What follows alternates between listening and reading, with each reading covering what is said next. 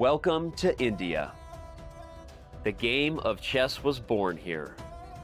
Thousands of years later, many of the world's best players have made the trek to represent their countries at the 44th Chess Olympiad, the most prestigious team chess event on the planet. In Chennai, the chess capital of India, circumstance has cleared the way for perhaps more countries than ever to set their sights on gold. India has high hopes for keeping the hardware at home. With 3 top teams competing in the Open and the top seed in the women's section, the host country has legitimate reasons to believe it can sweep gold and more. Entering as the favorites, Team USA has suffered multiple dramatic disappointments so far. Will they have what it takes to finish strong and keep their medal hopes alive? While medals count, some accomplishments won't be measured in gold. The women's team from Ukraine has overcome adversity just to make it here. Now they hope to honor their nation with a memorable performance. Namaste, dosto. In one place for the first time in 4 years, these Olympians are together again. The 44th Olympiad has brought the world's best to the place the game of chess began. And with that, let today's games begin.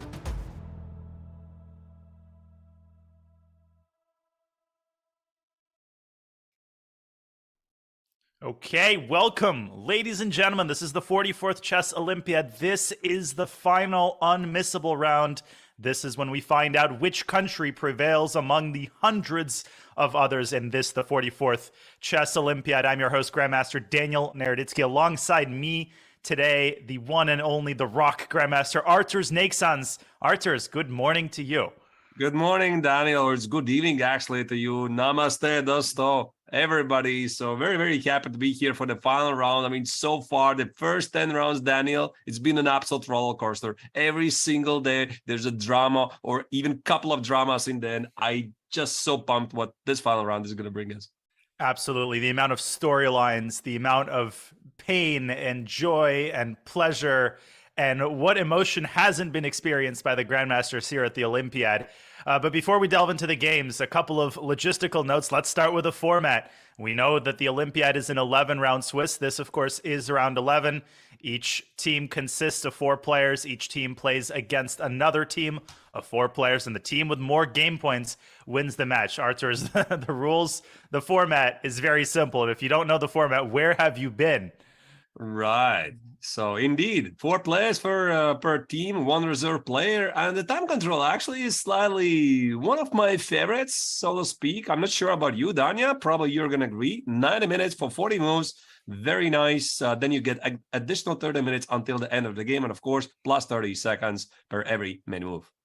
It's simple, it's relatively short, and it leads to some fascinating time scrambles. Now, the standings. Let's start with the women's section. Going into the final round, we obviously don't know the final round standings until it happens. Right now, we have India in clear first place with 17 match points. They have won 8 matches, they've drawn 1, and they've lost only 1. Poland in second place, same thing, but instead of the 8 wins, they have 7 wins and 2 draws. Arturs, India has a tough challenge. They're playing USA, but they are the clear favorites going into the final round.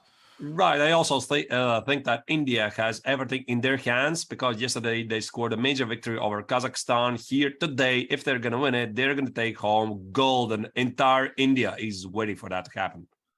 Absolutely. And in the open section going to the final round, we have an absolutely crazy situation. We have Uzbekistan in first place right now, Armenia very close behind in second, with India 2 and India 3rd and 4th, and Team USA closing out the top 5. Any of those teams can win gold, and we will be delving into that as the round is underway. But Team Uzbekistan, Arturs, what an incredible run it has been for all of those young players. Absolutely incredible, right? I mean, all of the 4 players have been scoring over about 2,700 rating performance. I mean, maybe yesterday's results have slightly lowered that. 2,700, 2,800. I mean, look at the roster of Team Uzbekistan. They have some of the youngest players in the field, right? Average 17, 18, 20. Nodirbek Abdusatorov, one of the superstars of the world chess. Yesterday's drama against Gukesh. I guess we're going to talk about that in a moment.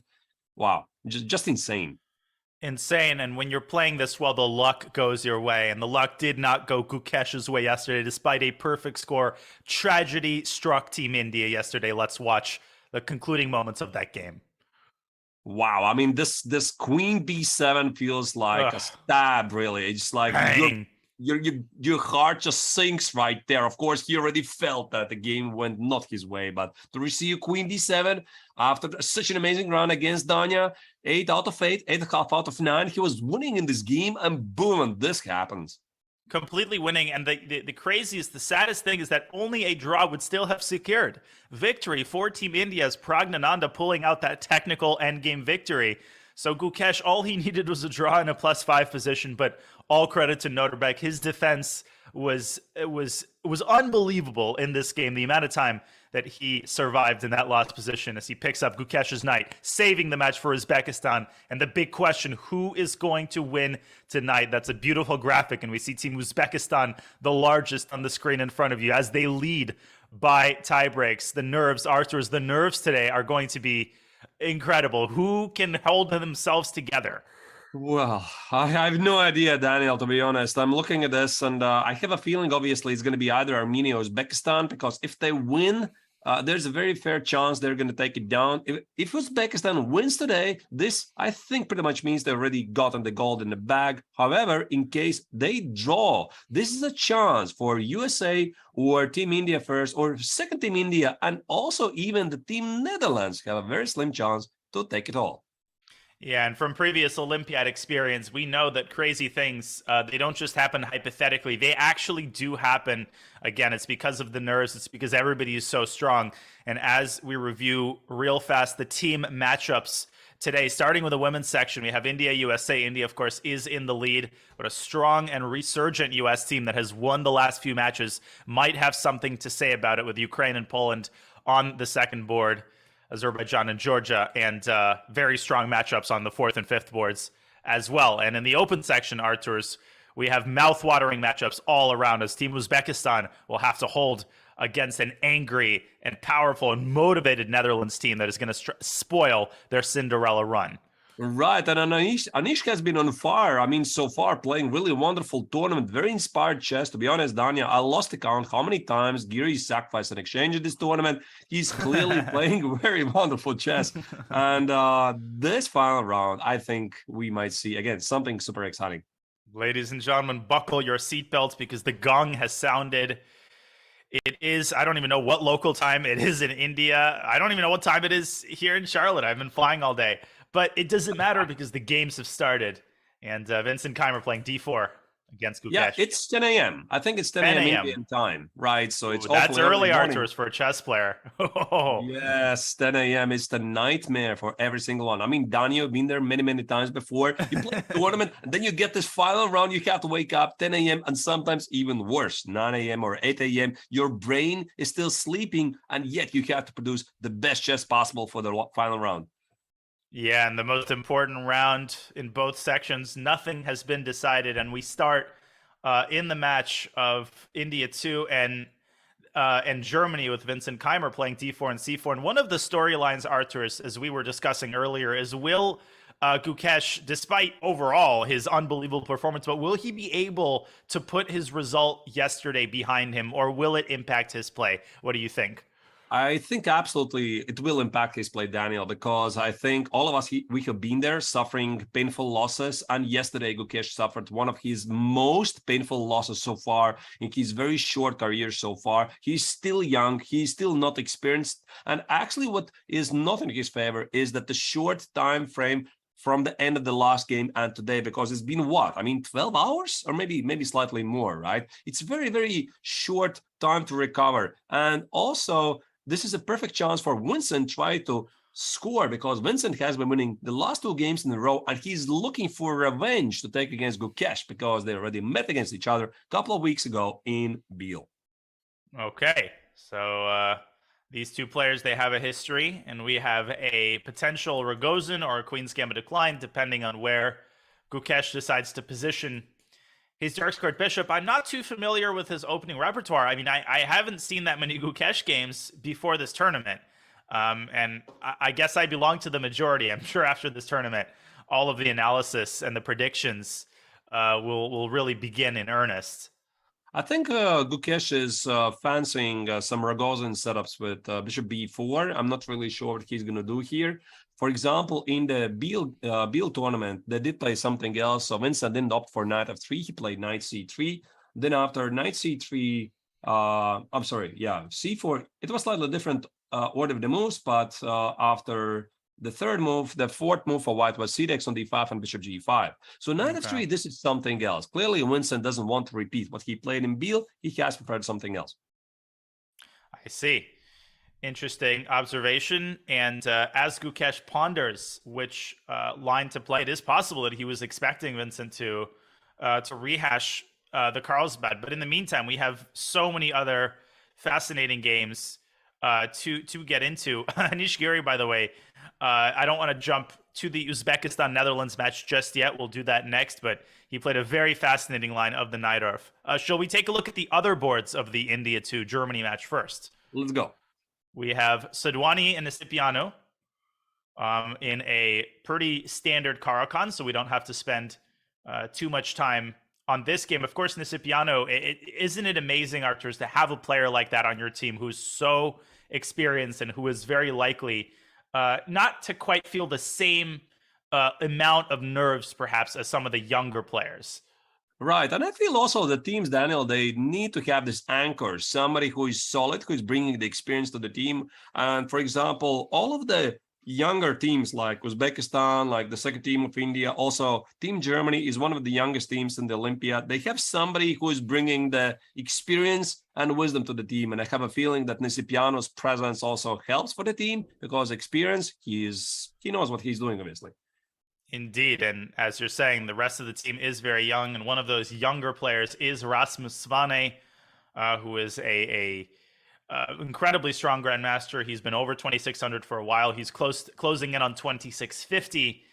And he is facing the hero of yesterday's match against Uzbekistan, R. Pragnananda. And they have a kind of a King's Indian attack Catalan cross. Not a particularly theoretical opening, as far as I know.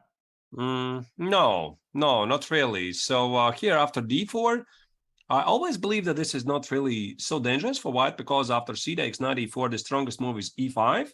And then black healthily continues his development, and e5, by the way, is immediately played. Otherwise, if black doesn't play e5, white very quickly plays c4, knight c3. And usually these Catalan-like positions, I really, really prefer for white. Yeah, I agree. This is the principled move, and I don't remember where the knight generally goes, b3 or f3. I think both moves are possible, to be honest. I think knight b3 comes together with some f4 ideas, if I am not terribly mistaken. Maybe I'm terribly mistaken. Wouldn't be the first time. But knight f3, maybe I'm just remembering wrong. Yeah, I think knight b3 is the way. I think he plays. There's so many different types of positions where black has the center that they're all getting jumbled together in my head. But yeah, knight b3 sounds more logical. It's on the board. And we have this interesting King's Indian attack structure on the third board. And finally, we have, we looked at Keimer against Gukesh. They are indeed in a Rogozin. And in Nihal Sarin's game against Bluebaum, we have a London system. So I'm pretty sure we can skip this one. You don't like the London, Daniel, don't you? Oh, God. Well, in the second round of the tournament I just played, I barely beat a 2000 player in a London. He just put the structure together and then was moving back and forth. And it just occurred to me that in the London, everything is defended 8 times, and there's just nothing the black can do. So a pretty good choice by Nihal. Yeah, very interesting choice on Nihal. We already have this discussed before. Sarin Nihal is one of the most versatile players. He plays literally everything, and he has played online so many games. Daniel, do you know, have you ever prepared against Sarin? It's just insane. I mean, he has something like 40,000 games on every platform. I mean, you open this. And in every opening. just insane. E4, D4, C4, knight 3, B3 of third. The same with black. When I was preparing against him, I was like, whatever. I mean, I just cannot prepare against him. No, he's totally unpreparable. He's part of the new crop of players who just can play absolutely everything. But he has played the London. He plays the London a lot online. So he's experienced in these positions. I think that he was instructed probably to play a little bit more solidly. I mean, this is the final round. You don't want to burn any crazy bridges in the opening, and Nihal is a big fan of these longer, kind of drawn-out games. Positionally, he's just a wizard. So, we will see in a couple of moves whether this was a good choice as Bluebaum carries out one of the main plans and puts his bishop on d6. Okay, so this is the Germany-India 2 match, and I know everybody is very excited to see Uzbekistan against the Netherlands. So here we go, starting with Abdusatorov. And I apologize, it was Noterbeck who played the Rook G1 system against Anish Giri, who has the black pieces. Wow. I mean, is this even legal? I mean, I don't think I've seen something like this before. Rook G1 against the Dragon setup? Well, yeah, Giri decided to play the Dragon setup after Rook G1. He played it. First of all, he plays H5, which is also, as far as I know, pretty unusual against Rook G1. Right. So Rook G1, I guess the idea is push G4, G5. So Anish's H5 is more in the spirit of the Najdorf. And again, if you would talk about English attack against the Najdorf, the system of F3, Bishop E3, G4, G5 is one of the most dangerous systems that Black can face in the Najdorf. That's why this Rook G1 was stopped by H5. Anish felt that this is a perfect moment to switch to the Dragon. Really interesting stuff. Yeah, and what's also interesting is that Noterbeck responds with Queen E2. So, and as you pointed out, normally the Queen goes to D2. But recently, Queen E2, Queen F3, Queen D3, all of those developing moves have been played so many times. Now, one question is why White delaying G4? And probably the answer has to do with the fact that White does not want to prematurely open the H file before Black is castled.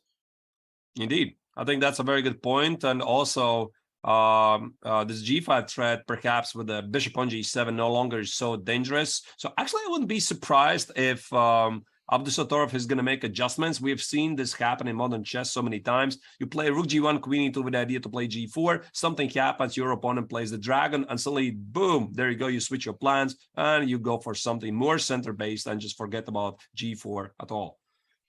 Yeah, and the other interesting thing about putting the queen on e2 is that after you mentioned the word center-based, after you castle, the rook will be aligned with Black's queen, so you might have ideas of going e5. Of course, Anish could easily move his queen to a5 or to c7. So we are guaranteed to get an incredibly rich position here. Will it be opposite side castling, or will Anish remain in the center? That remains to be seen. But what is for sure is that we're about to get a barn burner on our top board of our Uzbekistan Netherlands match. And going to the other boards, we have Warmerdam against Vakidov. I guess that's technically not the second board is technically Van Forest against Yakuboyev, so we can start with that one. All right. Indian of Bishop G4. What do you make of that? Oh, wait. Bishop G4 is not really the most conventional way to continue, right? No, look at this. White actually played Bishop D3. Now Black played Bishop G4, and White moved back to E2, so White's playing this down a tempo. Wow. What do you make of that? Because I'm not really a King's Indian player. I mean, I definitely recognize that Bishop G4 is clearly not the main move, because as far as I'm concerned, Black is trying to apply pressure against the pawn on D4, but White is willing to go there and lose a tempo. I mean, is this all right? Yeah, I mean, just to give some context, after the main move, Bishop E2, Bishop G4 is a move. It's sort of an old-fashioned line, and I never played it because I felt like it violates the spirit of the King's Indian. I never liked giving up my light squared bishop, but the general point of this setup is if White plays normally, then eventually you trade the bishop for the knight, and you put the knight out on c6, and you apply pressure on the d4 pawn. That's why you take the knight out of f3. Now, this is considered better for White, unquestionably. I don't know if I would go for this down a tempo from White's perspective, but maybe Van Forest believes that it is so important to get Black's bishop off the board that he's willing to do this down a tempo. I'm expecting knight c6 here, or knight ft7 by Black. I think one thing is clear. Black should be already out of the book. Yeah, no question about that. You play Bishop D3, Bishop E2, there's no way you prepare that in pre-game preparation. All right. Do we move on? Check another game, maybe? Yeah. Let's move on. Within the same match, we have Sindarov against Benjamin Bach, who are in an Italian. And, all right. we have doubled pawns already, so there's been some exchange on e3. Actually, Daniel, it's interesting. Maybe you can tell about your opinion. What's so special about this Italian game setup? Because I've seen also Noderbek, Abdusattor playing exactly the same Italian game setups. So it's just usually, I mean, the word is that this is not dangerous, right? You play knight c3, bishop e3, maybe discussed in some very old chess books, right? This is not super ambitious, and yet I've seen Norbek playing this. Now I see Sindarov playing this. This is clearly a team analysis, and they have some ideas here. What do you think about this? Yeah, I guess to them it's just purely about getting a position that they're comfortable with. That's the only way that I can explain it, because there's no question that this is, from a theoretical standpoint, innocuous. Like, if Black knows what he's doing, and I presume that Benjamin does, okay, maybe once in a while you're going to get a slightly worse position with Black, but White is not trying to win the game out of the opening. I feel like, these Uzbek juniors, they've just analyzed this for many, many hours. They are comfortable with all of the ideas, and they feel that in an equal middle game, they're just going to be more comfortable, handling the steering. They're going to know how the car turns, and, they're not going to drive the car into the water. Whereas if you're Black, and you're not quite as familiar with some of the ideas, I have seen a lot of games where, the result of the opening is totally quality, but then Black starts inexplicably slipping into a worse position. And already, Arturs, I think that Benjamin has some decisions that he's got to make in this position. He can't play bishop e6, or maybe he can, but no, I don't think he can because of d5. There's a cool line, d5, knight a5, and I think the bishop can just drop back and b4 traps the knight.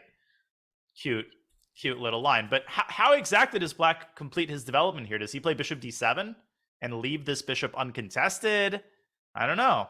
Right. And also, indeed, very, very, very good question there, Danya, because where do you position the bishop?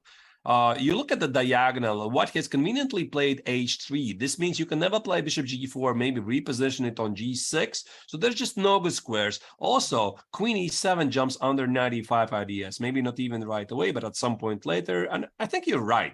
This is the point that Sindarov definitely feels comfortable with this position. He feels these ideas. And I have to mention that the entire team of Uzbekistan, they have one of the greatest coaches probably in the world, Ivan Sokolov. He's been working with the team for quite a while. He's widely regarded as really an awesome coach, and the results are obviously visible.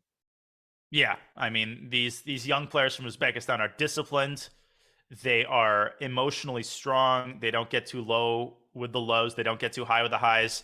And to be leading the Olympiad of this strength going to the final round, that simply cannot be a fluke. And it takes a village. Okay, so finally in this match, we have Warmerdam with the white pieces against Jahongir Vahidov, and Rosalimo with an early c3 d4, a line that has been all the rage as of late. And Vahidov seems to be the first one to be taking a good amount of time. All right, and now the very obvious question, Danya. Can I take the pawn on e4? I see a pawn, I take a pawn. Gobble, gobble. Okay, so my first guess would be that white plans d5. And knight e6. This has to be the idea. I think I've seen something like this before. Intermezzo move, attacking the bishop. I don't know where do you go. Bishop d3, bishop a4, but I guess the next move for Black is knight e5. Yeah, I guess. Okay, let's say I go bishop d3. You go knight e5. And we get a position like this where, okay, my guess is that maybe Warmerdam intends something like this. Now, but then already like e6, queen h4 is unpleasant. Yeah, I don't know. The compensation here looks pretty questionable. Maybe rook e1? Yeah, rook e1, target the pawn on e7. Yeah, by the way, rook e1 and then bishop h6, because if you play bishop g7, I have bishop g5. Now you play bishop f6. Now I play either bishop h6 or bishop f4. Also is a move, by the way, to consider. Absolutely. Yeah, there's a compensation. Yeah, and the eval bar seems to like this a lot. I mean, that bishop on c8 definitely has seen better days. And if Jahongir is out of book here, that's trouble, because we know that Max Warmerdam isn't just some guy off the streets. I mean, he has seconded Jordan Van Forest, who himself is an opening juggernaut. So pretty promising start here on the fourth board for Team Netherlands. But then again, how do you else respond? Because White didn't waste the tempo for either rook e1 or queen e2 if he gets to play d4, d5. By the way, d4, d5 is a major threat right now. And one of the most traditional ways how Black responds against this is either C takes on D4 or D5 right away. You just have to stop this. But, I mean, with the king in the center, you need to watch out for a couple of things. You need to watch out for knight E5. You need to watch out for E takes on E5, and maybe there's C4, D5 threats. This is not an easy decision to make. No, and before we leave this game, I will point out that the main moves here are E5. That's the old school move, but Rook E1 has been what everybody plays automatically in recent months and years. So D4, it's a pawn sacrifice.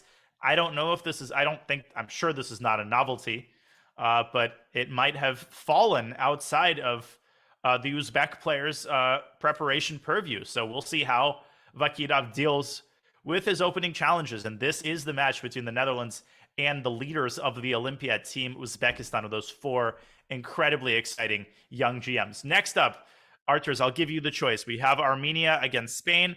We have USA against India. We will look at both of them. Which one would you like to start with? I think we have to go also with Armenia, probably as next one. Leading. Yeah, they're one of the leaders of the Olympiad. Of course, together with Team Uzbekistan, they are looking for the gold. I mean, Daniel, I'm impressed because, again, if you look at the Armenian players separately, they're very good players, but not quite elite. And then they come together as a team. And this is entirely something else. They suddenly become incredibly strong team. And Team Armenia has been known for performing very well in the past. They won the Olympiad several times. And this year, they're very close to do it again. I think you're right. I think Team Armenia is perhaps the best illustration that chemistry is incredibly important in the Olympiad and isn't just some wishy-washy, like, oh, you know, everybody says chemistry is important, but at the end of the day, it's just about rating. Like, no, you know, the evidence proves otherwise, and Armenia is, I agree with you, the best illustration of that, given their track record, with nobody over 2,700 FIDE. Right.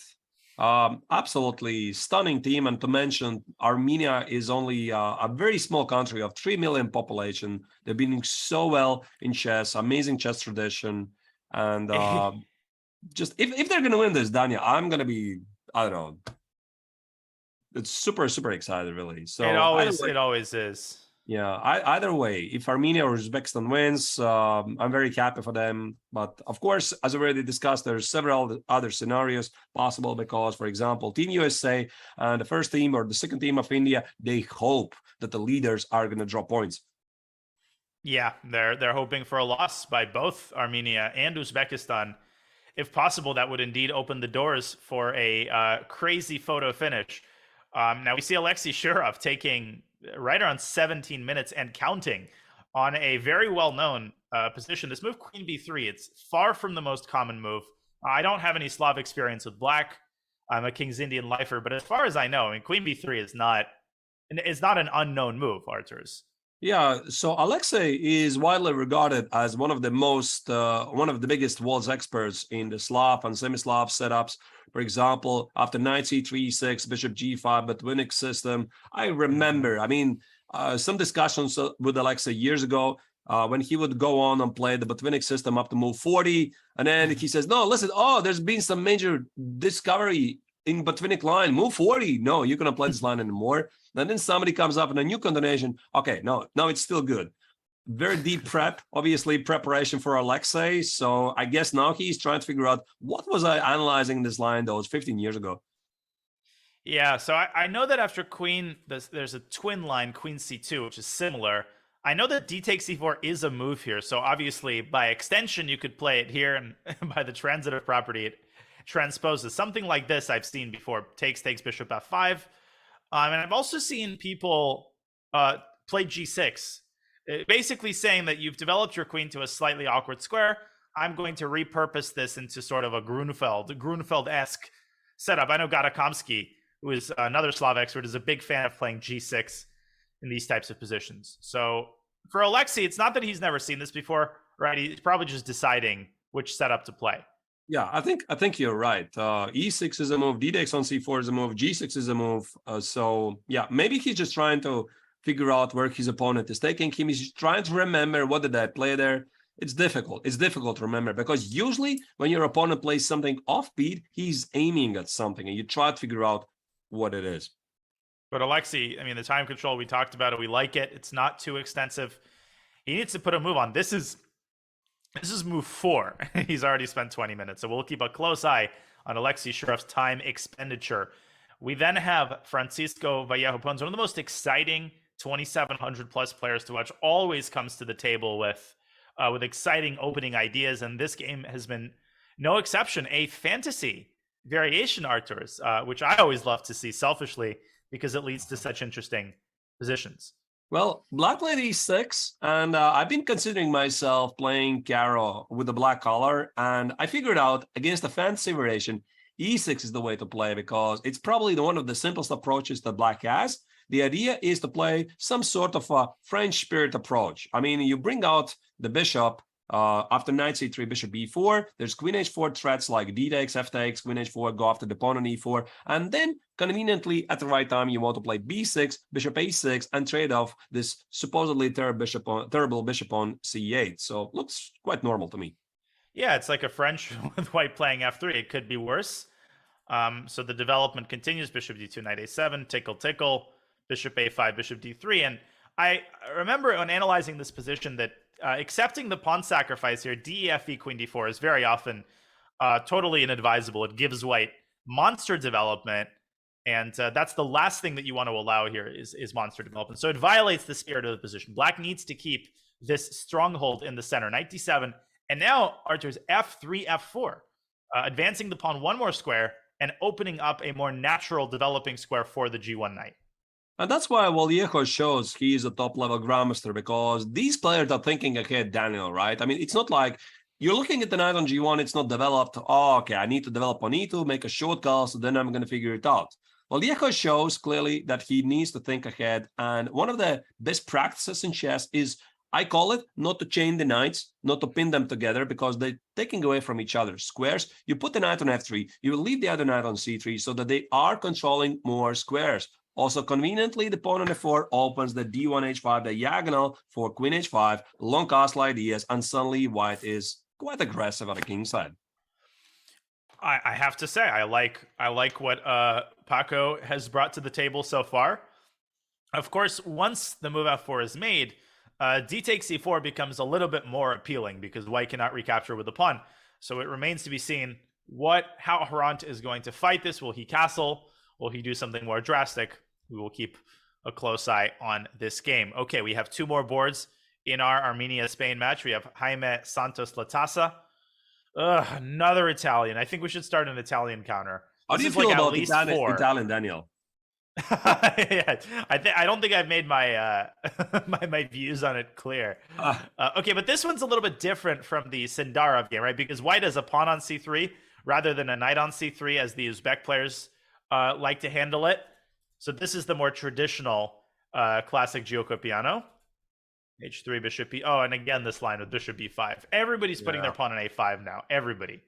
Yeah, this has become the modern stuff, and then usually either queen b8 or knight e7. Welcome to modern chess. I mean, one of the modern ideas in modern opening lines is that both sides are aggressively pushing for those pawns at the king side or queen side. If white doesn't do it, black does it. a4, b4, h5, g5, etc. I mean, welcome to the modern trends of the opening theory. Space advantage now, it's more important than ever.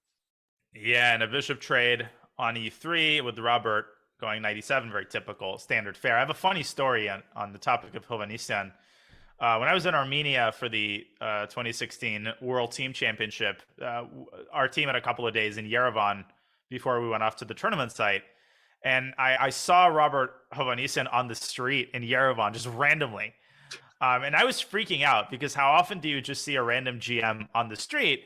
And our team captain, John Donaldson's like, Daniel, what's the big deal? It's Armenia. The likelihood that you encountered a GM on the street is like 1 in 3. I was like, yeah, that kind of makes sense.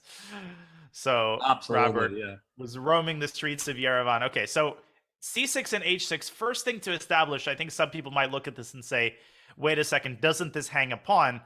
And it doesn't, because if white gobbles up on e5, I think there's this very, very nasty move.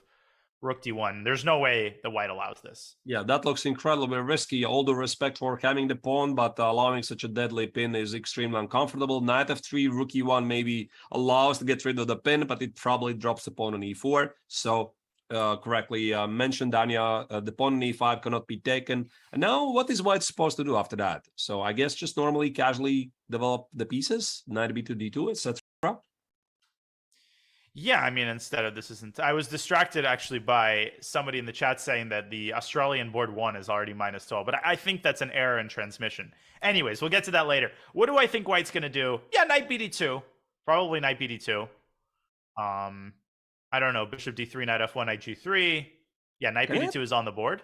Can I play c4, knight c3, try to set up some sort of a Morozzi bind or king's in position? I'm not sure, really, without having the dark square bishop on the board. Is this really such a good idea? Because black has a pretty good control of the dark squares.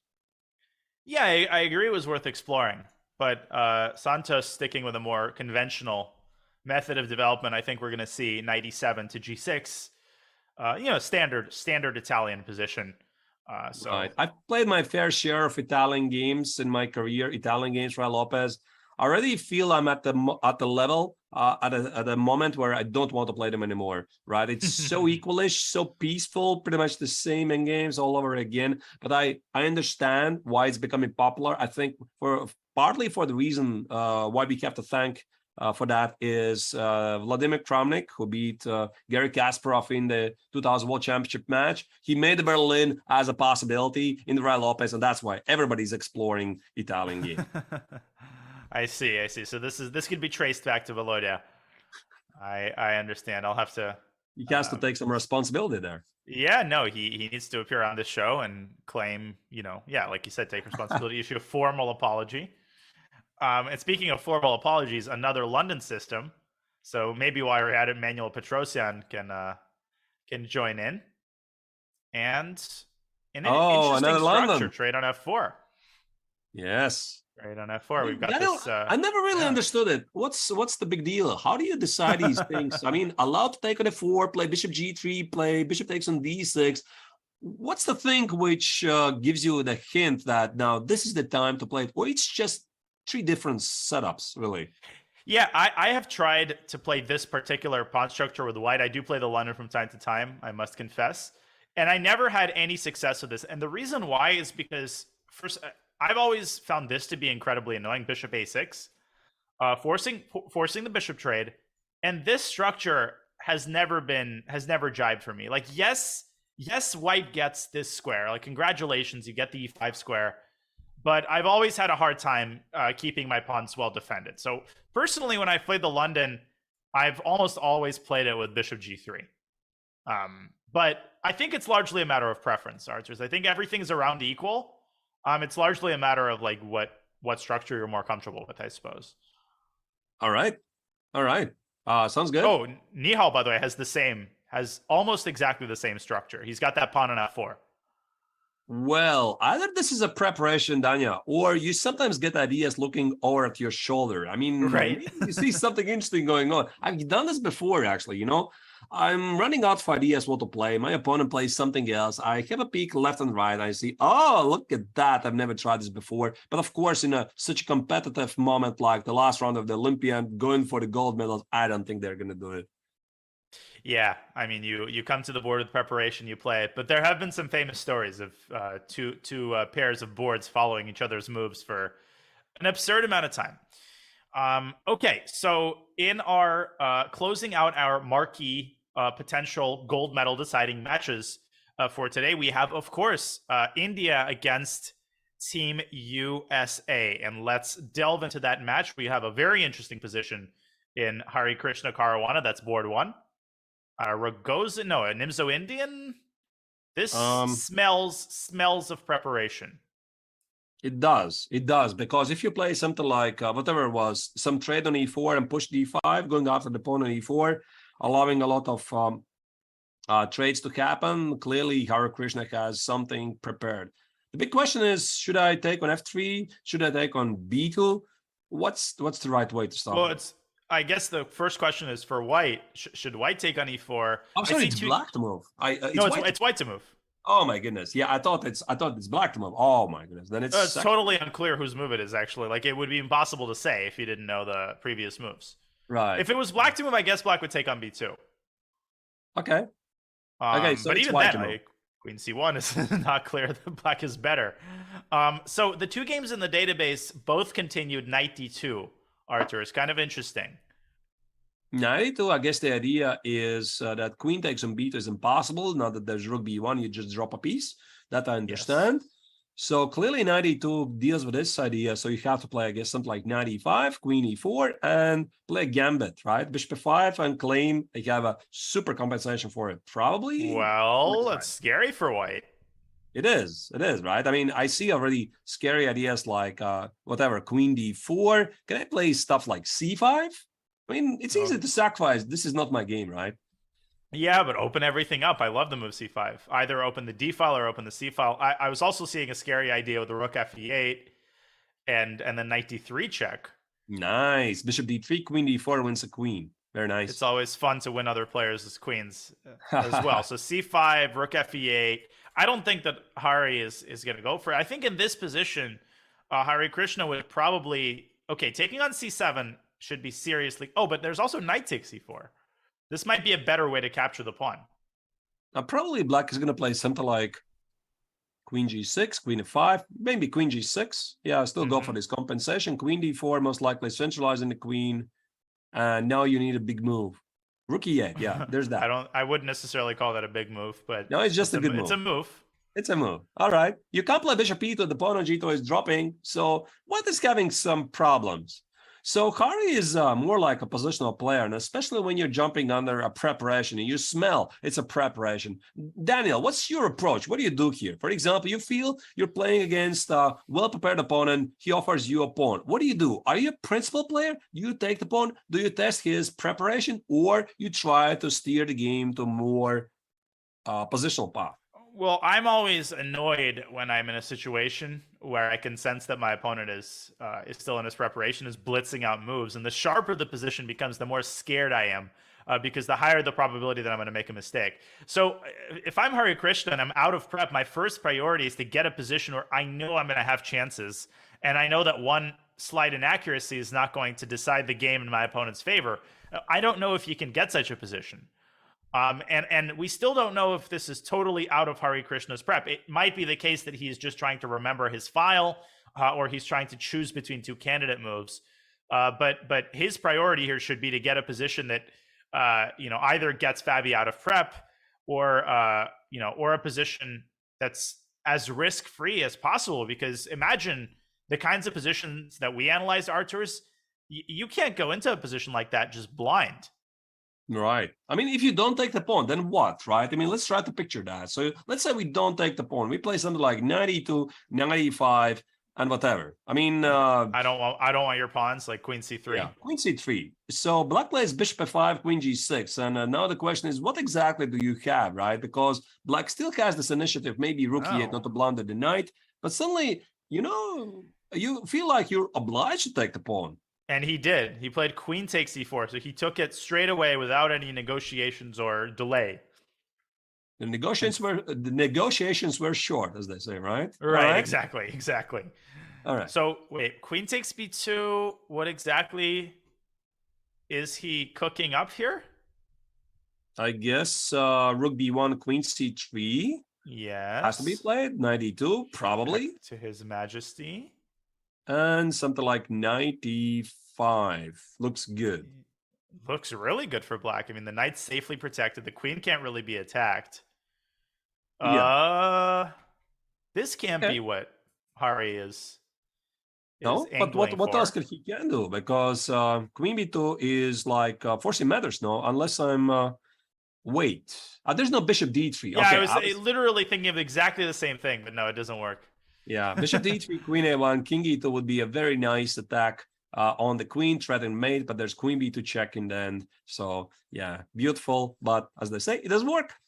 Maybe rook d1. But in any case, it's going to be a position like that. And could there be some sort of a perpetual check after queen c3, rook d2, queen a1? Could we see an early draw here? All right, Danya, imagine yourself in Pintala's position, and you're playing this final match against Team USA. You know, this is one of your biggest matches of your career. You're playing home Olympiad, board one. Everybody expects from your team at least get the bronze medal. Do you try to take a way out. But then again, I mean, the risk is to lose. Maybe Yeah, and if you lose with deep. white, I mean, you do tremendous damage to your team's chances. I feel like the important thing for Hari is to not lose. So I think faced with a situation like this where he's out of prep and he senses that either he makes a draw or he goes into a speculative position that Fabi probably knows, no question in my mind that he makes the draw. And I actually think this particular perpetual is not unlikely to be on the board in the next couple of minutes. Yeah, it might happen. Might happen, and it's impossible to say whether it's a good decision. It all depends on the other boards. And Right. Speaking of the other boards, let's we move to have them. Wesley,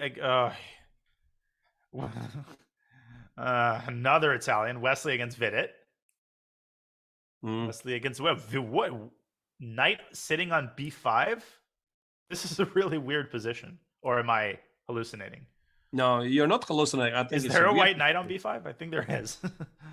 How did they get there? I don't know, but bishop f7 is a big threat. Also, black's threat of c6, b5 has to be dealt with. I guess rook f8 should follow. Yeah. And now c6 is a very serious threat. Right. a4. Can I play a4? I think I have to. And then everything falls back very quickly. It goes back where it came from. Right, back to a3. Okay, let's say I go knight g6. Well, I'm happy with black. I mean, I don't slightly understand this setup in knight b5. Black looks very comfortable. Whatever Wesley was aiming for, I don't see it.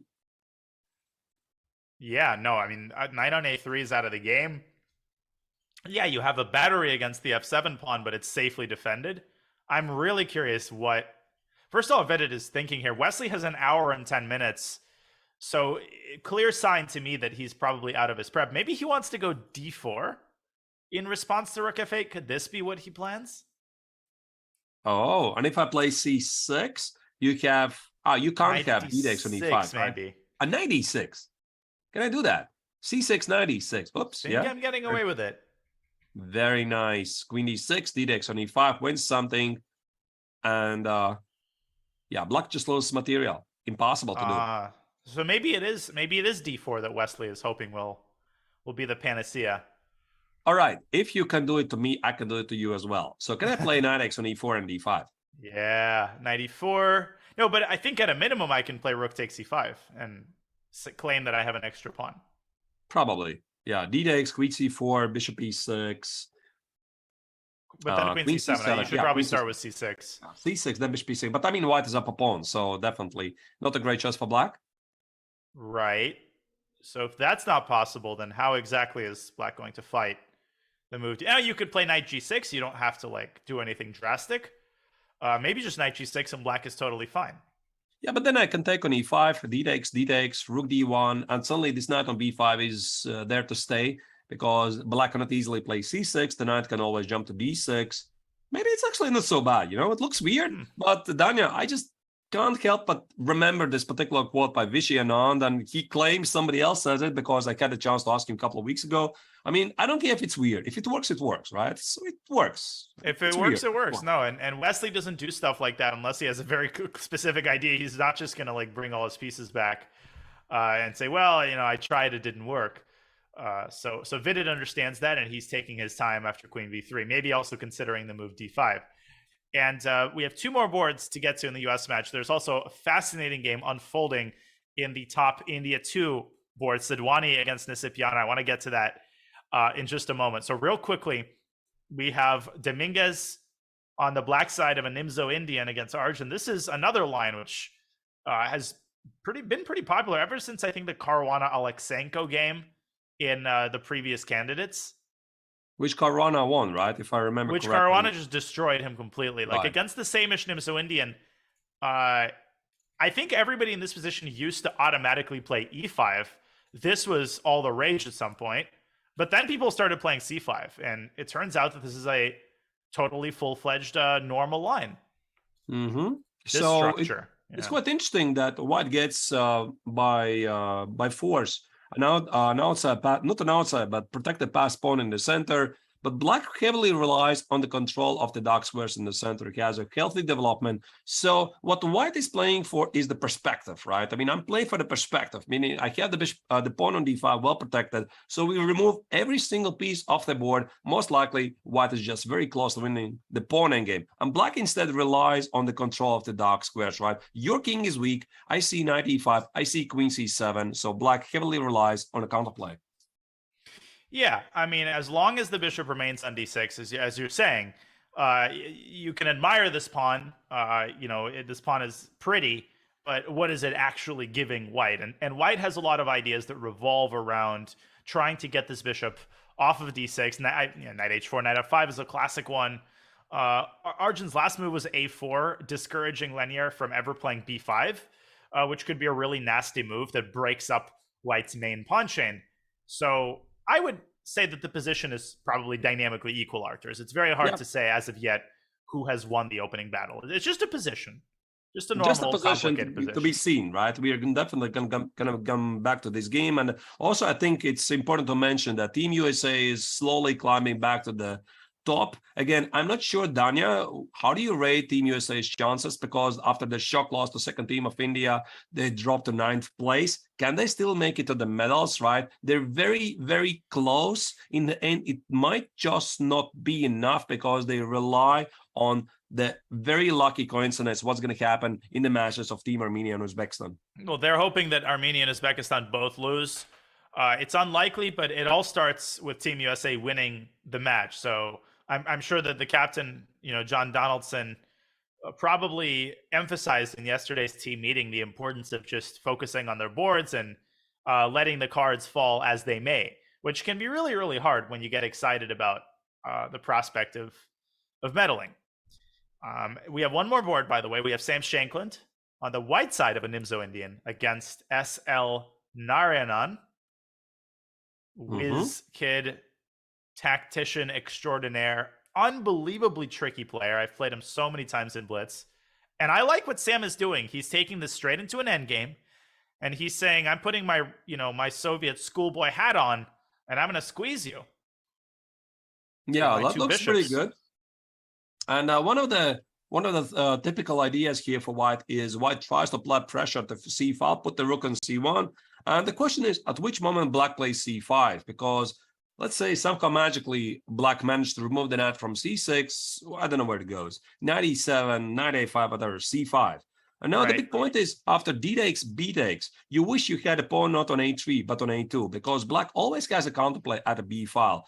Remove the bishop from f4 with knight e5 on knight g6. Then you play rook b8, target the pawn on b2, and because of the pawn on a3, white cannot play b3. If not for this, white will be just solidly better. This is what I think something very close, at least to this, is most likely going to happen in the game. Yeah, but I guess logistically, black has to figure out a way first and foremost to defend the pawn. White wants to snap it off the board. Although I have seen in similar positions moves like knight a5. Actually sacking the pawn and trying to get control of the c-file. And this could get nasty for white because Sam, yes, the queens are off the board, but that doesn't mean that you can abandon your kingside development. Sam has to get some stuff out on the king side. Yeah, that actually, knight a5 looks very good. Knight a5, rook c8, rook c2, as already, Danya, you mentioned, is a very common pawn sacrifice. Again, well in the spirits of the modern chess, get a very good compensation. I like that. Yeah, knight a5, we're probably going to see that, or maybe knight d5. It's going to be one of those moves. It's probably a slight edge for Sam Shankland, and we will keep a close eye on this game. But we need to get back to the Sadwani Nisipiano game, because this is being discussed right now in the chat, and the Romanian-German player is in very, very serious trouble early on in this game, Arturs. Something has gone horribly wrong. How do you even get let's take a look. Well, this was that Caro-Kann. This was the short variation. Totally normal stuff, right? Right. Okay, bishop e3, knight d7, castles, knight e7. I've seen this a million times. c4. Also not a crazy idea. You see this type of move. dc, bishop takes c4, a6, preparing b5, I suppose. Knight c3. And now knight c6, walking into this move d5. And maybe this was the mistake. Sacrificing the pawn on e5, calmly dropping the bishop back, But this pawn, Arthur, is such a problem for black. Right, and also it's quite important to mention that black is behind the development. You look at the bishop on f8, you look at king on e8, you still need 2 tempi to finish development. So bishop e7 is gonna run into some, what it's gonna run into? Maybe some d6 ideas. The pawn on c5 could be under attack. So what black played? He played knight f3 and knight e5, right? Putting the other knight on e5. And Raunak, bishop f4. This is the move that has gotten Liviu into a monumentally long think. Now, let's understand why this is even dangerous to begin with. So first of all, if you take the bishop and you just say, I'm going to ignore everything, I'm just going to develop my pieces. How bad is this? Probably really, really bad. There's already a very nice juicy choice for white, Danya, because I can play d6, I can take on e6. Let's say if I take on e6, I snatch the pawn on b7, maybe it's not enough, right? Okay, because I allow your king to castle, so clearly, despite the fact I have the better pawn structure, maybe not ideal. But maybe d6 could be a major issue. d6, again, the same idea of queen b7. The d pawn is very strong. This is what I would consider. Or just start something more conventional. D1. Yes, exactly. Rook d1. This, I think, is what the eval bar is screaming at us to do, because if the queen moves away from the x-ray, then we play d6, I think. Then we play d6, and then d7. And black can resign. I mean, this is that spells trouble, definitely. I mean, this pawn on d7, it's not only all about being a passed pawn, it's the king, right? The black king is in danger. Remove the queens, maybe black is doing fine. With the queens on the board, black is toast. Yeah, this is bonkers. I mean, it's move 14. Black has 50 minutes on his clock. The position is wildly dangerous. He's nowhere near developing his king side. And look at Raunak's clock. I mean, 1 hour and 33 minutes. Oh, clearly a prep. This is not where you want. Oh man, he's in Raunak's kitchen. He's in his laboratory, and he's stuck there, and he's locked. He's getting cooked right now. This is bad for Team Germany. This is not a game that they can afford just to give away in 20 moves. Looks bad. So again, now I guess he's looking for a way out. How do you drop the pawn? Because I think what I would do here in this situation, Dania, I would try to, maybe sell a pawn for the right price. Just don't burn me right away here. Allow me to castle. Allow me to live for a while. Let me live for a couple more moves. Take my pawns. I don't care. But how do you do that, right? Don't get my king. Okay, if I take on f3 and play bishop d6, am I immediately losing? Take and bishop d6. So I want to castle very quickly. The bar says no. DE, and rook d1. It's so simple. And if I take on f4, intermezzo, check on f7. It's bad. This is so bad. Do we even see him? I mean, bishop d6 immediately, maybe. But then again, d takes e6. And castle. I run away. Run for my life. At least, say what you will about the position, but at least you have managed to castle. He takes f7. But at least you take the pawn on b7, right? At least. So white has a very, very pleasant situation here. Just grab the pawn on b7, and if nothing else happens, you have a free pawn. Yeah, you have this pawn, you have the free c5 pawn. No, and combined with that is the fact that the entire center is wide open, and white is the only one who stands to benefit from that, bringing this rook to d1 a lot faster than black can do the same. Wow. This is an incredible bit of opening preparation by Raunak Sidwani. We will see if he can follow this up and score the first victory for Team India. By the way, is knight t3, last thing, is knight t3 a possibility here? Okay, we have to obviously calculate at some point some queen a4 checks, right? This is also something we didn't mention. There might be a moment when there's queen a4 and some sacrifice on b5. I'm a bit too lazy to calculate, Danya. Maybe you can do it a bit faster. There could be a queen a4 b5 sacrifice, or take on e6, then queen a4 knight b5. Exactly. Take incredibly dangerous. Yeah. No, it's clear that no matter what black does, he's in very serious trouble. Okay. So this is board one in India against Germany. We can go back to some of the earlier matches we were looking at. Of course, the Uzbekistan match is the one that we will probably spend the most amount of time on. And very interesting game here in Venforce Yakuboyev, where Jordan Venforce has just played the move h2, h4. So this game continues to get more and more bizarre and Black's clock continues to dwindle. And h4 is not a mouse slip, really, right? Because normally when the bishop is on g4, you want to play h3 because the bishop on g4 is annoying. You want to trade it. No, h4. Clearly, the idea is to play h5, open the h file, bring away the queen from the way of the white king, castle long, and somehow checkmate Black at the h file. Wow. Jordan is not hiding his intentions this game. Wait, how did the knight land on b6? Oh, he played knight f6 to d7 to b6. That is strange, no? I mean, you're never going to get to the c4 bound. Obviously, bishop takes f3 will be automatically met with g takes f3. And this makes things even worse for Black on the king side, because now f4, f5 becomes a serious possibility in case Black plays h5. This is bad. Right. This is really, really, really bad. I'm slightly puzzled, Danya, by the move knight b6, which is not a very common move. I think in some close setups after Black plays e5, d5, sometimes knight b6 appears under the horizon. But here, I have a feeling that knight on b6 is not doing much, really. I don't understand. Maybe the idea is a bit deeper. He wants to play knight c6 next, threaten to take on f3, push e5, and after d5, he plays either knight a5 or take on f3, knight e5, go after the pawn on c4. I mean, this has got to be the idea. Yeah, so you mean knight c6 here? Right, knight c6. So white plays h4, knight c6. I want to take on f3, push e5, which is one of the common themes of the King's Indian, fight for the d4 square. And now if I push d5, try to punish you, because, then you play something like knight a5, and the pawn on c4 is difficult to defend because the bishop on g7 conveniently is pinning the knight on c3. Right. So I suppose you could go knight d2 here, for example. Yeah, that's... and then h5 will become a problem. Yeah, that's a very valid point, of course. I mean, that's why I slightly don't understand knight b6. I think this is the idea, but it looks a bit fishy to me, to be honest.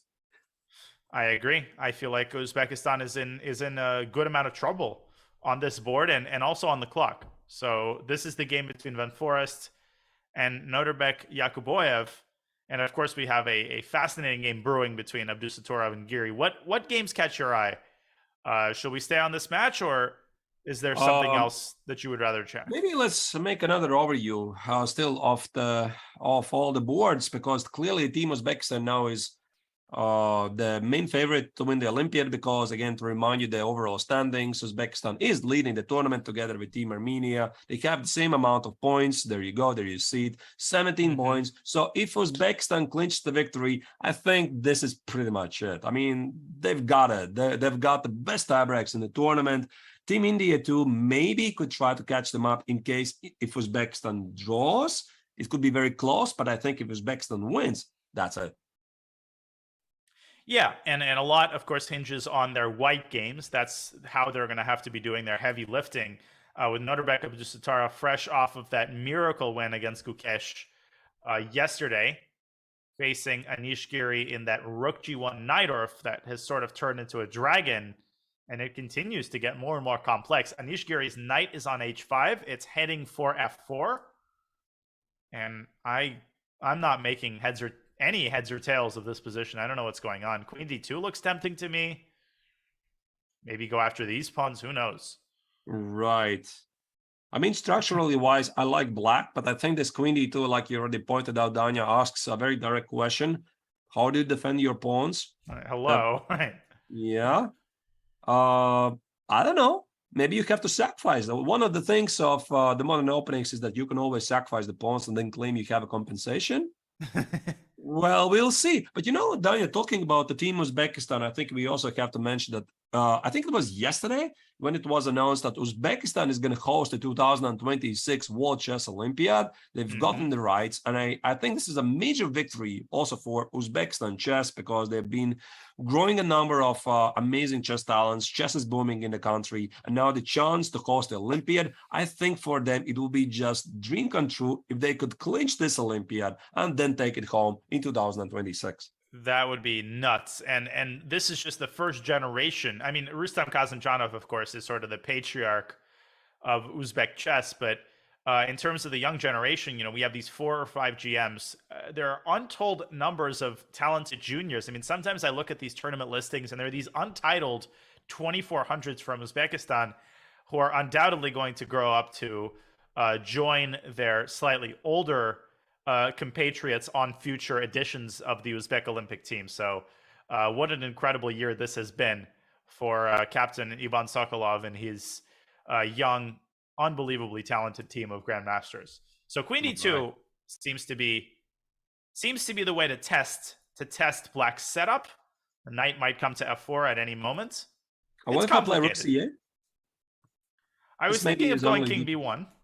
King B1, and now I'm going to make a facial expression. I'm going to have a very strong counterplay on the pawn on C2. I just need a strong move here. Maybe castles? Yeah. Castles looks good. Get out of there. Get out of the center. No, the point is Queen D6 or Queen E4 is Queen C2. I'm a happy person, I guess.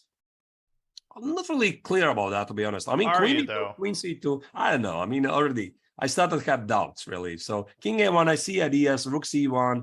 Suddenly, White is very active. This reminds me some of the typical positions in the Najdorf, where White is suddenly dominating at the Queen side. First games that jump to my mind are Fabi Caruana's 2 victories here in this Olympiad. First against Maksudlu, whichever round it was. And then yesterday against, he played, no, not yesterday, but day before yesterday. 2 very impressive victories with the white color in the Najdorf. So very often White is just dominating the Queen side and neglects what is happening to the King side. Yeah, and this concept of giving up a pawn with check, I think, is very instructive. A lot of players probably wouldn't consider moving the queen away from D2, but when your king's on B1 like this, it's queen takes C2 is often not quite as scary as it appears because the king on A1 is perfectly safe in many cases. So critical moment here. Noterbeck is taking his time. Anish has taken approximately 30 minutes. They're obviously out of prep. It's move 17 and very, very complex position. Right. Wow. So many interesting games ahead. This is, again, a morning round, 10 a.m. in India. Final round of the Olympiad. Everybody is still half asleep. Usually, Daniel, what I do myself, I just try to survive the first 2 hours. Yeah, those are the tough hours. You know, once you get into the groove, it gets a little bit easier. So speaking of surviving, I think it's time for us to take our first coverage break. It will not be a long one, so rest assured, because we will not leave you hanging here at the final round of the 44th Chess Olympiad for long. So we will be back with more final round Olympiad action in just a couple of moments. See you soon. Okay, we're ready for a small press conference. It is something that has never happened anywhere in the world before. To have correctional facilities all around the world playing at once in a chess tournament. I'm very proud to participate in this tremendous event. It will be an honor for us to be part of any of your future undertakings. Last year, we organized the first international intercontinental online championship for prisoners. It was 31 countries participating, 40 teams, 5 female teams. I know, without naming the country, that some maximum security facilities where prisoners could not be more than one in a room. Before I met him, I would never thought people do that. I think, yeah, it's chess competitions, but all over the world, online, throughout the jails, playing against each other, that's a whole different thing. Like, he opened that up. There was an incredible level of anxiousness that was neat, that reminded you of how athletes would be before the big game, before the kickoff.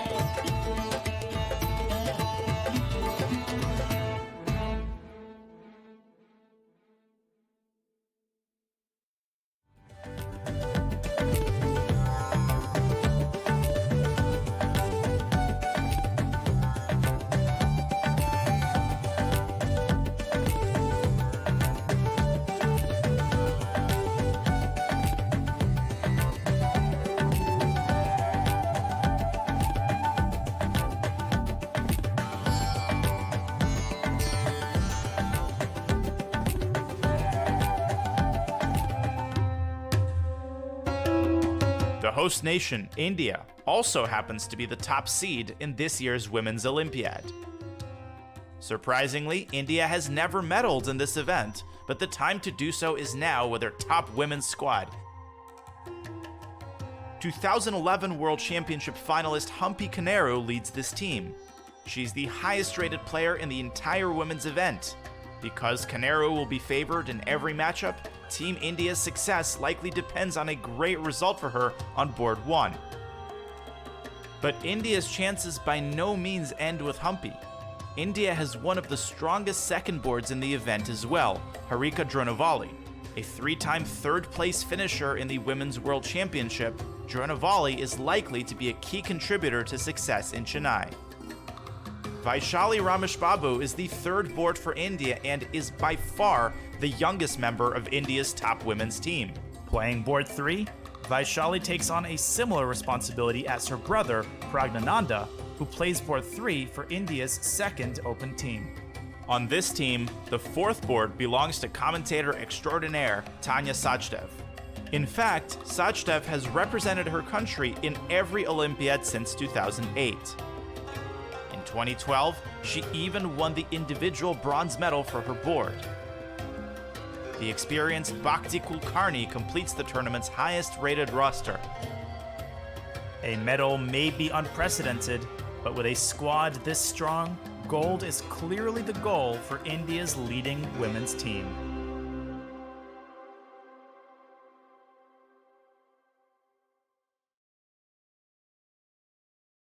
And we are back here at the 44th FIDE Chess Olympiad. This is the final round. We will know after today which teams take away the gold, silver, and bronze in the women's and the open sections. And speaking of the women's section, let's check in and see how the ladies are doing. Our top match, of course, is Team India against Team USA. And the position in front of us belongs to the game of Tatev Abrahamian with the white pieces against I am Bhakti Kulkarni for black, and a clear fried liver variation archers. That seems to have gone pretty good for black. Yeah, I like black's position because black has a healthy development. As usual, the knight is stranded on a5, but black has a healthy development, good pawn center. He's thinking about at some point to play c5, bishop e7 position, the last bishop on along the diagonal, one of the common ideas in the position. Knight, then the knight goes to c6 and d4. But talking about the team USA, I think it's quite important to mention they have been fighting back, and they had a pretty dismal start at the start of the Olympiad. They lost a couple of first matches, then they were struggling to get back in the fort, and now Team USA already has won the last two matches. At least I think it's quite important for the team spirit. No losses, last two rounds, they're climbing back, and maybe, just maybe, this is still a chance for Team USA to get medals also in the women's competition. Indeed, and the one very important thing that's going to determine that is, of course, Irina Krush's game. She's got the white pieces on board 1 against Pragnananda's sister Vaishali, who's had a pretty up and down Olympiad, losing a painful endgame to the Polish player Kielbasa. So Vaishali looking to avenge that loss, and for Irina, very, very important with the white pieces to try to put as much pressure as possible.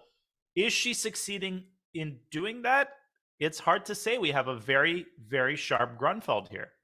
Well, it's difficult to tell immediately, Danya, because I have a feeling if the white pawn was on d5 and white would be allowed to play c4, clearly white would be better, right? I mean, you have this beautiful knight on e4, the bishop on e3, but having the d pawn so far advanced, I'm not so sure, because black can play moves like bishop f5, bring the queen on c6, rook d8, double the rooks, just snatch the pawn on e4.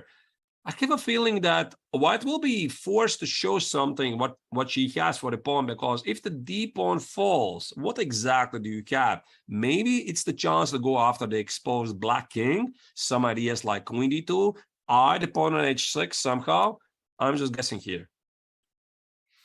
Yeah, I mean, I feel like white's just got the the better end of this complex position. It just seems more exciting to play white here with that pawn on d6. It's also important, bishop a6, there's c4, so the skewer isn't really effective. And it's not entirely clear where Vaishali should park her light squared bishop. I mean, should she blockade the pawn? Should she develop it more aggressively to b7?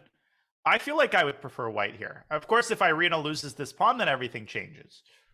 Yeah, probably. Yeah, probably. The next couple of moves are going to be really, really important to show us where the game is going to be hitting us. Do we move on to the next board, maybe? What's going on there? Yes, and we have another big game, of course. Humpy Canero has the white pieces on board 1 against Tahir Jonova. And another Grunfeld.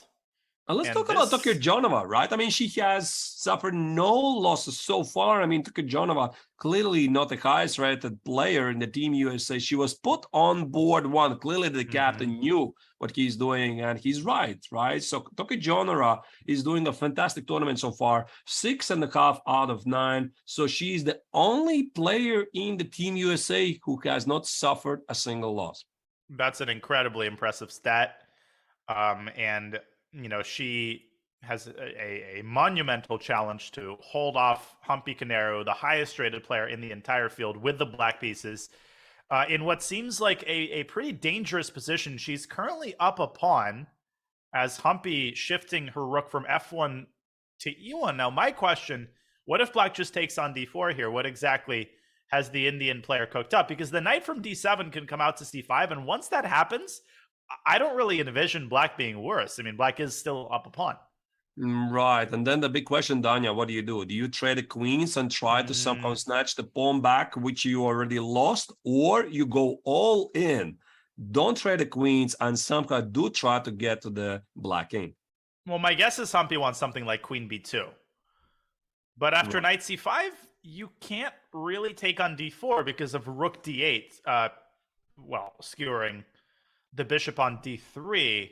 So you'd have to play a move like bishop c4 in order to pin the e6 pawn and then take d4 on the next move.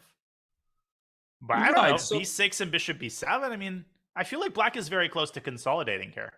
Yeah, black is feeling fine. The black king is slightly weakened, but you can always play queen g7 to cover the dark squares, and I think that white is just not having enough pieces to make white suffer. If white had the dark square bishop, obviously it would be a different story. I think you're right, Daniel. Yeah, queen b2, keeping the queens on the board would allow Humpy provide more pressure. But actually, Conor Humpy has not been having a very solid tournament for so far. I mean, she's sort of doing all right, but she has had some rough games. She suffered 1 loss so far in round 7 against Team Azerbaijan. And very, very important game, obviously, for her as well. I mean, to bring home the Olympiad, for the home Olympiad, the gold medal, I think the entire nation is just waiting for this to happen. Yeah, I mean, everybody's holding their breaths. And there is one other game in this match, the ladies' match between India and USA, and that is Tanya Sachdev against Carissa Yip. And Carissa is a King's Indian player. She has played her favorite opening in this game once more. Ooh, an interesting action on the queen side. The knight on a4. So how knight would you b3, explain? knight a4 the last 2 moves. How would you explain, Daniel? I mean, how do you make this decision so that to average viewers? So why didn't you trade the knight on b3? Why do you play knight a4? Why do you think that this knight is necessary to be traded for the knight on c3 and not on the knight on b3? What's the thought process here? Yeah, I mean, first of all, I will say I don't love black's position. I feel like the inclusion of the moves h4, h5 definitely favors white. White's got this same-ish structure going on the king side. So we're first it should be established that I think black is playing defensively here. But if you play knight takes b3 and you allow a takes b3, then despite the fact that white's pawns are doubled, you're making it a little bit easier for white to push b4. And the problem is that even after white pushes b4, white's going to have another b pawn that could later land on b4 as well. And eventually white is trying to push through the move c4, c5.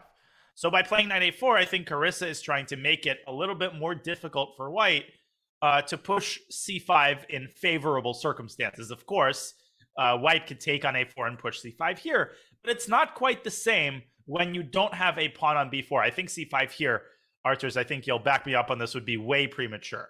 I'm asking for something like c6 to be played. I don't know. I have a feeling that the white king is in the center for slightly too long. Maybe there's a way immediately to punish that. The bar slightly doesn't like it, but this is something that both players definitely have to evaluate, because normally, like already Daniel said, c5, the idea, one of the typical ideas in the King's Indian is to take on d6, establish a weakness on d6, and you have clear targets to attend to at the queen side, thinking about maybe landing some minor pieces on b6 or knight e2, knight c4 at some point later, while black is supposed to go for the checkmate at the king side. But how do you do that now, having h4, h5 included?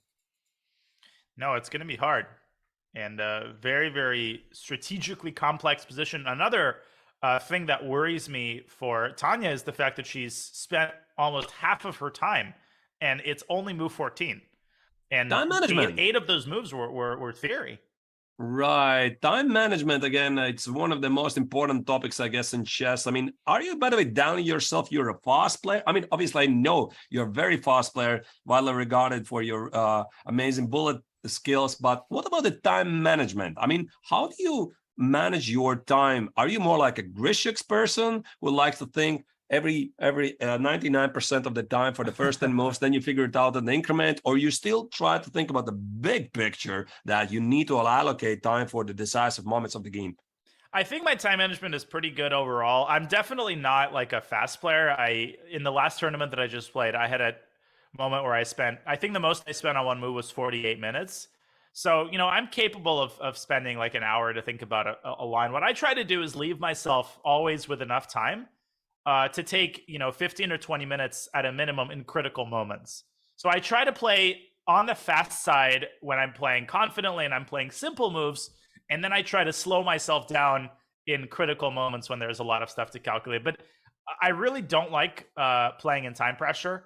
I feel like my time pressure play is worse than my blitz play, which is pretty common, by the way. Just because you're a good blitz player doesn't always mean that you're the greatest time pressure player. And I always get really, really nervous when I've got like 10 minutes for 15 moves. I can't do the Grishik. Right. So that's actually, I think only Grishik can really do it, to be honest. I mean, how do you play moves with 30 seconds on the clock? I mean, yeah, either way, White's time management is not ideal. Having spent half of the time in a simple position, I guess we'll see. We will see. And that is our India-USA matchup in the women's section. Shall we move back to the open section and see how those matches are doing? Let's do it. Okay, back we go. And we want to, oh my God, the Sadhwani-Nisipiano game has another series of updates. Let's see how Livio Dieter has tried to deal with this incredible preparation for Mraonak. So he did play knight d3, D-E-F-E, bishop takes b7, snapping off that pawn. And I think Nisipiano has actually found a pretty decent way to try to survive this. This is ugly, but it's a game, and his knight on d3 is pretty safely protected by a bunch of different pieces. And you also have ideas like to keep the knight on d3, because if you're allowed to play c4, bishop c5, suddenly black is incredibly active. So I would expect that white is going to position the bishop on e3. I have a feeling that none of the players really care about the pawn on b2. It's all about the harmony of the pieces, right? So you want to expose the black king. You want to throw everything you've got towards the black king. Bishop e3, queen f3 with g4 ideas. That would be my thought process while black is thinking about how do I secure the knight on d3 and, yeah, bring the remaining arsenal into the game. Yeah, I mean, it's okay, plus 1.6. That doesn't give us too much information. I think this game could go either way in the next couple of moves. I could see this being a win for Raunak in 5 more moves, or I could see black sort of stabilizing the situation more or less. But he has spent over half his time, and he still has a very difficult defensive task ahead of him. Right. Now, it's been a while since we've looked at some of the other Germany-India games, so maybe we can... Okay, first of all, Keimer against Gukesh is, I'm pretty sure, just going to be a quick draw. So after d-takes on c5, actually this is good news for Gukesh, because after suffering such a painful loss yesterday, I think he is now quite vulnerable. I don't know his psychology state. I mean, how well he handles defeats. Clearly yesterday he was heartbroken. You could see it in the live feed. and he had little time to recover. So having a quick draw, it's, I guess, fine. I'm slightly surprised that Vincent was not able to put up a greater fight because he's doing well so far. He had won the last 2 games. He leads the team Germany in the final round. They're trying to, not really sure, fighting for the medals, maybe not, but going for a high result still. I mean, all right. Yeah, probably it's going to be a draw. You're right. Oh, by the way, Hari Krishna and Caruana did indeed draw in exactly the method that we discussed at that perpetual check. So we already have one result in the India-USA match. So you did predict that, right? Queen b2, queen c3, queen c1. That was indeed repeated, right? All right. Yep. Okay, so that isn't necessarily that great for either team. It just offloads all of the pressure onto the other boards. Yeah, so this game is hurtling toward a draw. It's equal material, balanced material, and this will finish pretty quickly. We have Svein against Pragnananda in a pretty exciting position. It's going to be 2 bishops against 2 knights. Wow. I mean, and the material balance is equal, right? So 95. Wait, what? Why 95? Why do you play 95 there? Something was traded on d5, right? Yeah. Oh, he took a pawn. Yeah, because I was wondering why didn't he move the bishop away from c3? All right. 95, and clearly Black is having a lot of Daxwell weaknesses at the king side. So b takes on c3 could happen, most likely. I don't see bishop d5 to be played because White parts ways of his powerful light square bishop. And now the big question: who has the better position? I think already the answer is quite obvious. It's White. But if you look in the perspective, if the queens get traded off the board, then Black is simply having maybe the better pawn structure because White's pawns are shattered. White has more pawn islands, which is 3 islands against Black's. Yeah, still the three pawn islands, but somehow technically, yeah, but it feels like White's pawn structure is a million times worse. Yeah, but of course, White is not going to trade queens. No, White's going to keep the queen on h3. That's a really nice square. It's out of the way. It's aiming at e6, and it's tying down its counterpart on e7. It's also setting up tactical ideas along the lines of bishop a3, which could be annoying for Black. And lastly, the queen is defending the c3 pawn. So it's doing a lot of things at the same time. Rook e1 is also a nasty idea, just going after the e6 pawn. I actually really don't like Black's position at all. Can I feel like it's a lot harder to play. Can I play f5? Or it's too much? I'm not really sure. f5. Prague was worried about it. Oh, wait, it was Black move because let's say we make some random move. Rook f5, I think it's a defensive move. Let's just make some quiet move like a6 or rook e8, f5. You see the knight on d5 is under attack. You take on f5, rook f5, g takes. Bishop h6. Oh, this is asking for trouble. No, this is a disaster. The rook's coming into e1. No, this was absolutely a threat and absolutely a reason that Prague sticks his rook on f5. But obviously, this does potentially walk into bishop e4. I don't know if White should play it immediately. There's also the move c4 in the mix. And the good thing about c4 is that it opens up the long diagonal and it potentially sets up the move bishop a3 because it actually links the queen and the a3 square. A very double-edged game so far, so which can easily go either way. Still, I like White's chances slightly more. Yeah, this is a big game too for Svane to win because Nisipiano is likely to lose that game against Sidwani. So this would counterbalance that game and offload the result onto the remaining 2 boards. Right. Speaking of the remaining 2 boards, we have that draw that's coming in, very likely to happen soon in Kaimer Gukesh. And finally, we have Nihal Sarin, who was playing that London system against Matthias Blubama. Has he managed to get an edge? I think he has. I think Nihal Sarin has exactly the kind of position and the kind of time situation that he wants. What do you think? Yeah, absolutely, Daniel. I agree. This is one of the dream positions for White. I have a feeling that the Black did push e5 early at some point to establish some counterplay because the last thing you want to do is quietly watch. Yeah, I think about here. Black did push e5 voluntarily, seeking counterplay. And now the big question, I think, which is in everybody's mind, is it enough?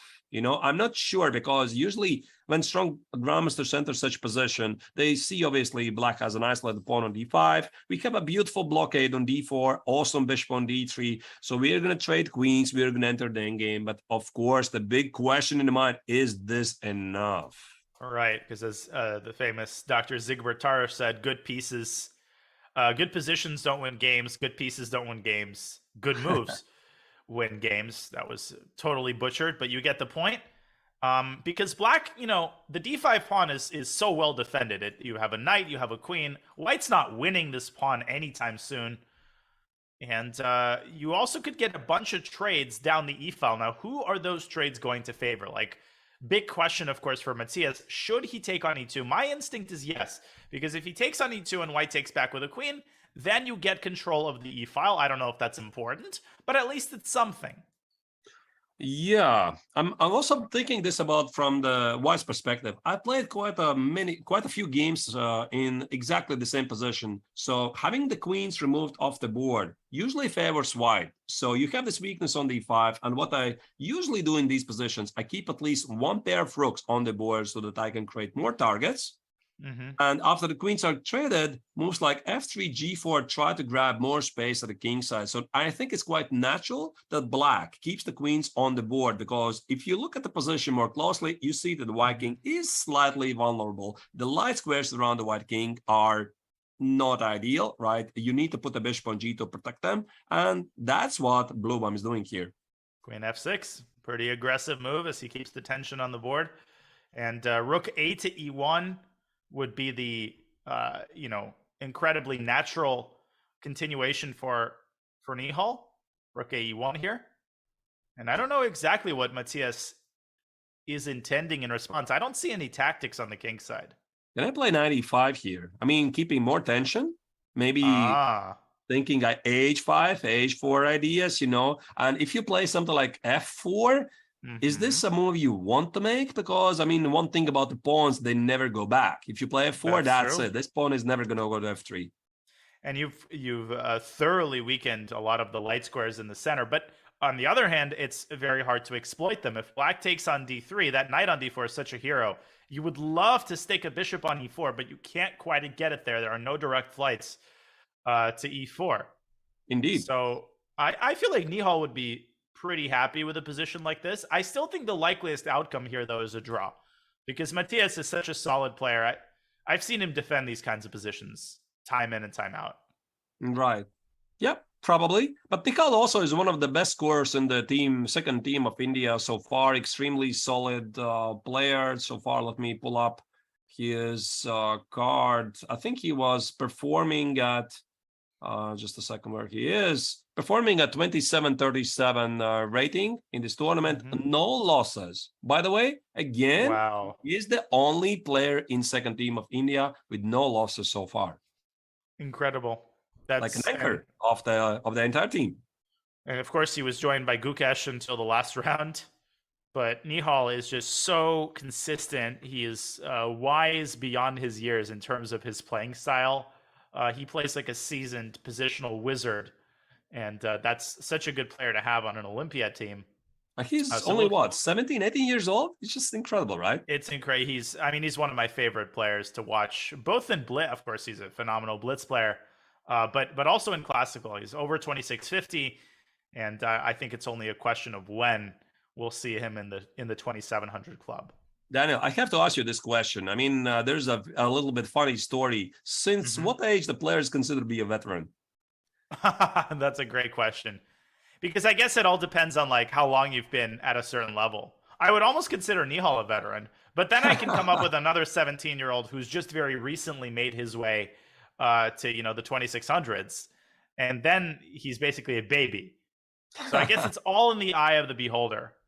I just remember this interview by one of the, back then, about 10 years ago, leading Chinese Grandmasters Huani, who did say once, I'm a veteran. 30 years old, because there's the younger generation of 14, 15 years old, hardened professionals already at age 30, already a veteran. I don't know. Chess is just becoming younger and younger by every year. It's crazy. Yeah. Now 2025 is basically I'm older than most of my opponents in any particular tournament most of the time. So that's a pretty scary thought. But anyways, let's not dwell on that. It just makes me, realize how old I am. Let's instead dwell on the Armenia-Spain match. It's been a while since we've checked into our top board. Sargsyan against the noted Slav expert Alexei Shirov. And Shirov, 44 minutes after only 13 moves, and he did end up taking on c4 after an extensive think. And they got this structure. And then Alexei decided to take on f3. So very, very sharp stuff by Shirov. What a surprise. Fire on board. So White is quite happy with the structure because White gets a pawn center and 2 bishops. Black claims, I always will have a counterplay against your center. So again, it's a clash of styles. Clearly, White is having the slightly better position right now, but you can't underestimate the counterplay that Black will have in the future. G6, bishop G7, maybe target opponent D4, double the rooks at the D file. This starts to be quite a serious counterplay.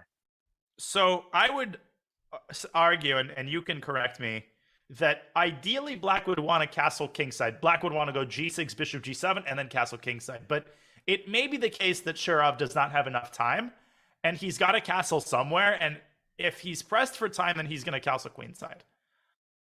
But I think that's an important question. I'm not sure if castling long is actually so bad, because this is also where the White king is positioned. And I imagine if the White king was positioned at the kingside, castling long would be risky choice because of the potential queenside pawn assault with b4, b5, etc. But here is the White king, obviously. No, I think you're right. I mean, castling long is definitely an option here. So could White consider, for some reason, the move rook g1 appeals to me. I mean, it does set a very simple trap. If Black castles, then there's bishop. Even this is not the end of the story. I mean, Black can take on h2, but Black has a million ways to deal with this, from queen takes h2 immediately to a move like h6. So I don't think rook g1 really changes anything. All right. Yeah, rook g1 also drops the pawn on h2, something to consider. Yeah. Because Black can just take it, play queen d6, and just, try to hold it, and the White has to prove what he has. Not very easy. I mean, not very easy. I definitely see the potential of Black's defensive setup. Yeah. The chance to overtake the game. And I think actually maybe, Danya, you are going to agree or disagree with me. I'm not so sure, but I have a feeling that sometimes very good players, they on purpose they know it's actually slightly worse position, but they understand the potential of this position, of the counterplay, that they can take over the game at some point later. No, I 100% agree. And this is one of those positions where you look at it for 5 seconds, White's much better. White's got the center, 2 bishops, the knight's passive. But then, you look at it a little bit longer, you say, well, wait a second. Black's got control over the d5 square. The d4 pawn could become a liability. White's kingside structure is a little bit deficient. And you're absolutely right. I think the potential energy in Black's position is immense. And this could be exactly what Alexei was aiming for. And it's very clear that he's playing for a win. And whatever happens, we are in for a very, very exciting middle game. And so Sargsyan has taken so many scalps in this tournament. I mean, he didn't have a great start. He was having -1 after 6 rounds. Then listen to the people he beat: Fabiano Caruana, Pentala Harikrishna, last round Shakhriyar Mamedyarov. I mean, these are household names. I'm kidding. Wait, what? Let me get that straight. He beat Fabiano, Harikrishna, and Mamedyarov 3 rounds in a row. Pretty much. Yeah, I mean, there was a draw in between with Abdushatorov, who is also the future grandmaster. 3.5 out of 4. Just average open tournaments, right? I mean, it's Can you believe that? That's crazy. I mean, if I beat Hare Krishna Mamedyarov in one tournament, just that, I would go around telling my grandkids for the rest of my life. Wow, he's amazing. And he plays bishop e3, which is to totally understand. I think that's probably the best move. Defending the pawn on f2 and repositioning the bishop into a slightly more juicy square. Maybe he's also trying to discourage Black from castling long, because after long castle, you need to watch out for d5. The pawn on a7, like you said, somewhere is under attack. Maybe not immediately, at some point later. It's just a good centralizing move. But definitely, definitely makes it scarier for Alexei to castle queenside, and a big decision now for Black. How is he going to arrange? Where is he going to put his dark squared bishop? Which way is he going to castle? Lots of questions. We will see how Alexei answers them, and he's already answered one of them as he castles queenside without further delay. But okay, we've got a bunch of other games in this match to look at, and one of them, of course, is our Vallejo Milk. Wait, 17 minutes? No. Wow. No, this can't be right. Wait, but let's think about the math. If Paco has an hour 19, then I actually believe it. But this is nuts. Hrant has 17 minutes after 10 moves? Somebody wake up Hrant, because, this is the final round, obviously. It's 10 a.m. in India now. It's maybe slightly more than that. What is it? Actually, it's something like 11:30. It's clearly too much time spent, which has now led to some sort of a French defense position with this weird fantasy variation in the Carcan. Now this is a French, and wow, not ideal time management at all. Far from it. And it does seem like a very pleasant position for Mr. Vallejo, and we will try to get confirmation of this, but regardless of what the position is, this would be the most concerning aspect of it if Ron indeed had 16 minutes, and it's his move. Right. Maybe he's just not happy entering such French setups, because I think it's all about feeling those positions. So if you play the Carcan, not necessarily you feel the positions that arise in the French. So that was pretty smart choice by Paco going into this. And now after the last moves, again, we have the French set up. Black is suffering with this light square bishop on c8, which is not doing anything. I definitely prefer white. So ideally, what I want to do here is, at some point, I'm not saying do I have to do it right away. At some point, I want to take on c5 and establish a very nice outpost on d4, and then slowly grind it in a very nice long positional game. And if Black tries c takes d4, are you going to play knight e2, or will you take on d4 straight away? I don't know. Both of the moves look pretty good. Maybe knight e2. Maybe you're right. Yeah, maybe knight e2, knight x on d4, keeping the knight on f3. Then again, it weakens the e4 square. You have to evaluate. How does it feel? Not sure. Knight c5, knight e4 could be an issue. Yeah, even immediately knight c5. Interesting. So apparently, if we look carefully at the camera and we see the Spain-Armenia match in front of us, you can see a knight on a4. So a couple of moves have been played. We will wait for the relay to update. So don't take the clock transmission's word for this. Hrant probably has more than 14 minutes, but it's clear that he's made a couple of moves that haven't been updated just yet. He's got a knight that's... You're probably right. I think he has played like knight c5 and knight a4. We will bring you those updates the moment that we get them. But in the meantime, we can move on to the other boards. We've got Petrosian against Anton Guijaro. A game that we have not checked out yet. How is the sequel, Daniel? Because I'm seeing that Black is having some problems with the pawn on c5, yet the bar is announcing that this is equalish. I don't see how to protect it. Maybe it's something to do with some sort of a counter play against the pawn on e5. But how do you do it? I'm slowly puzzled. Queen g5 maybe? Yeah. Queen g5. Start with this move. And if I play even queen e2, yeah.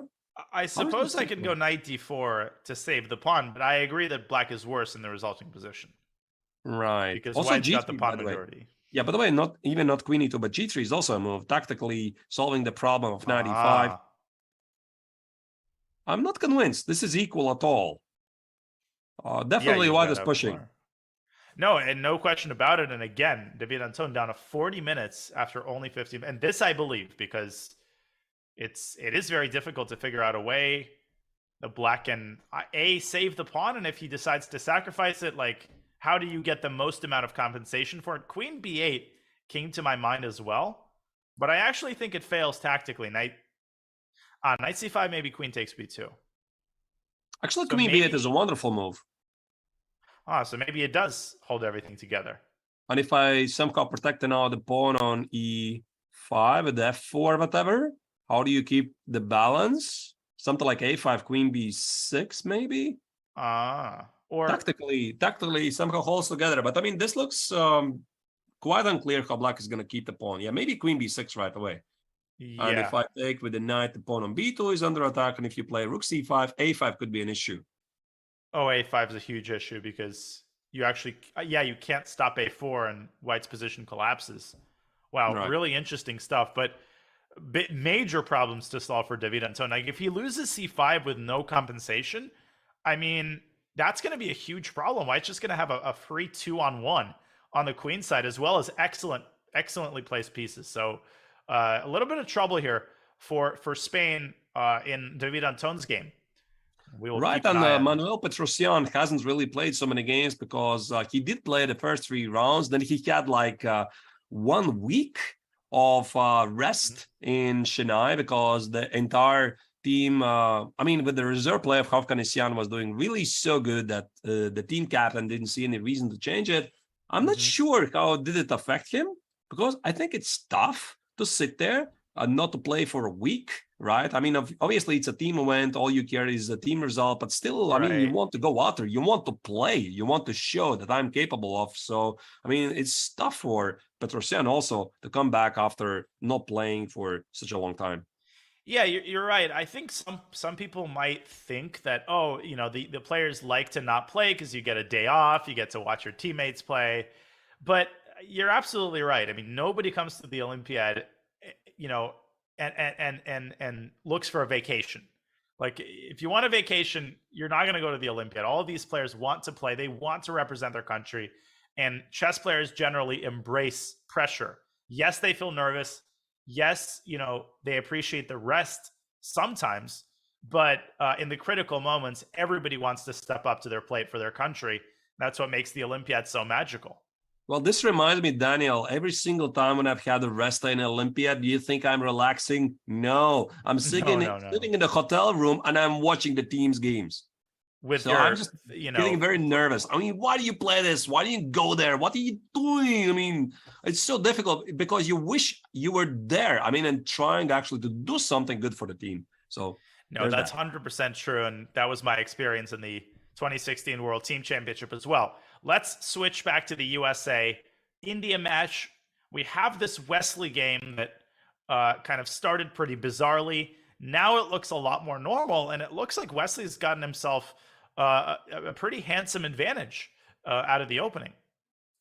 So this entire maneuver of knight b5, odd jump, did work. It worked. I mean, he did end up going... Okay, so we saw the position after queen b3. He did end up going rook f8, and d4 was indeed Wesley So's idea. As his knight manages to evacuate back toward the center. Amazing. And Wesley with total control over the e-file. Difficult for black to develop his bishop because the b-pawn will hang. But how exactly does Wesley accumulate the pressure? That's always a problem in these types of positions, right? Right, and Wesley has been one of the best performing players so far for Team USA. He's, again, the only player who hasn't suffered a single loss. I mean, still, despite the fact that Team USA was highly regarded as huge favorites pre-tournament, right? More than 70 points average, higher than everybody else. Still, in the end, it turned out to be a slightly different story, but Wesley has a good tournament so far. I mean, every single player, unfortunately, is losing rating, but Wesley is at least very close to performing at his rating. Indeed. And what do you think about the idea of going knight h4 here and swinging the knight to f5? Looks very good. I mean, I love it. I mean, knight f5 is a major threat. Having the knight so close to the king looks very, very good. Yeah, looks like Wesley's got a sizable advantage. Before we switch to the next game, let's take a quick listen at the USA team profile. With a couple of powerhouse countries on the sidelines, Team USA is the popular choice to take gold at the 44th Olympiad. Blessed with a talented roster led by Fabiano Caruana, the top-seeded Americans are looking to secure gold as they did 4 Olympiads ago back in 2016. That gold medal was historic for the United States, as it was the first gold for Team USA since 1976, a drought that spanned across 5 decades. Loaded with Olympiad experience, Caruana and Wesley So were both key contributors to the gold medal team in 2016. Even one of the newest members to Team USA, Levon Aronian, is no stranger to competing at the Olympiad. Aronian bagged gold while representing Armenia during a stretch in which that country won 3 gold medals across 4 straight Olympiad appearances. Also making his Team USA debut in Chennai is Lanier Dominguez. Considered to be one of the strongest players ever to come out of Cuba, Dominguez rounds out a Team USA roster with few weaknesses. Coached by Chess.com commentator Robert Hess, Team USA's roster is so deep that reserve Sam Shankland would likely play first board for most countries in this year's event. As expected, Caruana leads Team USA as the first board. But even with a gold medal already under his belt, Fabi heads into this Olympiad with plenty of motivation. Coming off his clunky finish at the Candidates Tournament, Fabi will need to find his game for the US to realize its potential as the favorites. Carrying 3 of the top-ranked players at the 44th Olympiad while facing a significantly weakened field of countries, the United States is well-positioned to come away from India with just its 3rd gold medal since 1937. The time for Team USA is now. And one of the strongest Olympiad teams ever assembled is Team USA, but a couple of disappointing matches, and here they are needing a couple of miracle results in order to have a shot for gold. But a win gives them a definite shot for, at the very least, a bronze medal. So we already have a result with Fabiano Caruana drawing Hari Krishna in the opening. And the other big game, of course, is Arjun Erigaisi's game against Lanier Dominguez. Right. So here the struggle is going on. We had this discussion earlier that White has himself a protected pass pawn in the center. Black is relying on the counterplay. Rook e1. I guess the fight is going on for the center. I like White, really, because I have a feeling that White has achieved slightly more. I mean, maybe it's still slightly too early to tell. No, I agree. So this dog-squared bishop, I guess it's coming out to b2. But you, of course, always have to be very careful about queen d6, as Lanier takes on e1. I think Erigaisi is not developing the dog-squared bishop with a purpose. And maybe the idea is to also leave rook a2, rook e2 idea as a possibility. So this bishop on c1 actually does a wonderful job. It controls the c1, h6 diagonal, conveniently looking at the pawn on h6, controlling the diagonal, and also not blocking the rook's fastest way to join the game and take over the e-file, right? Because the conventional way, of course, is whatever. I mean, bishop b2, queen f2, rook e1, then you double the rooks. But why do all of that when you can do it a lot faster? No, the more I look at this, the more I'm starting to like White's chances quite a bit in the eval bar. Seems to concur. Now, Lanier played this move knight d7 f8 earlier in the game. My guess was that he was trying to get his knight kind of Italian style to g6. But the problem is, okay, you do that, congratulations. Where are you going from here? Are you really going to f4? Probably. I mean, maybe this is Black's only active idea. I don't know. Yeah, and it stops rook e2, because after rook a2, one thing is quite clear. Knight f4, White is not going to give up the dog-squared bishop. It's too precious, because you need to control the dog-squared bishop f1, I guess. And the question now what? Because the rook on a2 suddenly doesn't make a lot of sense unless you want to position it on f2 and target the knight on f4. Not very easy. But Lanier goes queen d6 first. So he keeps the knight on f8 for the time being. It might be the case that he was actually just trying to open up his light squared bishop. And queen d6, setting up the battery and setting up potential threats on the h2 square should the knight on f3 move away. Right. I think White's I would better. just let's out rook a2, to be honest. It looks so normal.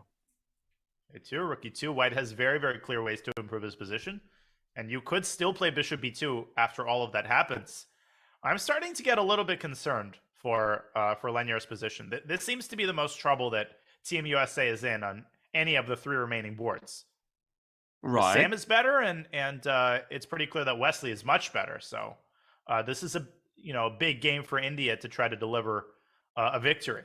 And again, I think for Team USA, if they really want to fight for the medals, it's not even enough to score the victory. They need to score a big victory because, again, to remind you, the tie breaks very heavily rely on those small points. It's not just the small points, it's actually slightly more complex, but you need to score victories. You need to score them big.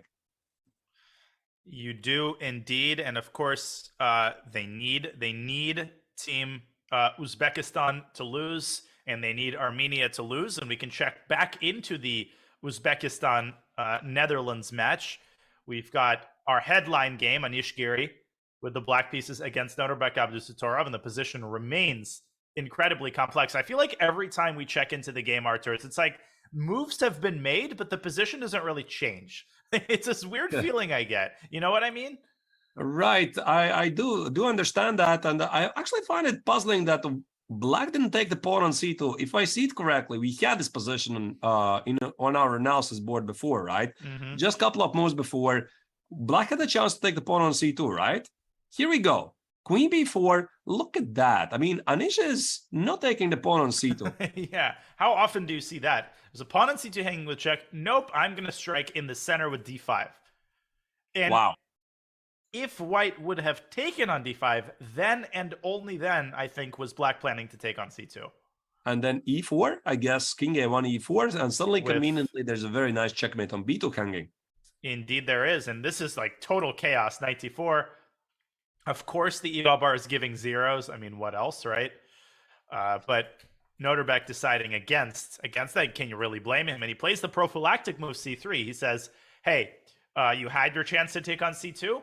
I'm not giving you any more chances to do that. I'm keeping my king safe.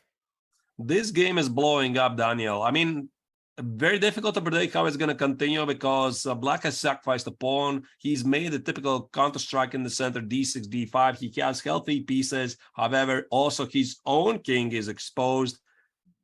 Could be very interesting. I guess we switch to another game. Yeah, let's take a look at some of the other games in this match. And I know there's stuff going on in Tatev Abrahamyan's game in the women's USA-India match, so we'll go to that next, we promise.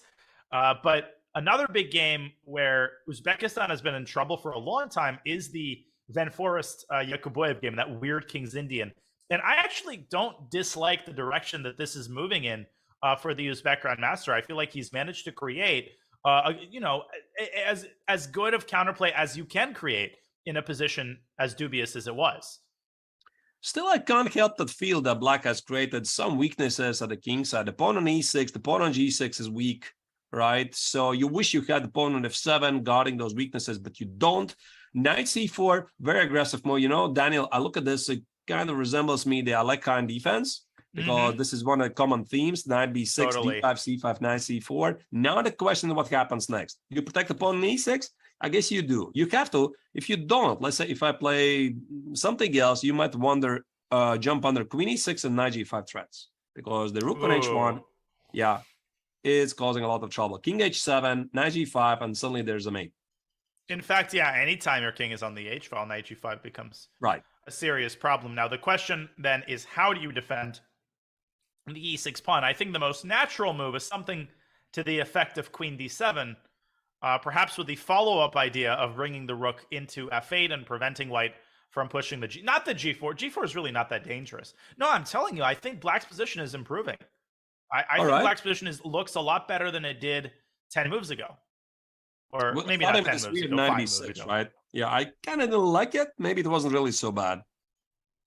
Another thing to point out, that b3 does not trap the knight because the knight always has a retreating square on a5. It's not the greatest square, but at least the knight stays alive, and then black can play b6 to chip away at white's pawn chain and maybe create some chances of his own against white's king, which is not entirely safe on the queen side. Is it now? Yeah, this is weird. Crazy position. Okay. Yeah. What else catches our eye? We have Sindarov against Bach. That isn't too interesting of a position. It's just sort of a normal Italian. We can skip that one for now. Because, you know, you can see my bias. My bias is, I'm not able to hide it. My anti-Italian bias. But on the final board, we have Warmerdam against Vakilov. And the eval bar seems to believe that Jahangir has survived Max Warmerdam's preparation. And he's more than survived it. He might be simply better in this position. Well, clearly things have been going well for Black, because if he gets the bishop on b7, I mean, just look at visually at his position, right? Black has amazing bishop on g7, which is uncontested. The bishop on g5 for White is just targeting the pawn on e7. Once Black puts the other bishop on b7, White is simply left with a weak pawn on d5, and he clearly has to just show something for it. I guess it has to be queen c6. I mean, what else, right? Otherwise, White is just a lot worse. Yeah, you got to take the plunge. Queen c6. And then what should Black do? Bishop d7. There's I guess queen c6 is not very good, right? Because you create this monster on c6 you might regret later. Yeah, no, I can't see Black going. I mean, maybe I can take and go something like rook e8. Yeah, and I can try to surround this pawn, but I agree that it's quite scary to go for something like this. I agree that it's quite scary. Not sure exactly what Black should do here. It's actually quite hard to make a decision here. So if I play bishop d7, still take on queen d6 might be an issue. Like queen d6, e takes, and bishop e7 is still a threat. So you need to watch out for this. And then bishop takes d6, hits the knight on c7. Now, this should still not be a big problem for him. Like, at a minimum, Black can play rook f8, bishop d6, then bishop takes c3. But clearly, Vakitov is going for more than just liquidation. So, big moment here for White. He's got to decide where to put the queen. He's up on time. But despite some good opening preparation, looks like Warmerdam hasn't followed up in the most accurate way, and he is worse. Right, and I'm thinking also some queen h4 ideas, but I think in general Black is just happy to trade the pawn on d5 for the pawn on e7 as long as it opens the position. Queen h4, knight e5, is that the wait a minute, is that even possible? Because knight e5 is rook d1. You need to again evaluate the consequences. At which point? Oh, queen h4, knight takes d5. Yeah, and now rook d1. Is that the move? Oh, and after e6, you can take and go bishop e7. Yeah, that's the idea. Something like this could be played, and I thought maybe this is how it could continue, because it would ask Black to play bishop c3. Very responsible move, because if you keep the pawn, but you leave your king highly vulnerable. Yeah, and I think this is one of those moves that computer will not hesitate to make, and you can see that the eval bar seems to believe that Black is very much in charge here. But for a human to give up a bishop like this is always painful, essentially regardless of the other circumstances. So it would be a very gutsy call indeed if Vakitov gives that bishop up at some point for the knight on c3. I can easily see Warmerdam going here, because anything else is just worse. On here he has at least some counterattacking chances. Bishop removes, knight g5, so Black will have to play f6 to cover the dark squares, which further weakens the king. All right. Okay, so we'll keep an eye on this one. And by the way, David Anton Guijarro did indeed find a way to save that pawn against Manuel Petrosian. We don't have to go to that game right now, but it looks like he has managed to stabilize the situation. That game is pretty likely to head toward a draw. All right. So we have a couple of interesting developments in the women's top matchup between the US and India. We had some crazy developments in the Tatev Abrahamian game. Shall we have a look at that one? Yeah, let's have a look at this. There's I get the word that something is going on. I'm sorry, Daniel. Something is going on in Shirov's game. I'm not sure if we jump to there right now or a moment later. Apparently Shirov has blundered something. Our chat is going crazy. I think he sacrificed an exchange. Let's maybe spend like a minute on Tatev's game, and then we'll switch back to Shirov's game. Does that sound like a good compromise? Okay, so in Tatev's game, it just seems like White has made a lot more moves than Black has. And first of all, Black is thinking instead of taking back the rook, which I don't really understand. So what happens here after bishop takes h4? Why is White so much better? I guess because of the more harmonious piece coordination, because White gave up the pawn, and we had a discussion about this position earlier that Black had the perfect position after the opening. Now, suddenly White is having a very good harmonious play. Maybe the fact that the Black king is still in the center and the pawn on e5, as you're showing there with rook e1, could be an issue. So the pawn on e5 difficult to defend. Bishop f6. I'm looking at some knight h5 ideas or f4 ideas. All of them look very good for white. Oh, and there's another really cool idea. If black castles, and I admit the use of a certain silicon friend to figure this line out, knight back to d1. Now, you say, no problem, black plays e4. And all of a sudden, whoop, queen c3, and there's a fork on the knight and the pawn on g7. This is like a deja vu of watching yesterday's game of Gukesh blundering a piece against Abdusattorov. Pretty much the same idea. Yeah, hopefully he's not listening to the commentary. You know, he would bring back some bad memories. And Tatev indeed playing rook e1. So a huge game. If the U.S. can score a victory here, that would be an upset. Tatev is a really, really dangerous player with the white pieces. And we'll keep a close eye on this game as it unfolds. But I know we want to look at the Shirov game. So without any further ado, we switch back to the open section and we take a look at Alexei Shurov's position against Gabriel Sargsyan. What is he doing? We know oh my God. What? He played G6. I thought he sacked it. We have to look at his facial expression. We have to figure out a way. Let's get him on camera. Let's see if we can get him on camera. You don't blunder bishop g5. I mean, there's got to be a sacrifice. Way. This has to be a sacrifice. Queen h5, bishop d8, bishop h6. Is that the idea? No, but then f4. Bishop d8. And maybe black is claiming he has enough counterplay against the pin pawn on f4 and the center. But my worry is that Gabriel is not going to take the rook on d8. I feel like there's a way probably to trap the queen. Oh, wait a second. I don't believe this. Or h4, f4, bishop e2. f4 or h4 both look incredibly scary to me. I mean, clearly h4 is not real. I mean, it's like +2. But apparently the best move is to start with bishop e2. Bishop e2. Let me just have a look at what happens if, let's say, I'm just not comprehending what's happening there. I just snatched the exchange. I mean, I love material. I'll take the material if I can. So if I just take the rook on d8, where's the big idea? Where's Shirov's idea? So I'll play bishop h6 and rook takes d8, and I'll basically say that you have problems with your center pawns, all of which are weak. Queen h4 is a move. The pawn on f4 falls. You have a great control to dark squares. I absolutely agree. This looks great. And like you said, white is not obliged to take. Right, and maybe that is what Shirov, in his mind, didn't invest enough thought into. The question, what if white just develops a piece and actually goes after the queen? Because the problem, if black tries to force this bishop off of g5, right, then you no longer have the h6 square for your bishop, and that's huge. That changes the whole landscape of the situation, and Gabriel Sargsyan has played bishop e2. He has played bishop e2. It's on the board. I think by now Shirov already realized what he has done, because the queen on h5 is a prison that he created for his own queen. He sacrificed the exchange. g6, try to get the counterplay. Some hallucination happened. How do you deal with this? I think actually big threat is h4, because if you play h6, I'm not going to move the bishop at all. I'm going to play h4 and keep the bishop on g5. It's just over, no? Yeah, I just made a couple random moves to illustrate that this is indeed a queen trap.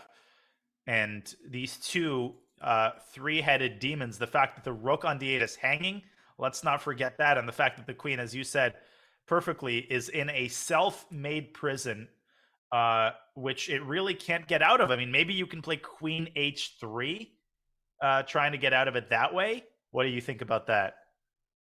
Yeah, but then you just take the exchange on the 8 for free, right? Because after bishop h6, I have bishop g5, and no longer it works. So this is not the same. Comp. I mean, I'm looking at Sargsyan's performance again in the last rounds. I have to remind, he did beat players like Caruana, Hari Krishna, Mamedyarov pretty much in a row, and Shirov on top of that. Wow. This is basically resignable. And on top of everything else, Alexei, with 26 minutes for 23 moves, this is, I mean, you never say the word over in Olympiads. You know, we're both experienced. We've seen crazier things happen, but just if you look at the body language, devastated Alexei Shirov, this is not what he was looking for on move 17 of an opening that he has played for his entire chess career. A disaster on board 1 for Spain. And that forces players like Paco Vallejo to deliver on their boards. And also, this is a major result possibility for Team Armenia because they are one of the leaders in the rankings. And this win could be huge result to make a historic another gold medal for Armenia. I think they won it 3 times, if I'm not terribly mistaken, in the past. So Team Armenia has been doing wonderful so far. And what kind of news it would make? I mean, of course, Levon leaving Armenia for USA, and Armenia still clinches it as a team. It would be an incredibly powerful statement, and as we already discussed, a powerful statement to the effect that team chemistry matters, experience of the players matters. So it's not just the number of players over 2,700 that makes a difference, and Armenia has shown that time and time again. More good news for Armenia is that Robert Hovhannisyan, I think, is going to hold a draw with the Black Pieces, I want to say, against Jaime Santos Latasa. Is there anything White can do to squeeze something out of this position? Well, I can definitely see this game being played on for quite a while because Black does have the pawn on g5, which is a minor problem. And if you want to protect it with something like f6, all the light squares suddenly around the king get pretty weak.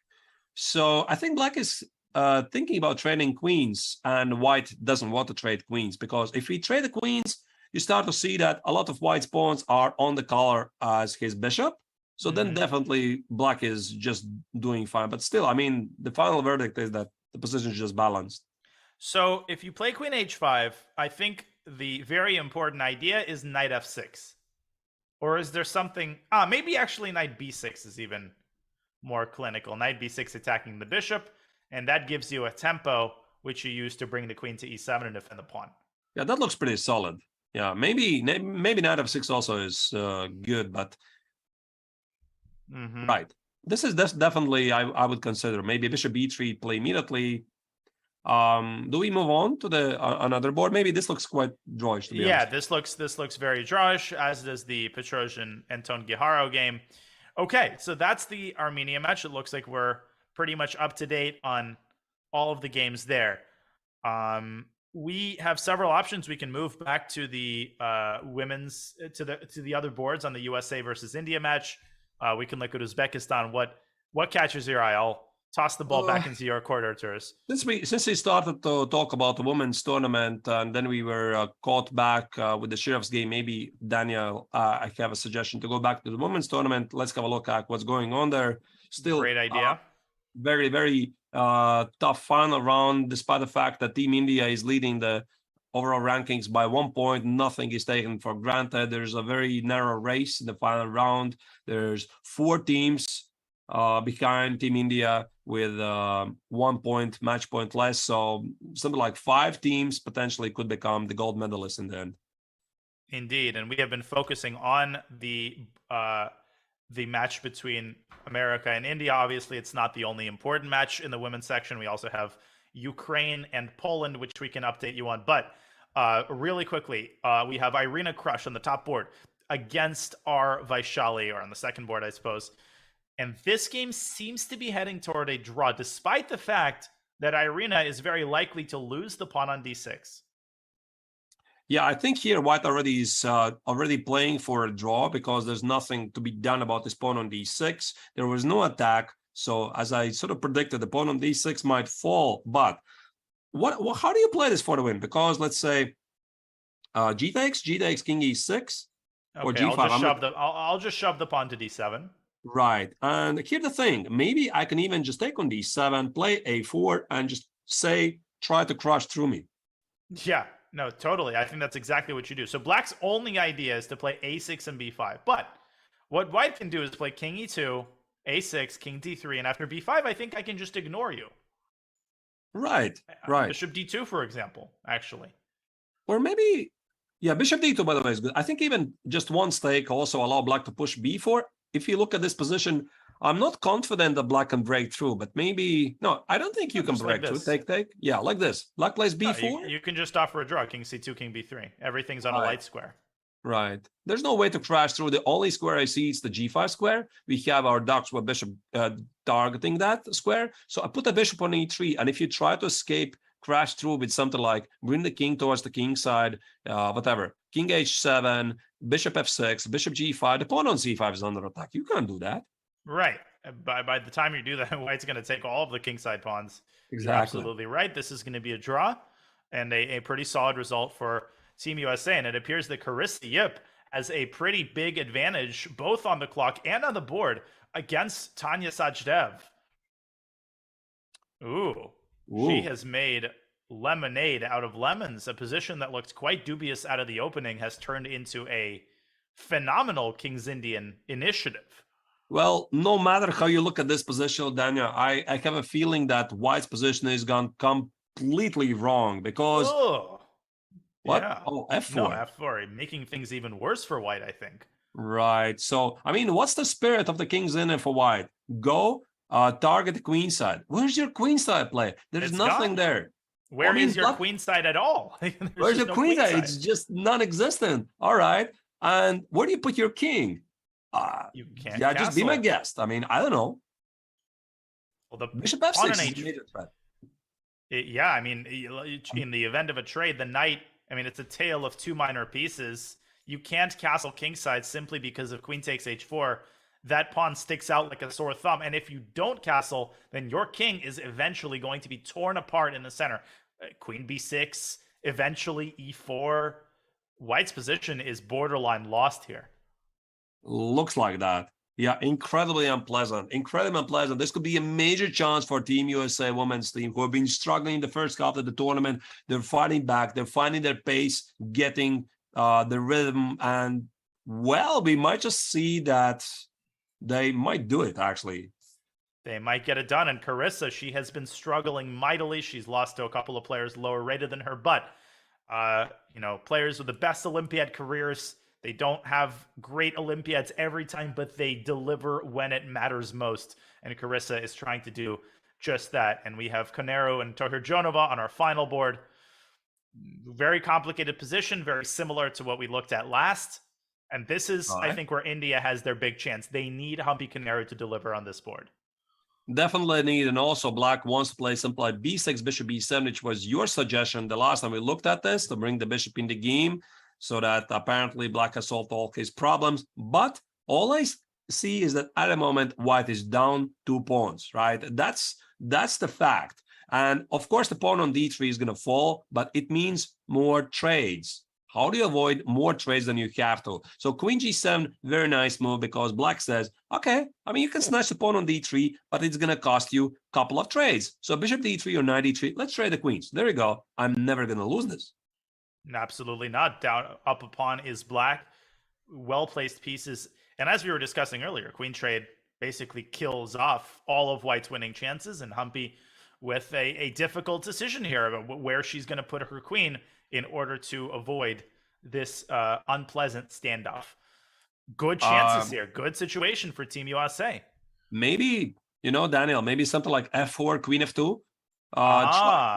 Yeah, do it like this. Queen h4, g4, g5, or knight g4. This is the only thing I can think of.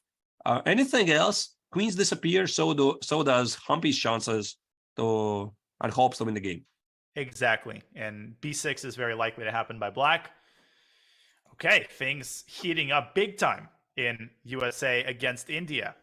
All right. So as we swing back to the open section, and the next time we check into the women's section, we will update you on the Ukraine-Poland match. There was a draw, by the way, on one of the boards in that match. But before we do any of that, it is time for us to take our second break of the day. We are 2 hours and change into the final round of the 44th Chess Olympiad. We hope you're enjoying the coverage, ladies and gentlemen. We will be back with more action from the final round in just a couple of minutes.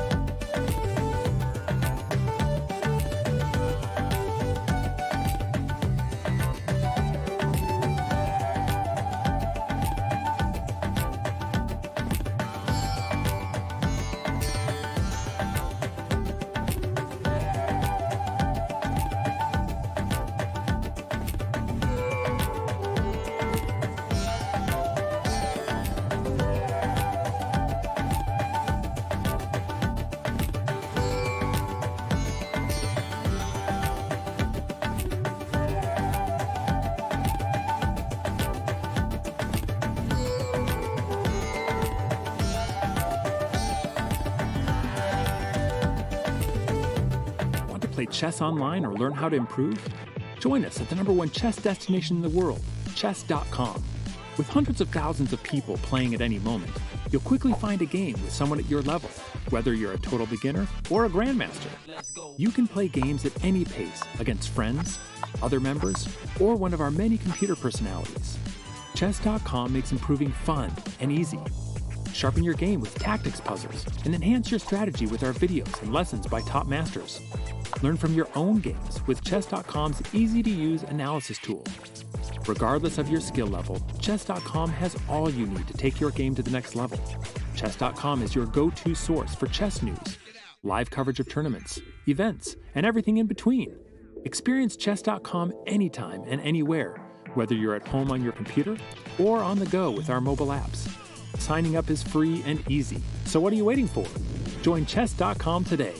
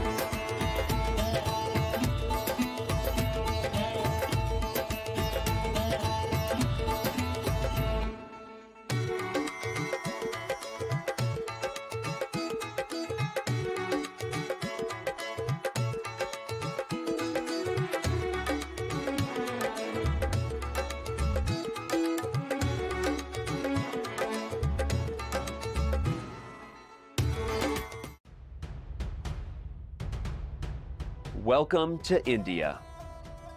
The game of chess was born here. Thousands of years later, many of the world's best players have made the trek to represent their countries at the 44th Chess Olympiad, the most prestigious team chess event on the planet. In Chennai, the chess capital of India, circumstance has cleared the way for perhaps more countries than ever to set their sights on gold. India has high hopes for keeping the hardware at home. With 3 top teams competing in the Open and the top seed in the women's section, the host country has legitimate reasons to believe it can sweep gold and more. Entering as the favorites, Team USA has suffered multiple dramatic disappointments so far. Will they have what it takes to finish strong and keep their medal hopes alive? While medals count, some accomplishments won't be measured in gold. The women's team from Ukraine has overcome adversity just to make it here. Now they hope to honor their nation with a memorable performance. Namaste, dosto. In one place for the first time in 4 years, these Olympians are together again. The 44th Olympiad has brought the world's best to the place the game of chess began. And with that, let today's games begin.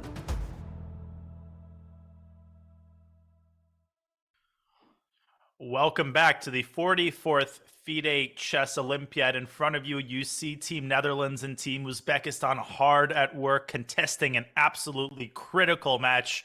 Grandmaster Daniel Naroditsky and Grandmaster Arthur Nexans bringing you coverage of this all-important final round.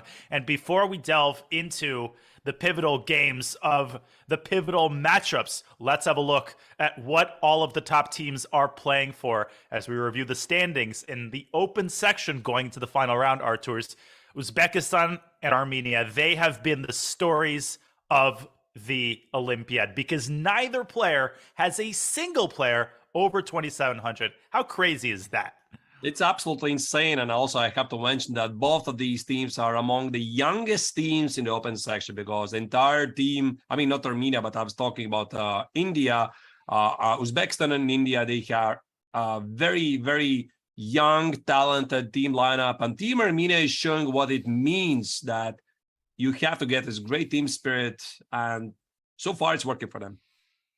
It is working for them indeed, but Netherlands and the US, none of those teams are out of contention. Both of them can still medal. Obviously, a lot of cards have to fall their way, but we've seen crazier things happen in the Olympiad as we look at the matchups. We have Germany, India too. We've got, of course, Uzbekistan, Netherlands, Armenia, Spain, and the US contesting a big match against India's main team. Okay, back we go into our pivotal match with the leaders, Team Uzbekistan, trying to hold off a hungry Netherlands team with Anish Giri on board one. And a crazy development in Jordan Van Forest's game against Norbek Yakuboyev with an exchange sacrifice by the Uzbek youngster. He's gotten 2 monster knights on d4 and c4. Archers, what do you make of this sacrifice? Does he have enough compensation here?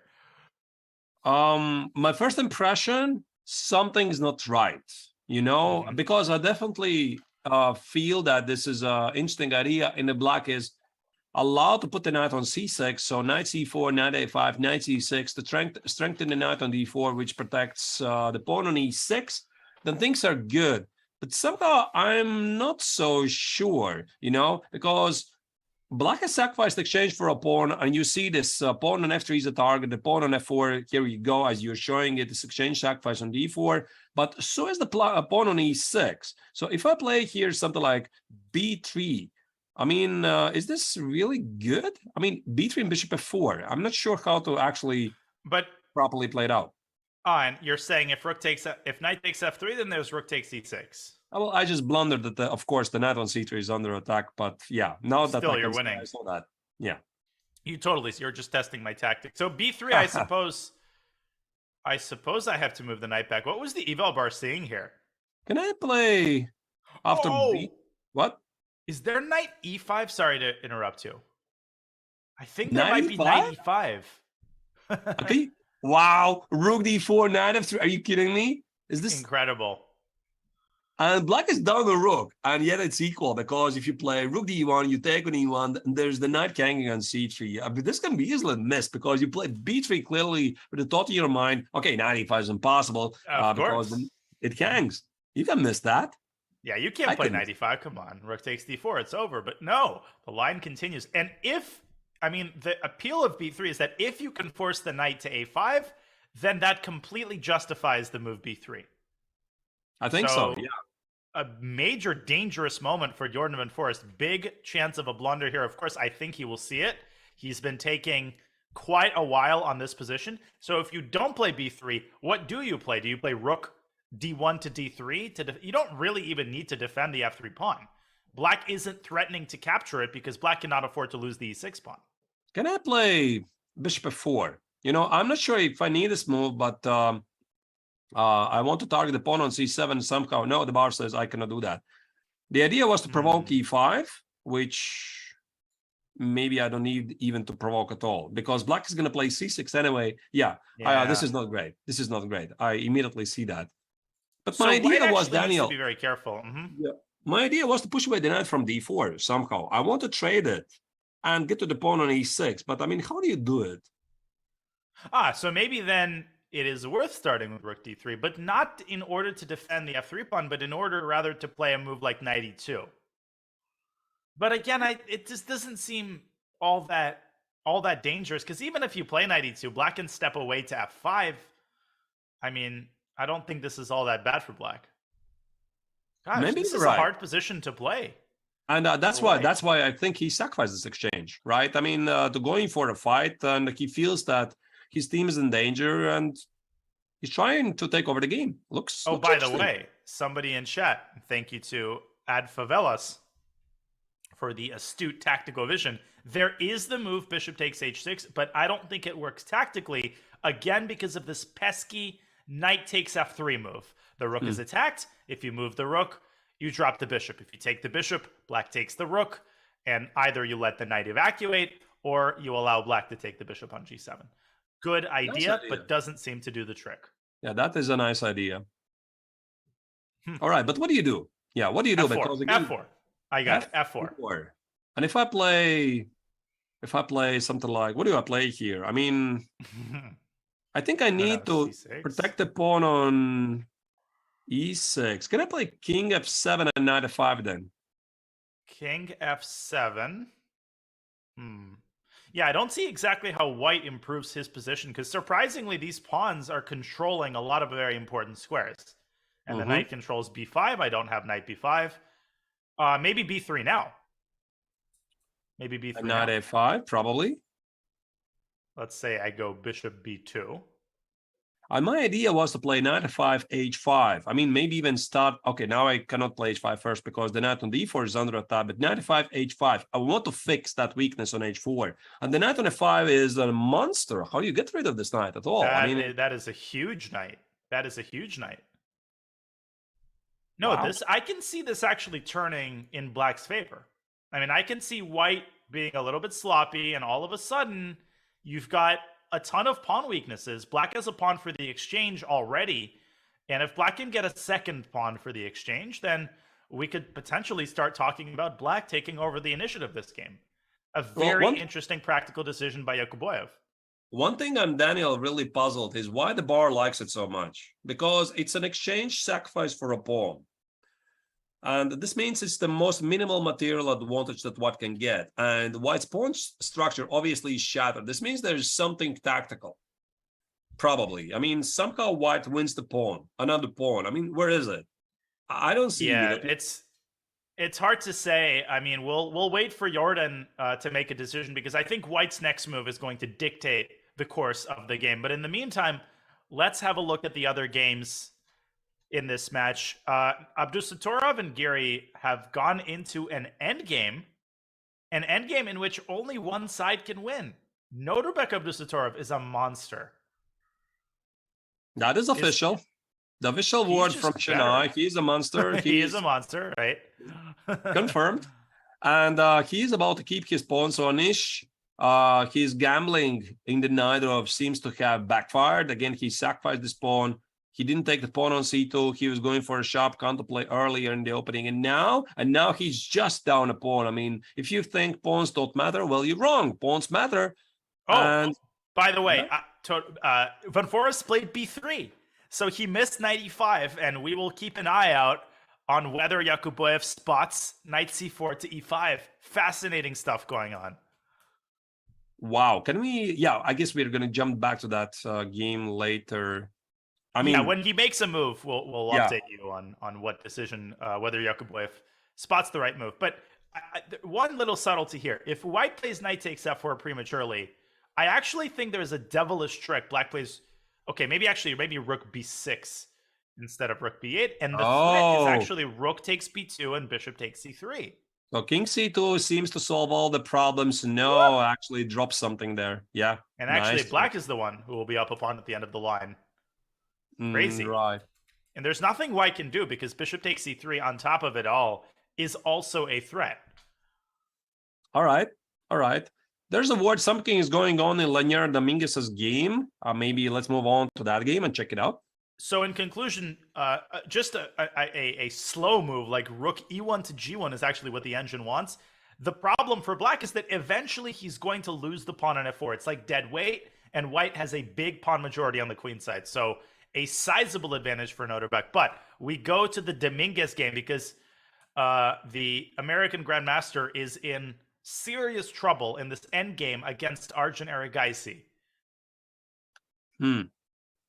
All right. Now the big question is how black is going to defend this. So obviously one of his ideas is try to put one of the pieces on d6, something like knight e6. And knights are widely regarded as one of the best blockades, right? You put the knight on d6, it blocks the passed pawn. But one thing I'm really concerned in Lanier's position, the biggest concern, is the pawn on c5. Because if the white pawn was not standing on a5, black would be allowed to fix the weakness on c5 by playing b6. Here, this is not the case. Knight a4 is a major threat.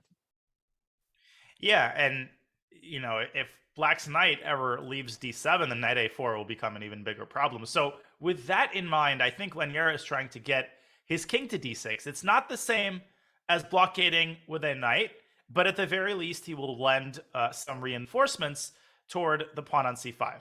And Arjun, he does the same. He brings his king up to f2. Yeah, so far, definitely White has achieved more because his pawn on d5 has become much more stronger than after the opening. Black's king side counterattack has failed. As you see, obviously, there's no queens on the board. The darks for bishops are gone. So definitely Black needs to be super careful. So let's say the Black plays king e7. Is White... Well, I assume that White's not going to trade rooks, but that's not a given. Maybe he will. There is the very nasty move, rook e1 check. Ooh. And you actually cannot play king d6. Or actually, maybe you can, but for some reason I hallucinated that knight e4 check wins a pawn. All right. I guess there is bishop f5, and this does threaten knight e4 check. And if I play knight e to f6? But the position is not ideal, right? I mean, your knight on d7, the bishop on c8 is slightly stuck. It looks ugly.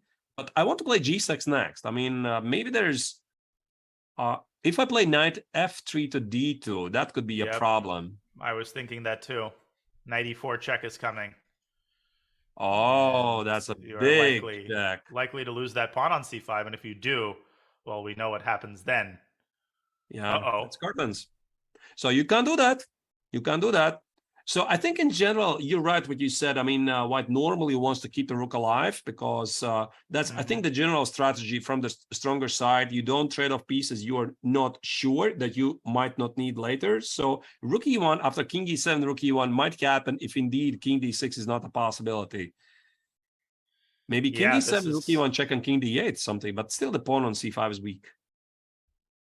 King e7, rook e1 check, king d8. Yeah, probably the placement of the king on d8 is better than on d6, but Lenier is walking on thin ice here. He is going to have to be perfect if he wants to save this game, and a loss here would be pretty disastrous for the Americans' chances, because Sam Shankland, we won't go to his game right now, but it looks like his opponent is holding the position together, and that game, I think, is very likely to end in a draw.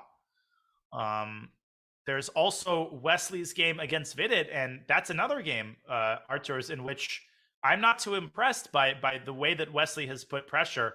And maybe this is just because of Vidit's excellent defense, but I don't see Wesley winning this game either.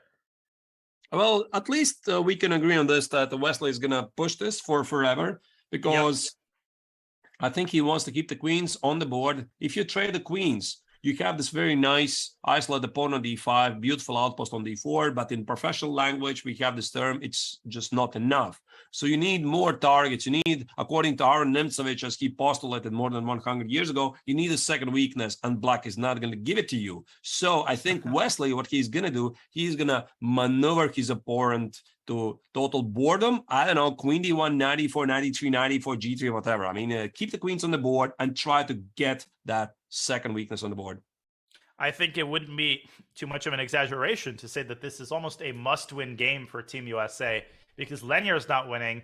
Sam Shankland is unlikely to win his game, and I mean, if Lenier loses, then it's basically all over.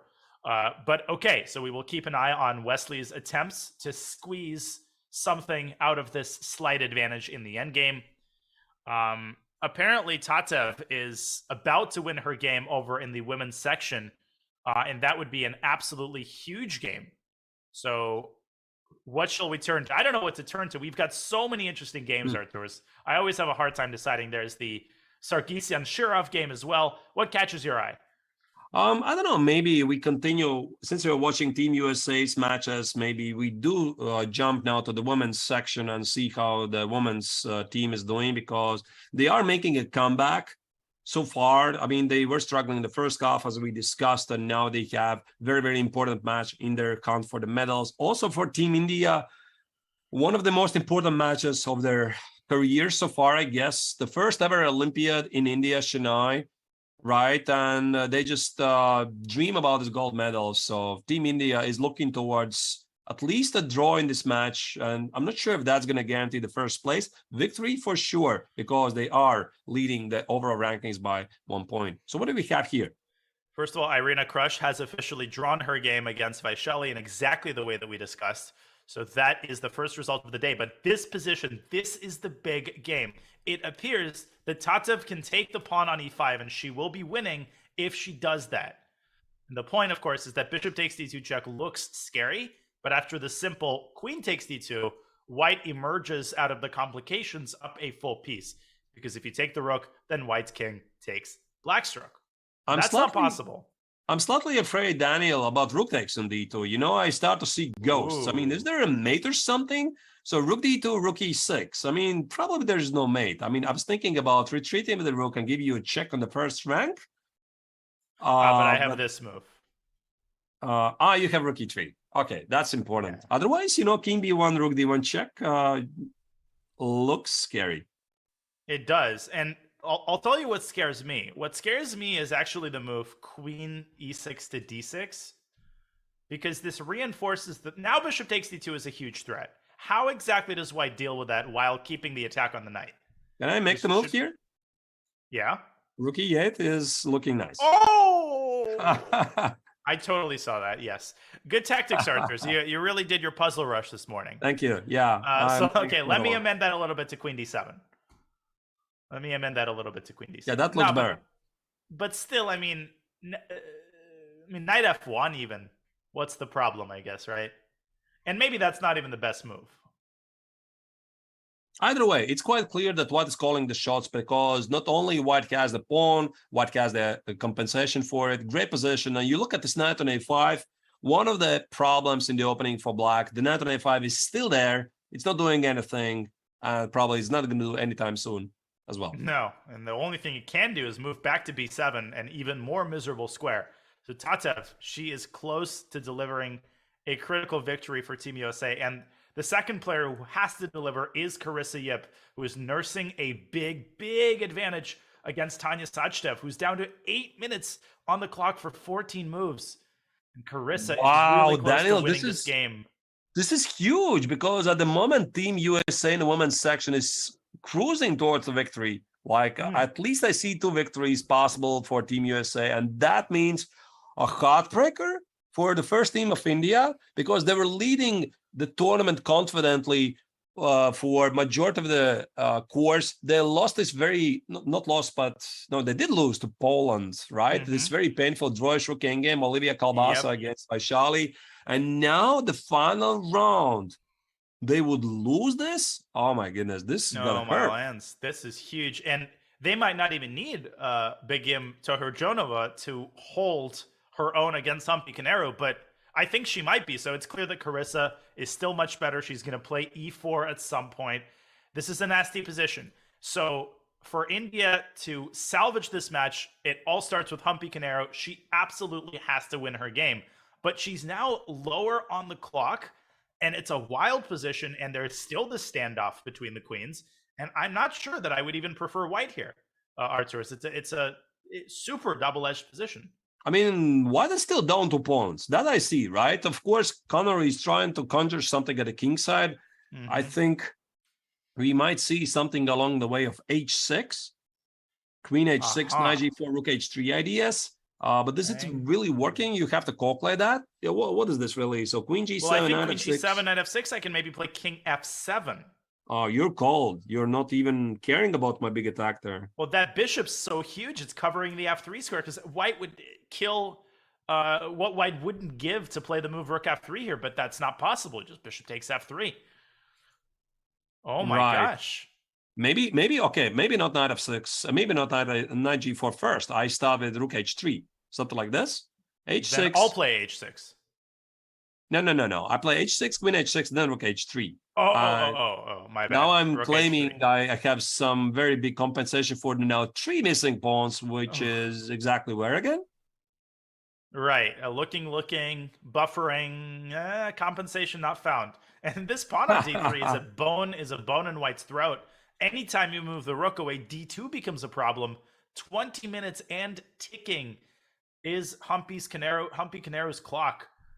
Big problems here for Team India. This is shocking, Arturs. I mean, the match isn't over. Right now, the score is 50-50. But they are in trouble on every board, it appears. They are in trouble, definitely. I mean, they definitely even have a chance to lose this big. It's not even just a loss. It's looking just bad for Team this India. might be a And also, crusher. You say, you're right. This might be a crusher, and that opens up the way for USA. It also opens up the way for the winner of Team Ukraine and Team Poland to make a bid at the very least for a silver medal. We've got Poland and Ukraine facing off against each other with a couple of crazy games in that matchup as well. We don't have to spend too much time on it. I want to come back to the Uzbekistan Netherlands match as well, but we've got Maria Malichka against Natalia Buksa with a ridiculous tactical position. Not sure what to make of this one. Not totally equal, of course. I mean, what is it? No? B takes C3. Pretty balanced position, yeah. I mean, pretty balanced, yeah. Yeah, I mean, there's bishop f5, maybe? Can I do that? Simplify the position somehow? No. Liquidation, but okay. Looks normal to me, to be honest. I mean, I'm scared of this bishop on h7. I'm scared of queen h4 ideas. I mean, just queen d4. Okay, you're very fast. King takes h7. And white is bad? just up a pawn, just like that. Yeah, white is up a pawn. I actually didn't realize that. Yeah. I mean, I was scared to play knight e2 check. I mean, to be honest, knight e2, I saw some ghosts by sacrificing the exchange on e2, boom, boom, boom. Queen h4, you know, I saw this. I thought, I just don't want to go there. This is yuck, you know. But Something maybe there's like nothing. This, yeah. Maybe there's queen g4 something, G4. you know. Yeah. I don't know what this is. Maybe this holds together for black, and it's a big game for Natalia Buksa not to. It's important for Natalia Buksa not to lose this. Monika Stoichko and Anna Muzichuk have already made a draw, and b takes c3, knight e2 check is indeed on the board. So it looks like Natalia is up to the task, and the position remains incredibly sharp. So this match is totally undecided with complicated positions on the other two boards of the Ukraine match as well. But I propose that we move back to the open section, if that's okay with you. Sure. And first of all, something that we have not updated you on in a while is that Sadwani Nisipiano game from Germany's match against India. Looks like Liviu Dieter has put together a very, very impressive defensive effort, which is well. This is everybody's game now, Daniel. It's not very clear because what appeared to be a major win for Raunak after the opening, now black is up a pawn. He has a beautiful monster on d3, and there's no mate. Mm-hmm. There's no mate, and now the knight has appeared on e6. But the rook has moved into f7, lending its defensive services to the black king. Look at the defensive cocoon the black has put together around his king. And the king is as safe as it's been the entire game. Right. But can white play a move like queen d5 here? But then maybe there's like queen b5 even. I don't know. Queen d5, queen b5. Probably this is somehow gonna liquidate into some drawish obstacle or bishop endgame, as usually does, you know, Daniel. You play some craziness. And of course, I mean, couple of moves, boom, boom, boom, it's a dead draw. That's how it works. That's always how it works. That's modern chess for you. Something like queen d8, queen d7, and then trade, offer, draw. This is exactly how the game is going to go. And it always ends in zeros, always. Right, and black is very comfortable with this bishop on d3, keeping the pawn on c4 alive. I could easily see black even slightly pushing at some point later if he trades the queens. That's a strong pawn on c4 right there. And I know you'll second me on this, Arturs, but the psychological difficulty of facing a position like this when you're basically hoping to win right out of the opening, now all of a sudden the position is complicated, and it almost feels like black is better, even though objectively he isn't. Right. Yeah, of course. Once you get the feeling that the game is slipping out of your hand, out of your grasp, it's difficult to gather the thoughts together. You've been there, Daniel. I've been there. You know, you feel that it's not going your way. I think this is actually what happened exactly yesterday in Gukesh's game, right? He had this absolutely stunning winning position against Abdusatorov, minor inaccuracies, one after another. You missed a win.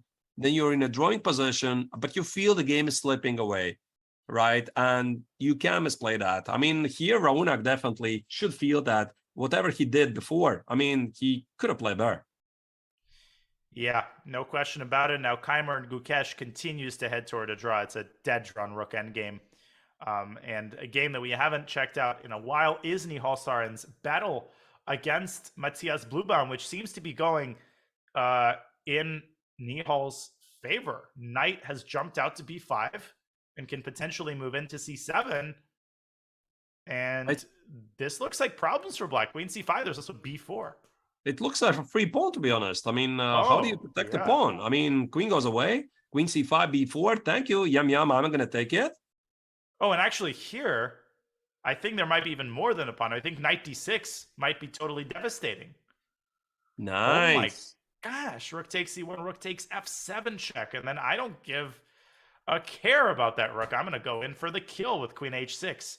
Says rook Nihal. f1, king f1 gives nothing, right? There's no way for the black queen to join the defenses, right? The queen on b6 is safely put away to defend the king, so to speak. Not great for black. Zippo, zilch. Yeah, and if you don't play queen b6, well, where do you go? That only leaves you with one square, the miserable square on f8. This is likely what's going to happen. This is not how you equalize the game. You put the queen on f8. No. That is terrible. Oh, look at that stare that Nihal Sarin is giving his opponent. He has one of the greatest stares, to be honest. You know, you just like Gary Kasparov just looks this crazy stare towards you. You know, a lot of intimidation right there. This is why I like watching Nihal's game so much. I mean, he takes a position that looks pretty colorless. You think it's going to be a 70 move grind, and then 5 moves later, he's already winning the center pawn, and he's converted it into a position where he has a huge attack. Incredible. And big trouble here for Matthias Blubaum, the German. I find actually, Danya, I find it quite interesting that there's quite a few games with isolated pawn structure. I think we saw this in Wesley So's game against Vidit, right? Here we again have the same structure. So it seems to be like a common understanding that black is sort of holding. I mean, I think some time before it was, I mean, at least the conventional understanding was that isolated pawn to e5 black is suffering, but, you know, engines are not really impressed. And engines are not impressed. I completely not at all. agree. I mean, it's nothing. It's nothing. I mean, who cares about isolated pawn on d5? Engines definitely don't. Yeah, no, that's totally. I actually have observed the same thing. Engines always give equality in a situation where even if you control the square in front of the pawn, which is supposed to be, you know, the dream of playing against an IQP, oftentimes you just see zeros by the engine because the side that has the IQP often has that additional piece activity that can compensate for the weakness of the pawn. But this is not exactly a, you know, a worthy advertisement for playing with the IQP, and Nihal Sarin will continue to try to convert what is about to be his first material advantage of the game. In the meantime, we have that Armenia-Spain match, which is continuing to heat up. Let's quickly check into the Shirov game. Yeah, this is... Wow. Okay, this is just... This is totally over. I mean, black is down in exchange. I think he did play queen h3 before, as you suggested. So he self-trapped the queen. Some total brain meltdown happened for the top Spanish board. And now it's just an exchange, technical position. If the king gets to d3 very quickly to protect the pawn on e3, this is curtains. Bishop c5, just play rook d3. Rook d3. The knight is restricted completely by the pawns. And 1 minute for Alexei for 16 moves. Nah, this is over. I think that's the consequence of the morning round, right? I mean, this is a morning round. You definitely got to feel that because, again, to remind you, the viewers, their last round started at 10 a.m. In local time in Chennai, India, right? It's tough. It's tough to play the morning round. Your brain is still sleeping. You start to see things which are not even there. And this is apparently what happened in Shirov's game. No, chess players hate the morning rounds. Have you ever overslept a round at a tournament? No, I have missed a round, but for a different reason, though. Not oversleeping. No. Have you? I have. Well, I taught at a chess camp. I teach at a chess camp in Atlanta every year, and there's a tournament after the camp. Now, the camp is grueling. It's you teach all day, every day. So the last night, the tournament starts the day after camp ends. It's about 7 p.m., and at 7:30 p.m., I totally crash. I'm exhausted, and of course, I don't set an alarm. It's 7:30 p.m. The game is the following morning at 10. Guess when I woke up? 9:55. I look at my watch. I'm like, oh, it's 9:55 p.m. Then I look outside. It's light outside. And I'm like, oh my goodness, the game starts in 5 minutes. It's like a game in 45. Throw clothes on, rush to the playing hall. And it was just a miracle that I slept 14 hours. So it actually happened. That was the closest I ever came, believe it or not. All right. How do you play the game? I won. It was round one, so I outrated my opponent. But I was falling asleep at the board. It was terrible. Sometimes when you sleep that amount, it's actually counterproductive. You sleep, you feel even more sleepy than if you had slept like 9 or 10 hours. Right. Well, there's that, definitely. So either way, Shirov is going down in this game. Major result for our team, Armenia. Sargsyan is becoming a true leader. I mean, always thought he is a very, very solid player, but not like the top elite. Still, what he's doing here in the last 5 rounds, 4.5 out of 5 against the absolute top-notch players is just incredible. I don't even have the right words in my vocabulary for that. Yeah, it's incredible. He's very underrated. He's been around 2,700 for so many years, and he is about to deliver a huge win for Team Armenia. Okay, back we go for a second, perhaps to the Uzbekistan match. That Anish Giri game might actually be the match-deciding game, because this end game in which Norbek Abdusattorov seemed to hold the only winning chances, but the eval bar believes otherwise. Wait, how did they not win the pawn on f4 again? Yeah, that's what I'm wondering too. Rook g1, rook b6, king c2, rook c4. Oh, I think he missed the tactic here. I think he had the move rook f5, which he should have played. Okay. This, I think, is how you win the pawn. Either you see this move or you don't. I mean, rook e5 can escape your vision, right? Because obviously the square is under attack, but the rook on g1 conveniently pins the black king. Wow. Can be missed. It can be missed, right? I mean, I also wouldn't spot it on immediately. Yeah. Neither would I. And there are two types of people, those who see rook f5 and those who don't. Yeah, I'm also one of them, I guess. Yeah, in the second part. But here the pawn cannot be defended. Even if you go g5, it doesn't actually help because of the pin. So this would have given white excellent winning chances. Instead, Norbek moves his rook from g1 to e1. And so wait, the rook was there before, no? I mean, the rook was on... It was. He just wasted 2 tempi just like that. He played rook g1, rook e1. There you go. He got discouraged. He didn't see a way to win the pawn, and he moves his rook back.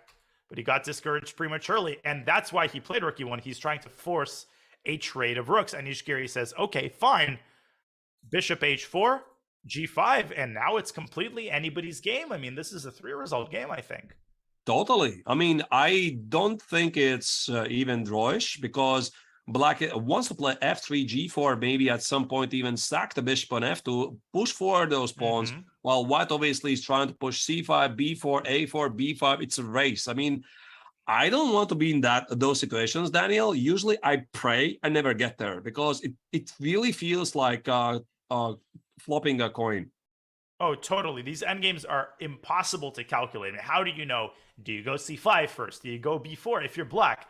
Do you go king f5? Do you go f3? There's like usually 3 or 4 candidate moves on every move, and it is simply impossible to calculate these types of endgames accurately. So you basically end up trusting your intuition. Both sides have plenty of time. This is already move 37, so they're about to make time control. And Norbek, without further ado, he sets his own pawns in motion. We are in for a fascinating endgame here with all 3 results possible. Oh.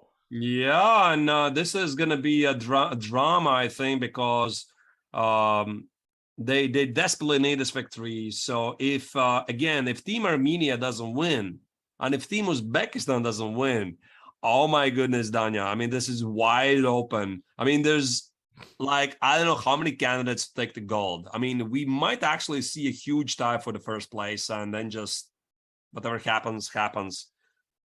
Now, I think there will be a result very shortly in the Jordan Van Forest Norbek Yakuboyev game. So that exchange sacrifice, it turned out to be a money move because, as we discussed, it's your fault, Arturas. You put this into Jordan's mind. He played the move b3, and knight e5 found immediately by the Uzbek grandmaster, rook d4, knight f3. And Jordan was forced basically to liquidate into an endgame where I actually think he is the one who had to exercise caution. And he did exercise caution. He wins the pawn on d5. Noterbeck, Noterbeck. Wait.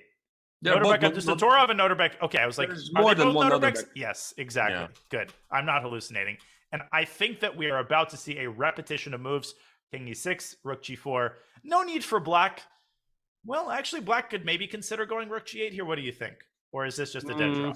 The pawn on h6 is under attack, but so is the white pawn on f2. Maybe this is just going to liquidate, Rook g8, bishop h6, bishop f2, h5, trade many things on g6. Black has this pawn on b5, extra pawn, but it's of no use, really. So, but you also can't go to f5. Yeah, that's actually a problem, It can Ooh. happen like this. Daniel bring this into situation before. It's like, okay, let's make a draw. Okay, I agree to a draw. I play king f5 and boom, you miss rook f4. I've been there. I've done that. Totally happens, right? You go at this from a distance and you think, we just liquidate on g6, and then you fail to check for these other tactical resources. So my guess is that Noterbeck will cooler heads will prevail, and we will see a repetition and a draw. And on the last board, we have this crazy game between Max Womadam and Vakirov, which continues to go downhill for Max. Wow, the pawn on b2 is missing. I guess at some point Black did snatch the pawn on b2 for free, positioned it on c3. Yeah, and supported it with a pawn. And here's the problem. Bishop f4 looks very tempting, but there's this move e5. Beautiful. Yeah, that's a mood killer pretty much. E5 is a move you don't want to get because d takes is queen d1, back rank issues, the rook on d1 is not protected. And if you have to play bishop g3, well, your pieces are never going to come back to life. And even maybe f5, f4, as you're showing Daniel there, is just costing white a piece. Not good choice for white, but what to do, right? f6? I guess you have to go bishop h4 then. But black can actually still go e5. Like this that's is actually a still valid point. Very annoying. Very annoying because now this bishop on h4 is disconnected from action. So is the knight on f3. It's just bad. I think it's just bad for white, right? Because suddenly there's no counterplay. And I think white was hoping for some counterplay at the king side. And now these pawns on f6 and e5, they secure everything. And e5 is a major resource. Positions. This is a major resource. I think black should already have it under his radar. Yeah, this looks borderline winning. I think this is borderline winning, and it does appear that Carissa Yip is on the path to delivering checkmate. We will go to her game in just a second. Before we do, we have Sindarov against Benjamin Block. They are locked in a very, very complex position. Not much to say here. I like white's position, but I know people in chat are going crazy. We need to go to the Carissa game right now. Is there checkmate in that game? Let's see. Or was that fake news? It definitely feels something checkmate-ish. Having the open G file, queen on h4, queen f2. I think this game is going to be over pretty quick, to be honest. But wait, I don't see the piece sack though. And where exactly is the mate? Queen h4 actually is queen b2.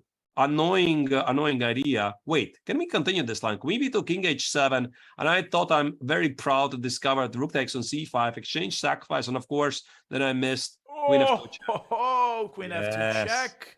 And nice. Now, but 1 second, I think white has the move queen takes d6 here. This might also be quite annoying. Oh, so you're saying there's no mate because queen f2, king h2, queen f1, white delivers a shocker on h6. A mate checkmate of her own. No, not like that, but a checkmate of her own on h6. And I don't actually see exactly how Carissa delivers the crushing blow. Now, she's got 30 minutes to figure it out, and Tanya with 2 minutes for 10 moves. If she pulls out this game with white, that would be unbelievable. That is highly unlikely. So I would still say that the white is still doing great. But the way rook takes on c5 also is a threat, not to be missed, right? Because the queen on f6 is currently pinned, so you cannot play d takes on c5. So that is a threat, which asks me a question why rook takes on c5 was not possible immediately.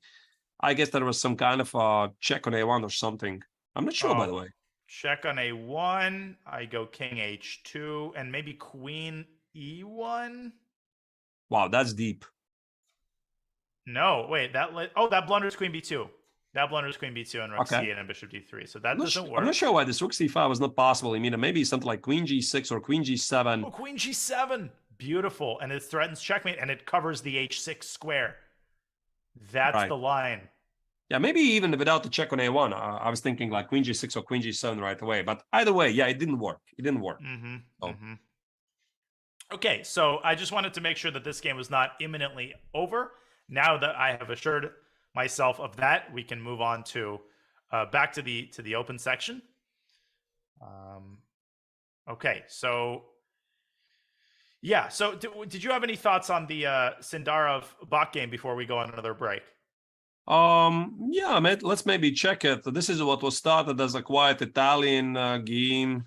We discussed how we don't really like Italian game. I think we share the same feeling there. But suddenly White's position seems to be preferable because there's some targets at the queen side. However, the pawn on e4 is weak. So I wonder if White doubled the rooks at f5 with the idea to sacrifice the exchange on f6. I'm not sure, really. I mean, is that the idea? Knight I g5. think it might be. Van Forest, by the way, signing his score sheet. He makes the first draw, as we were discussing. But after knight g5, yeah, I think rook takes f6 is definitely in the cards. I actually think that is his idea, and then you go knight, and then you go h4. Yeah, Tigran Petrosyan, the former world champion, would definitely approve. He is, of course, historically widely regarded as one of the greatest players ever to make some of the most beautiful exchange sacrifices. We've seen quite a few of them here in the Olympiad so far. Many of them, by the way, by Anish Giri. So it's fun to watch. Yeah, Anish continues to sharpen his playing style as Benjamin Bach shifts his knight from f6 to d7, clearly worried about that exchange sacrifice. He's got 7 minutes on his clock for 15 moves. Netherlands is in trouble. They're in trouble on this board. They're in trouble on the last board with Max Warmerdam in a really bad situation. And Anish Giri is the Netherlands' main hope. He's going to have to try to pull out a win out of that endgame against Nodirbek Abdusattorov. Will any of that happen? Who will take gold today? The climax is beginning to be approached as the Netherlands tries to stop Team Uzbekistan's Cinderella run and Spain trying to do the same to Team Armenia. And we will continue to monitor this fascinating final round of the 44th Chess Olympiad. And we'll be back with more Olympiad action in just a couple of moments. Stay tuned.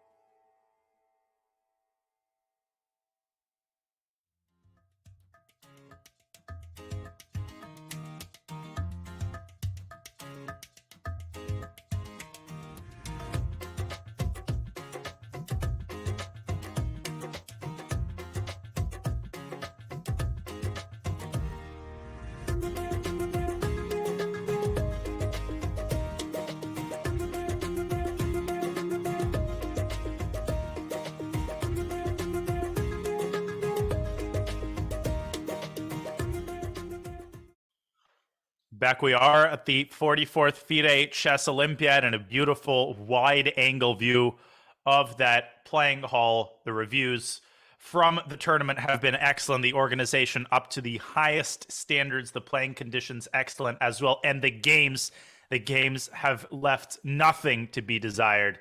And final round included. We are 3 hours and counting into this pivotal final round of the Chess Olympiad. Daniel Naroditsky and Artur Znaiksons bringing you the coverage of this all-important final round. We start in the India versus US match, and bad news for fans of Team USA. It appears that Lenier Dominguez is about to lose his game against Arjun Erigaisi. Yeah, that looks incredibly nice domination from the White's perspective. Although we have a material balance on the board, you got to see that White is controlling more space. His pawns on c5 and d6 are very close to queen. So I don't even know what Black's supposed to do here. King d8. You need to watch out for ideas like c6, knight c6, knight b6. Everything just starts fly towards the Black king. I mean, this looks just, yeah, like you said, Daniel, just very bad. Yeah, it's over. It's over. This is not even close. I mean, Lenier has zero counterplay on the king side. Hasn't managed to produce anything. And Arjun Erigaisi, Arturs, I don't know how much you've seen his games, but he is something else. To defeat Lenier like this on demand, making him seem like he doesn't understand the positions is crazy. Yeah, he's one of the super talents. One of the super talents coming out of the Indian chess, which has produced so many of them, right? It's not Arjun Erigaisi, not only him. Of course, it's Dhamaraj Gupkesh, it's Pragananda, it's Ronak Sadhwani, and there's like huge list of the currently, I mean, already elite players, and more players are coming that we simply don't even know about yet, right? So here definitely Arjun is going to be a high-level, top-level player in the next few years for sure, if he's not already. With Fabi's game having ended in a draw early, that basically means that Sam Shankland is going to have to squeeze something out of a better endgame against Narayanan, and this actually starts to look pretty promising for Sam. If he's trying to go for redemption after that devastating loss that he suffered at the hands of Robert Hovhannisyan, this will be the way to do it. Does he have serious winning chances in this endgame? I think the answer is yes. So the very big question is, do we take on d4 or not? Because if it does allow Black to create two passed pawns in the center and the queen side, but it also opens way for White's pawns at the king side. So I'm thinking exactly as you're saying there, f4, e5 next, so rook d4. I want to do it. I really want to do it because those queen side pawns for Black are not doing anything. If I get to play like you're showing there, king d3, f4, e5, I like White's chances here. This looks pretty juicy, but Sam going for a different approach. He went knight c4 to e3, potentially aiming for the f5 score, just kind of keeping the status quo. We have a trade of rooks and a check on d6. 3 moves away from time control, so time pressure is not going to play a role this game. And Sam sort of keeps the pawn structure as it currently is. That doesn't mean he abandons hopes of playing f4. I mean, this still is a serious idea that Black will have to reckon with if he moves his knight away from g6. Right, and also knight f5, I think, is an issue at some point, and Black will have to reposition the rook to the pass of e6 square. So my best guess, Black has to play knight e7, and it's on the board, right? It is on the board, and that tosses the ball back into Sam Shankland's court. Will he play f4, or will he kind of nurse his advantage until move 40, and then decide on the most appropriate moment to play the move f4? Right, and again, that's what distinguishes really great players to just good players, because they feel this moment, right, Daniel? I mean, when do you have to go for this? Because again, I felt that I want to take rook takes on d4, establish this pawn majority king side, because I see the team is not doing really so well. I have to step up, but I mean, they just feel it, right? Okay, maybe this is not the right time to do it, because you don't want to make very big decisions right at the end of the first time control. This is already proven fact. You want to get more time, then you have more time to think about it. And at the same time, you don't want to procrastinate too much, because your opponent could then prevent you from playing the moves you wanted to make. So a move like g7, g5 needs to be seriously evaluated by White. Now, of course, that creates a gaping hole on f5, so I don't think Sam is particularly afraid of that move happening. But nonetheless, he's going to have to find the most appropriate moment to try to make progress. And in the other game, we have Wesley So. And Wesley with obviously no risk and advantage, and he's about to win a pawn. So that's a pawn right there on d5, which is impossible to defend. And in fact, it can be captured. It's white to move. Wait, but is it gonna is there a chance, Daniel, for this game to reach an endgame with both b pawns somehow getting traded and white has the d4 pawn? Well, I think that would be the ideal scenario for black, but I don't see a way for black to actually get to white's b pawn. That's a good point. Yeah, I was thinking f6, bishop f7, but then I saw knight on b4 obviously is an issue, right? There's conveniently the second pawn at some point under attack. So if you play b3, after f6 or before f6? I'm not sure. At some point, I guess we're going to have to play b3 because the pawn on b4 is simply under attack. Well, I guess white's going to drop the knight back to e3 to prevent your knight from jumping into c4. So, for example, even I can play it maybe here. Wesley might just as well do it. So Team USA right now is on the verge to become trailing behind the match because Lanier Dominguez is losing. But here, Wesley So and Samuel Shanklin could still pull off a victory for Team USA. Absolutely. Both of them have, sizable winning chances, and they're both going to have to deliver. They're both going to have to win their game if the U.S. is to have any chance of medaling today. Okay, so we will keep a very close eye as Sam and Wesley try to nurse and nurture and expand their endgame advantages. Okay, what do you say? Netherlands Uzbekistan, or Armenia Germany? Where do you want to start first? This time you choose, Daniel. I mean, I've been choosing quite a few times before. I agree. I love making decisions, as you know. Let's do a little compromise. Let's quickly go through let's start with the India Germany games, and then we'll move to the Uzbekistan match, because this match we haven't looked at in a while. And this game between Raunak Sidhwani and Nisipiano, both of the players have under 7 minutes for 14 moves until time control in a position this complicated. Can you believe that? Right. And now crazy? I feel definitely the potential for black to take over the game, because if black is, again, simplifying the position, somehow trading off the queens and put the bishop on f6, I mean, this is just two bishops and a passed pawn. Because suddenly you start to see white has those 3 pawns against 2 for black at the king side. They don't matter at all. On all black has this passed pawn. So I can easily see Nisipiano taking over the game. And I'm wondering if Sidhwani is keeping the queens on the board with the idea to sacrifice the exchange on d3 and somehow trying to bother the black king with some queen e4 check ideas as soon as it goes to h7. So maybe even the immediate sacrifice deserves attention, but nah, probably not. Because if you check me here and then you check me back on e4, black always has the move g6. But I agree that the general idea of the exchange sacrifice exists. Right. But Raunak seems to have been losing the thread for a large portion of the game, and the time situation has officially equalized as Raunak drops now to below 5 minutes. So this is a big game, and if Nisipiano can turn this around and even win it, then that gives Germany every shot at the very least tying the match if Nihal Sarin can convert that extra pawn against Matthias Blubaum. Okay, Gukesh is still playing, right? Gukesh against Keimer. They're still playing, but it's a dead draw. Yeah, it's a dead draw. All right. They're still playing, but it's a dead draw. Petrosian and Anton Guijaro have officially drawn their game. That's in the Armenia-Spain match. And let's take a look at some of the Uzbekistan games. Back we go to the top board with Noderbek, Abdusatorov, and Anish Giri having just made the time control. What do we make of this? Is this just going to peter out into a draw? I think it is. I think it very likely is. So rook takes on e1. I think it's quite important to note you can't take with the knight, right? So you would love to take with the knight and snatch the pawn on f3 after rook e1. Knight e1 is oopsie moment f2. Oopsie daisy f2, and the pawn cannot be stopped, or you have to give up the knight. Right. So you have to take with the king.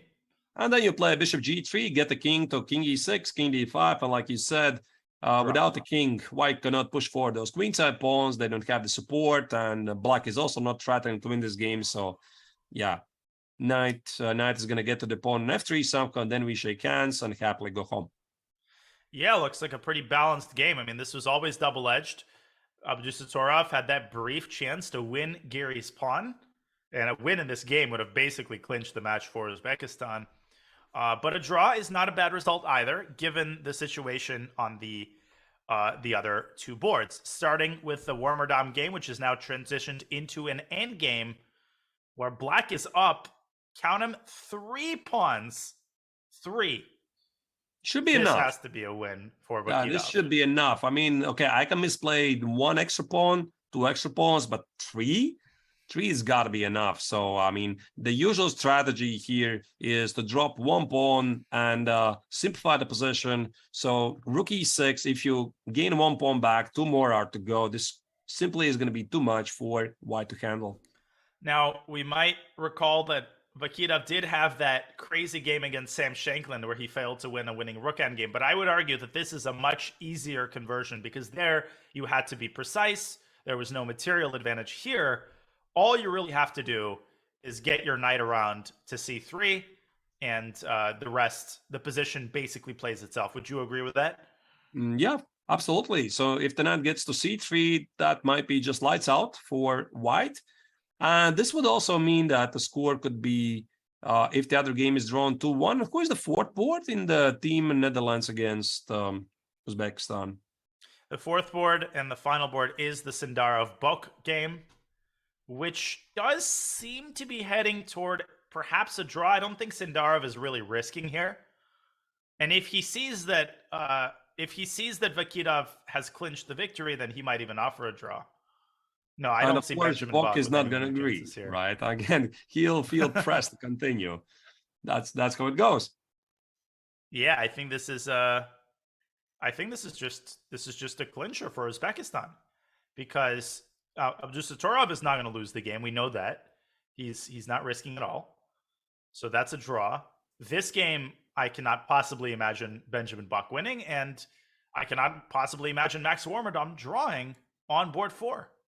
Right, it looks like that, and also it reminds me, Daniel reminds me yesterday's story when second team of India was cruising for a 3-1 victory over Uzbekistan, and Gukesh was winning, and Prague was, I guess, winning, and I think it was like they're like staring at each other at some point. I mean, who's gonna do it? Who's gonna do it, right? And so that I can secure the match to a victory. And I think that Gukesh was not sure that Prague is going to win, and that's why he then overpressed. And I think we might see something. I'm not saying the same scenario, but you are looking towards your teammates. You're trying to gather information. I think also Sindarov maybe is less looking at his game. He's trying to figure out, what do I need to do in this game? I mean, do I need to press it for the victory? Probably it's going to be a difficult thing to do. Do I need to play for the draw? I think right now he should already have some ideas that. But the thing is, Armenia is very likely to win their match because Petrosian and Tungihara is a draw. Santos Latasa against Hovhannisyan is a draw. We know that Sargsyan, amazingly, Alexei Shirov is still playing, but it's still completely winning for white. If Armenia wins and Uzbekistan draws, does Armenia get gold medal? Yeah, they do get because they have the same amount match points, 17 after round 10. So whoever wins, the other team draws. This means automatically the winner team is getting gold medals. However, if they get the same amount of points, I think it's pretty sure that Uzbekistan is going to be higher because they have scored bigger victories in the previous rounds. They have swept away their opposition. After round 10, they had the greater tie breaks. It's a bit more complicated than just a small points, but they are doing it better. Yeah, so for Team Netherlands, their only chance might actually be Benjamin Bok trying to win this position. Are there any chances that this turns around in Black's favor? Because I am looking at White's incredibly weak pawns on the e-file. Black already has a pawn for the exchange. I've seen crazier things happen. Daniel, I'll look at this from a different perspective. I mean, imagine yourself, you look at the team match and you see you need to make a draw. I have a simple question. How do you liquidate this into a draw? It's not easy. I don't see a direct way to do it. Yeah, that's the point, right? Because, I mean, when you feel that you are maybe slightly better, but you need to make a draw, you look for the simple way to make a draw. I don't see a simple way to make a draw here, because if I sacrifice the exchange on f6, and maybe trade off that pawn on b2 for the pawn on a5, you're still down a pawn. And this is not where you want to go. No, I agree completely. And what I will say is that I was considering the move rook a7, just going after the a5 pawn. And you could get a very unbalanced type of position. Takes. And this is anybody's game. I mean, black has a big pawn majority in the center. And rook a7, by the way, is on the board. It is on the board. Wow. We will get this kind of position. Nah, wait. This is no longer indeed a controlled game. This can easily turn either way. The line you showed, Daniel, rook e3, rook a5, rook e4. Of course, both sides have the trumps. White has an outside pass pawn at the b file. The best practices say that you want to put the rook behind the pawn, push forward the b pawn. Oh, wait, this is the idea. Or rook c2. He's going for the activity, and he wants to double on the 7th rank. Oh, that actually is a lot scarier. That's a phenomenal idea by Sandarov. And Benjamin Bach has a minute to make his 40th move. Or maybe rook c8 check and play rook f7 also is in the cards.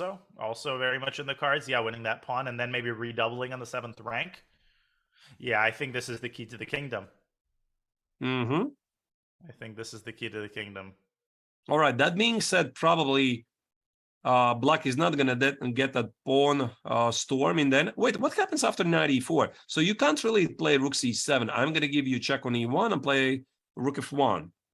Right? Ah, that's a cool defensive idea. So I guess here I have to give you a check on c8. Right. And now either you take on f7 or double the rooks. I don't know. Let's say I take on f7. All right. I think White's going to do this. Because here I find it very hard to believe that black is going to win the game. Are you sure? I'm not so sure, because imagine yourself, I'm going to drop the pawn on g7. I'm thinking about something like king g6, rook c to c7, and let's say... And by the way, before we go any further in this game, we have a result. We see the handshake. We see Anish Giri and Norbert Abdusattorov exchanging smiles. That result is official. All right. Exchanging smiles, exchanging point in halves. That was to be expected. But if you go back to this position, I was thinking something like, I'm going to drop the pawn on g7. I mean, maybe it's a double-edged decision. If I play something like knight f6, rook g7, king f5. Maybe it's not much, but I have a feeling that if those central pawns are going to march forward, this could be at some point dangerous for white. Of course, I mean, the bar is laughing at me as usual. I'm used to that already, but I can see the potential of these pawns.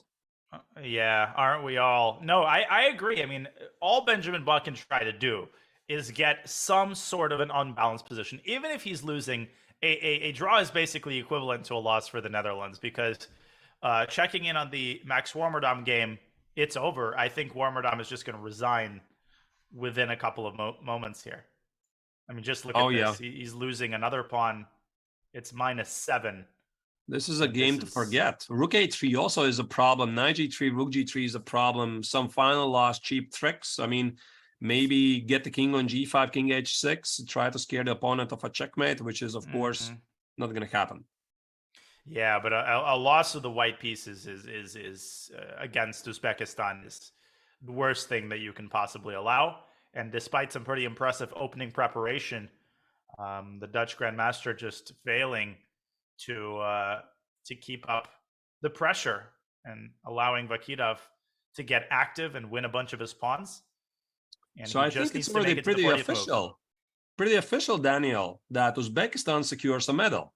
At least a medal. Yes, because they've basically secured at least a draw in this match with a win by Vakitov. But let's not shovel dirt on Max Warmerdam just yet, because again, I have seen crazier things happen. In that last move, knight g7, Arturs might have been an inaccuracy.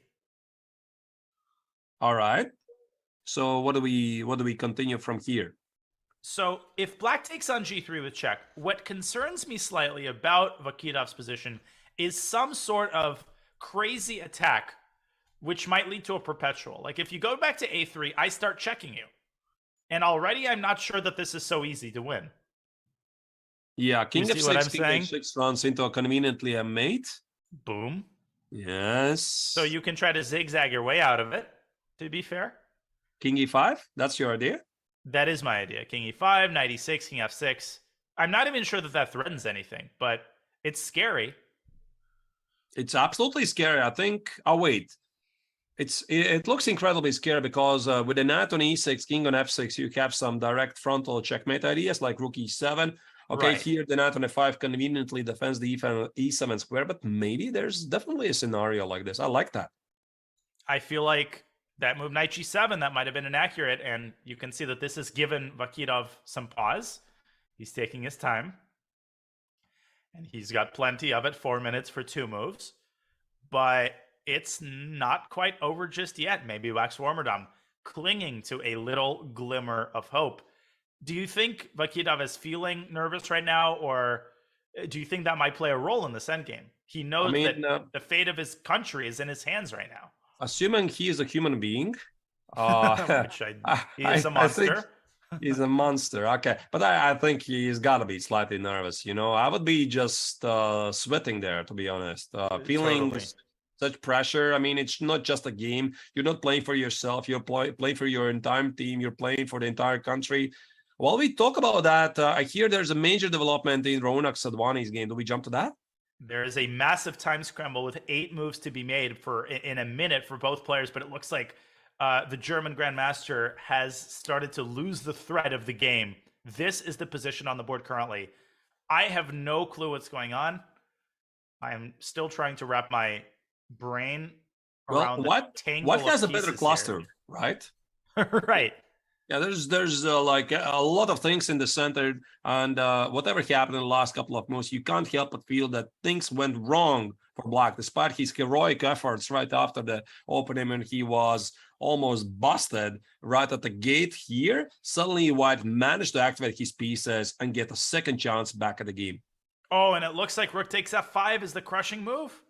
G takes f5 and bishop e5, I think, ends the game. How is it crushing? Queen g6, rook g3. Oh, wait. It's a queen trap, no? Queen h5, knight bishop f4. g5. Queen h5, knight f4. What a beautiful idea. Wow. The queen is literally dominated. Look at this position. Look at this position. This is That's amazing. beautiful. And bishop g5, I guess the bishop is trapped somehow. f4, h4, the bishop is gone. Well, at a minimum, I can play knight g5 and rook g5. This has to be totally winning. And Queen then I can G5, come around queen f7, queen e6. That's beautiful. Yeah, the rook on c8 is also under attack, and this seals the deal for White. Let's see if Raunak Sadhwani, with 1 minute remaining on his clock, can find rook e takes f5. No, he does not, but he finds a different crushing move. Bishop h4. Wow. And what's the idea? Queen h4? Is it knight g5? But after knight g5, bishop takes g5, I saw that idea. I had a hard time figuring out the crusher there. I guess we're about to find out. Queen takes h4 is going to happen. You have to, because g5, rook f5 is killing, and queen goes away. You still get the knight g5. So Raunak definitely has seen already the winning idea of knight g5 check. The rook on f7 is under attack. And maybe, maybe bishop h4 is just good, but sometimes, I know this from my personal experience, you see one idea in time scramble, you simply don't have time for anything else. You get fixated on one idea, and everything else is just not visible. But bishop h4 looks good. Queen takes h4. No, he plays... Okay, no, he played bishop takes c6, rook takes c6, and queen takes f3, giving up an entire queen. And this has got to be... Oh, and actually even queen takes f3 might be the most clinical move for Raunak. Wow. Just don't even take with the pawn. This is nice because g next on f3 clearly Black's idea is to play bishop h4, build up some kind of a fortress, and there is a chance to do that. I can feel that. Queen f3, lovely. Rook f3, rook f7, and that's it. Yeah, like why bother with a passed pawn on c3? I think gf3 and queen e4 might also be winning, but in the interest of playing in time pressure, I think queen takes f3 will lead to immediate resignation, because at the end of the line, the white rook is able to stop the pawn from c1. And Raunak taking his time, very patient. It's amazing, right? He's still so young, right? And, doesn't even feel that this is such a critical moment for him. I mean, huge pressure. He's very cool, calculating the lines. I mean, it's great to see. It's incredible. And he did end up playing g takes f3, a little bit surprising. But if he follows it up accurately, then All's well that ends well for Raunak. I think queen e4 is what he is banking on, forking the pawn on g6 and the bishop on h4. And the beautiful detail is that bishop takes f6 runs into rook takes f6, followed by queen e7 check, picking up the rook. Nice. So is that? Yeah, it's winning, of course. I mean, I was still trying to rely on my c pawn, but of course it's not going anywhere. Right. Of course, it's easily winning. So queen e4. I think this is actually what's going to happen. Bishop f6. It's easy to miss rook f6, queen e7 in time scramble. And with Gukesh drawing his game against Keimer, it's still going, but I would imagine that game must end in a draw, although we'll check into it in a second. Michal Sarin can only win his game against Bluebaum, but it doesn't matter because Rasmus Svein and Pragnananda have a dead draw. That means India, too, is going to win their match, assuming that nothing crazy happens here. Right, and that means also great news for the Indian fans if indeed India 2 is going to do it, because if India 2 wins this again means almost like automatic medals, right? Because they were in the third place with a great tiebreak. So winning this match, they should at least secure a bronze. That's according to my calculations, but of course I don't want to jinx it. And it's been the narrative all Olympiad long, the fact that India 2 might actually be a stronger team than India 1. Stronger not in the pure chess sense, obviously, but in the sense of how hungry they are and how on form they are. And they have displayed absolutely incredible performances all around as India 2. And the youngsters on that team deliver yet again. Rook e1, rook c1, I think, just ends it. There was a piece sacrifice, by the way, so clearly Nisipiano understood that things are bad. He sacrificed bishop on h4. Now his idea is to play c3, c2, rook d7, rook d1, which probably doesn't hold. Because rook e1, rook c1, queen f4, I protect my rook on c1, and then it's going to be just a slow technique. Yeah, and again, I think taking on f3 with the queen was a lot more efficient. But this is perfectly good enough, I'm pretty sure. Right, so the one is going to do it. I think he's not going to miss it. So do we go Kugesh's game? Check how drawing his position actually is? Yeah, I mean, it's crazy that game is still going.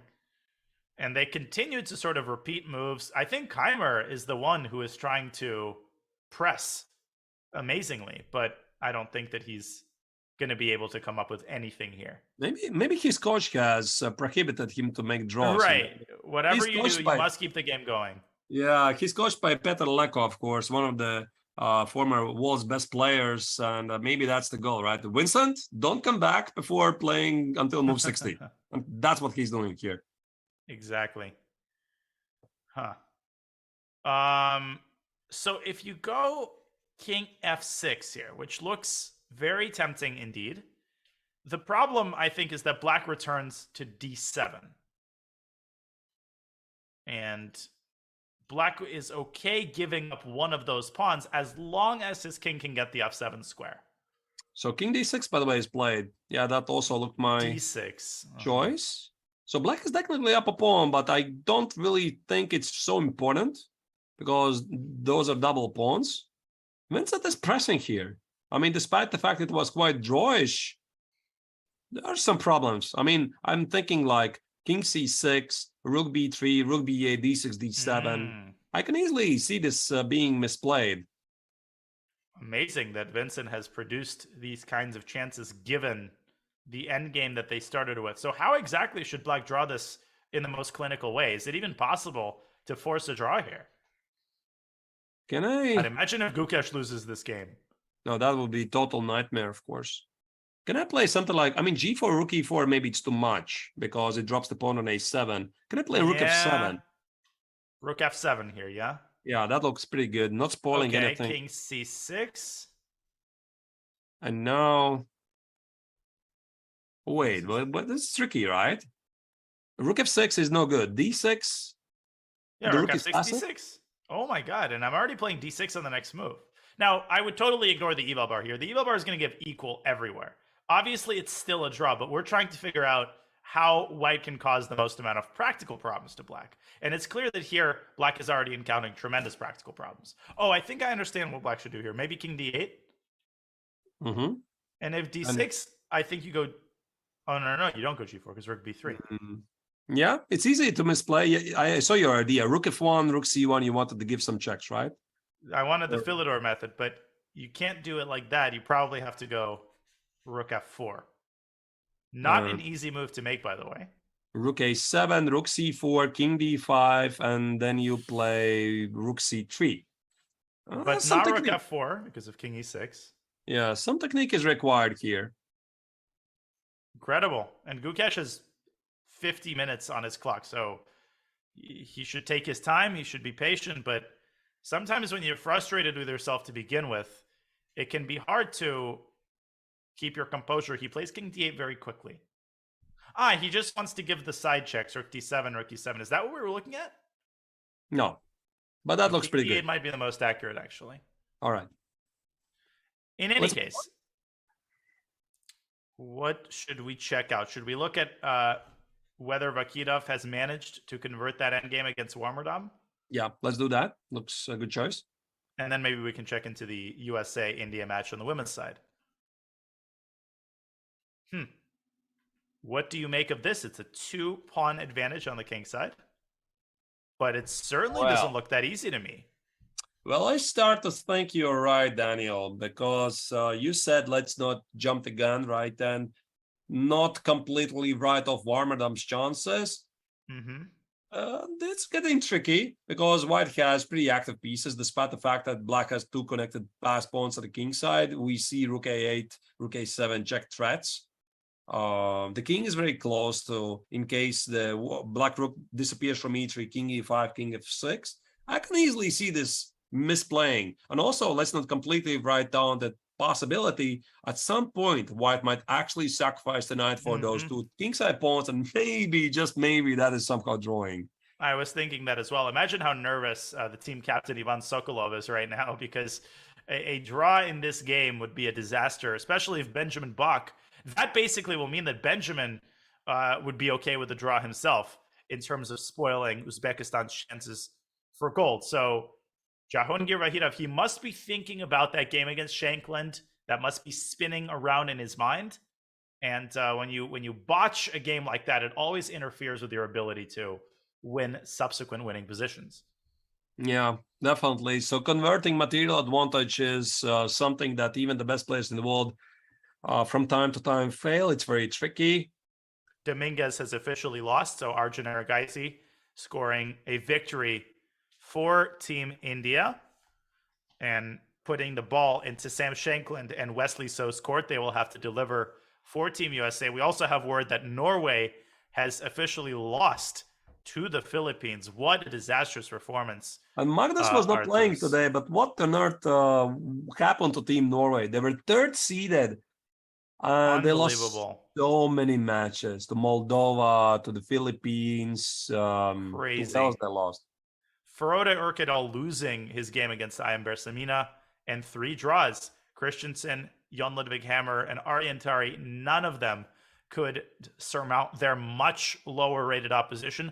A hearty congratulations to Team Philippines for finishing strong. And speaking of finishing strong, let's go back to the U.S. women's team. And it looks like Carissa Yip is about to deliver a huge win against Tanya Sachdev. This looks totally crushing.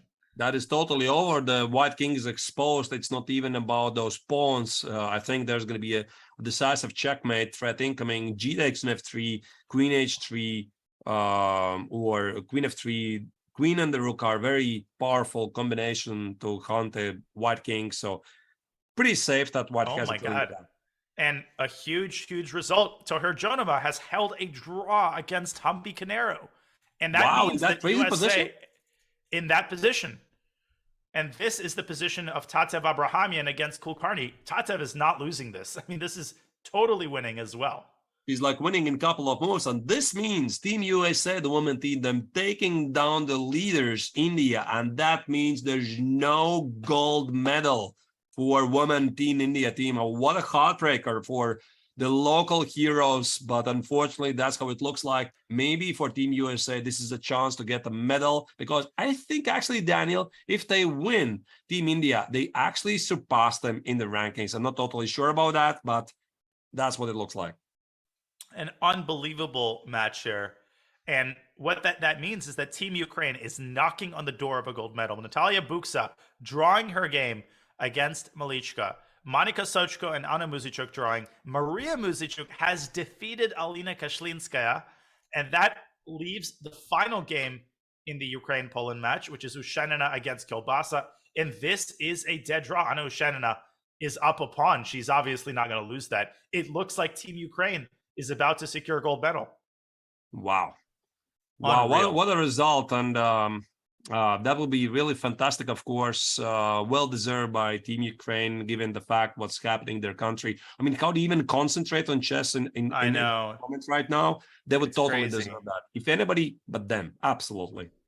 It's such a feel-good story, and I think everybody can come together and just celebrate, like you said, the strength of mind that these players had to demonstrate, not only getting to India, which itself was a monumental challenge, but many of them, most of them, all of them still have family, all of their family in Ukraine.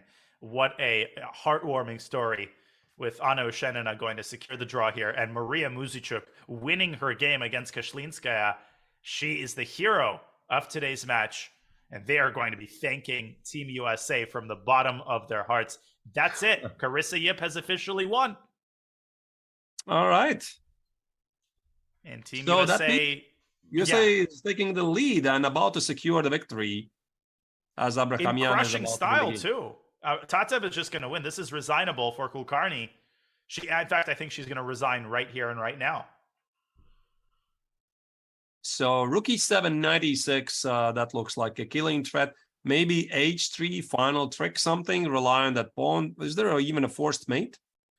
H3, I would just even take that pawn. Yeah, maybe just take it. Right. I mean, the mate is not going anywhere. The pawn maybe is. That's it. It's over. It's over. The U.S. wins and gives themselves a serious chance to medal, to secure bronze, which would be a huge performance for the ladies from the United States.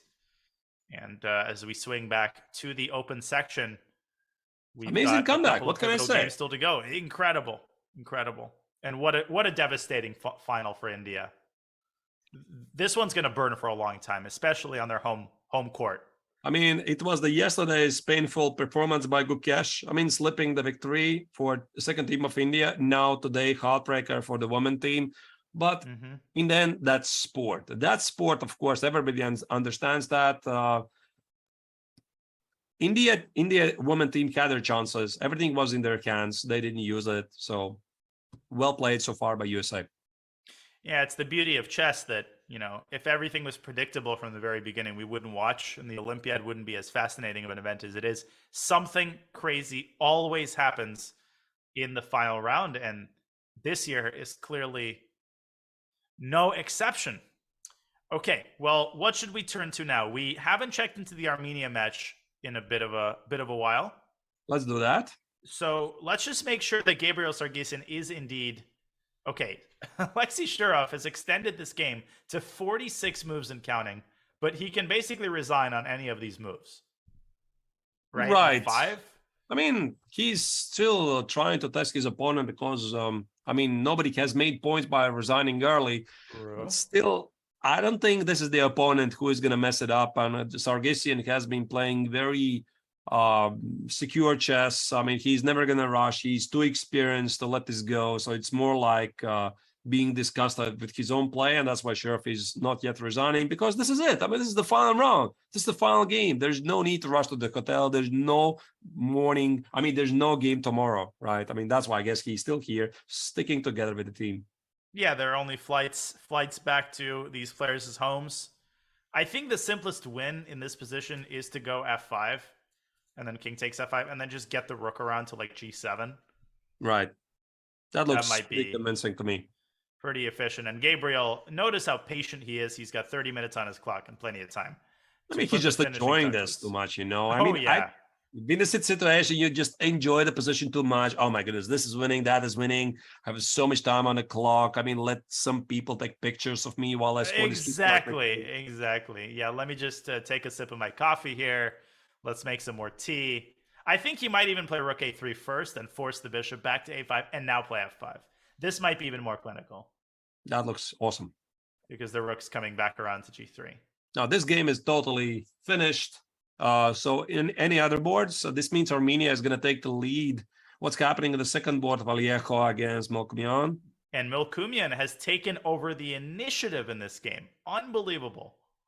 And it looks like Armenia is going to be hot on Uzbekistan's tail if Hrant Melkumian can avoid losing this game. So, Daniel, Oh your God. prediction.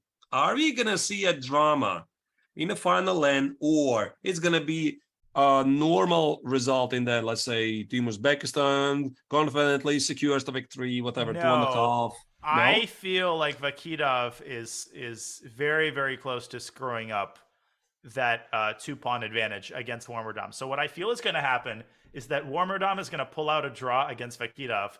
But I feel like Javohir Sindarov has good chances to win that endgame against Benjamin Bach. So it would be crazier than crazy if Benjamin can hold a draw there, Warmerdam can hold a draw in his game, and Armenia surpasses Uzbekistan for gold. That would be the ultimate crazy finish. But for that to happen, first and foremost, Hrant Melkumian has to make 3 more moves until time control and keep the status quo alive. If both the chat is craving, the chat is craving for drama. Everybody wants a drama. Daniel wants a drama. I want a drama. Chat wants a drama. Maybe we are gonna get it, right? We very well might. And if both Armenia and Uzbekistan win their matches, which is looking like a pretty likely possibility, we will not know the tiebreaks until all of the matches end, because Olympiad tiebreaks, because of the team element, are incredibly complicated, and we will not be able to make any conclusions until all of the matches are over. But it appears that Uzbekistan will be more likely to have the higher tiebreaks. Right. Looking at this position, actually, one little thing I noticed that white is up a pawn, but it's the king which really bothers white, right? I mean, it's exposed. Right. Oh, white is up a pawn. Yeah, that's true. White is up a pawn. That's why I'm slightly, I started to think about this position. Why exactly black is better? I mean, I don't understand it, because black wants to play, white wants to play rook b4, rook b3, solidify, but the exposed king should give black enough counterplay. Maybe something like rook g7, h5, rook g4. And then the rook is somehow disconnected at the queen side. I mean, I don't know. Is there the move rook takes f4 here? Whoa. Would this lead to a draw? Rook f4, and where's your idea? Just rook f4? Nice. If queen f4, queen b5, offer draw. But okay, but I don't think he's going to go for this, just because black holds the draw here, but why do something like this? Maybe he's calculating it. But you win back the pawn, right? Maybe, again, Daniel, he's looking at the team and seeing what's happening. Maybe I need a draw. No, a draw would be ideal here, because we know for a fact that Sargsyan is going to win, and Santos, Latasa, and Hovhannisyan have agreed to a draw, so that's official. So we have simply 2 more games remaining, and queen e7 with his final seconds goes Hrant Melkumian. So he's ambitious, or he wasn't really sure about this entire sequence, as you said. Right. Interesting stuff. Okay, so I guess white is going to try to bring the rook in from b5 somehow back to defense. Rook b to b3 would be my best guess. Rook b to b3, linking up the rooks and trying to keep these 2 pawns intact. Your idea of rook g7, h5, and rook g4 is definitely something that white has to be vigilant about. Yeah. So something like this could happen. And what is their 4th board doing right now? By the way, Raunak Sidwani has won his game. So India too takes the lead, right, against Germany? Yeah, and that match is basically assuming that Gukesh does not lose that endgame against Kaima, then Nihal Sarin is guaranteed not to lose. India too is going to win their match. All right. Looks India at least some sort of good news for Team India. I mean, the entire nation, who of course is now closely following also what's going on in the women's section, where the first team of India is about to lose their gold medals, but at least this would be something. A glimmer of good news indeed. And with a smile, Alexei Serov leans back in his chair and resigns his game against Gabriel Sargsyan. And that means that Team Armenia is within 1 game of holding a final round victory. against Team Spain and putting the ball squarely in Uzbekistan's court. What a fascinating finish we are moving toward. Okay. Insane. Now it all comes down to this Warmerdam game. Insane. Sargsyan goes 4.5 out of 5 in the last 5 games against some of the best players in the world, beating Fabiano Caruana, beating Mamedyarov, Shirov, and again, fantastic performance. Well done. Incredible performance indeed. And he is going to be well over 2,700 after this tournament. He's probably going to be 27.15, 27.20, maybe even at his peak. Sargsyan has had such a long and illustrious career, and yet another phenomenal performance notched among his many tournament victories and sensational results. Okay, so this endgame, this is the big one. Is Black making forward progress or backward progress is the question. I can easily see this ending in a draw, to be honest, like you said. Yeah. So something like 94? 94, rook a7, or not 94. I want to centralize the knight. Oh, knight He f3. played knight f3, which looks a little bit weird to me. I agree with you completely. I thought 94 was more natural. Right, some check threats on f6. I mean, it gauzed f6 square. So I was thinking 94, rook a7, trade those pawns, and then bother the king. I'm not so sure this is still winning. Rook b4, rook a2, rook b7 check, where the king goes, king e5, knight f6, etc. Yeah, and the bar, of course, confirms what they're saying there. Which is that at this point, it's already a draw, because I think here, white can simply continue harassing the black king. Or maybe even go knight f6, something to that effect. No, I don't think that black will win this type of position.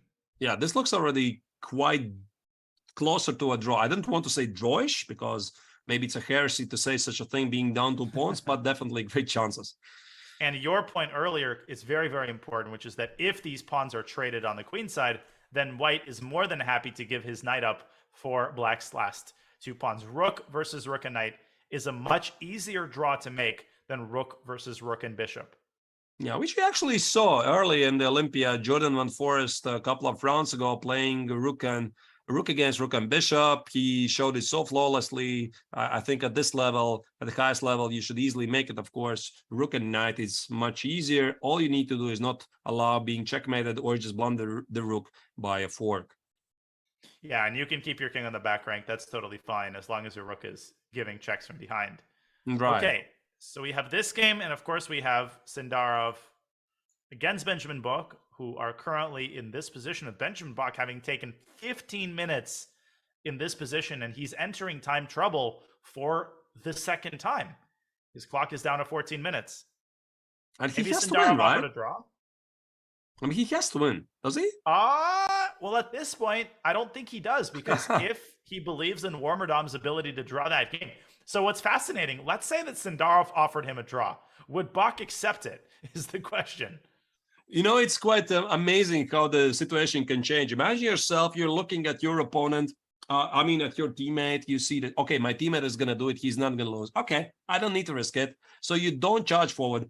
Couple of moves later, your teammate blunders, he's losing, and now your chance might be gone because you made this very committal decision a couple of moves ago. So it's really, really, it's not only you playing, but you also need to have an eye open what's going on your teammates' game, and maybe try to postpone making big decisions if that's even possible at some point later.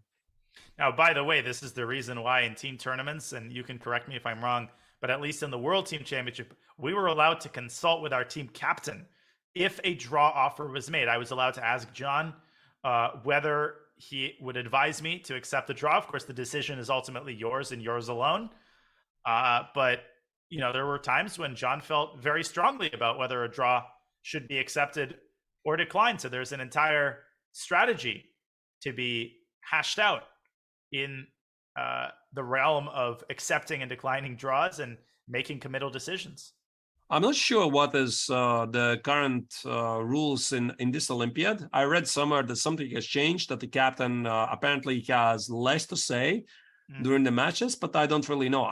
There used to be Olympiads when even the captains could have offered a draw. And I think, this is something what definitely Ramesh RB would have done yesterday, because you could see his pain in the face. I even still remember the picture. It was Ramesh RB and Ivan Sokolov both sitting.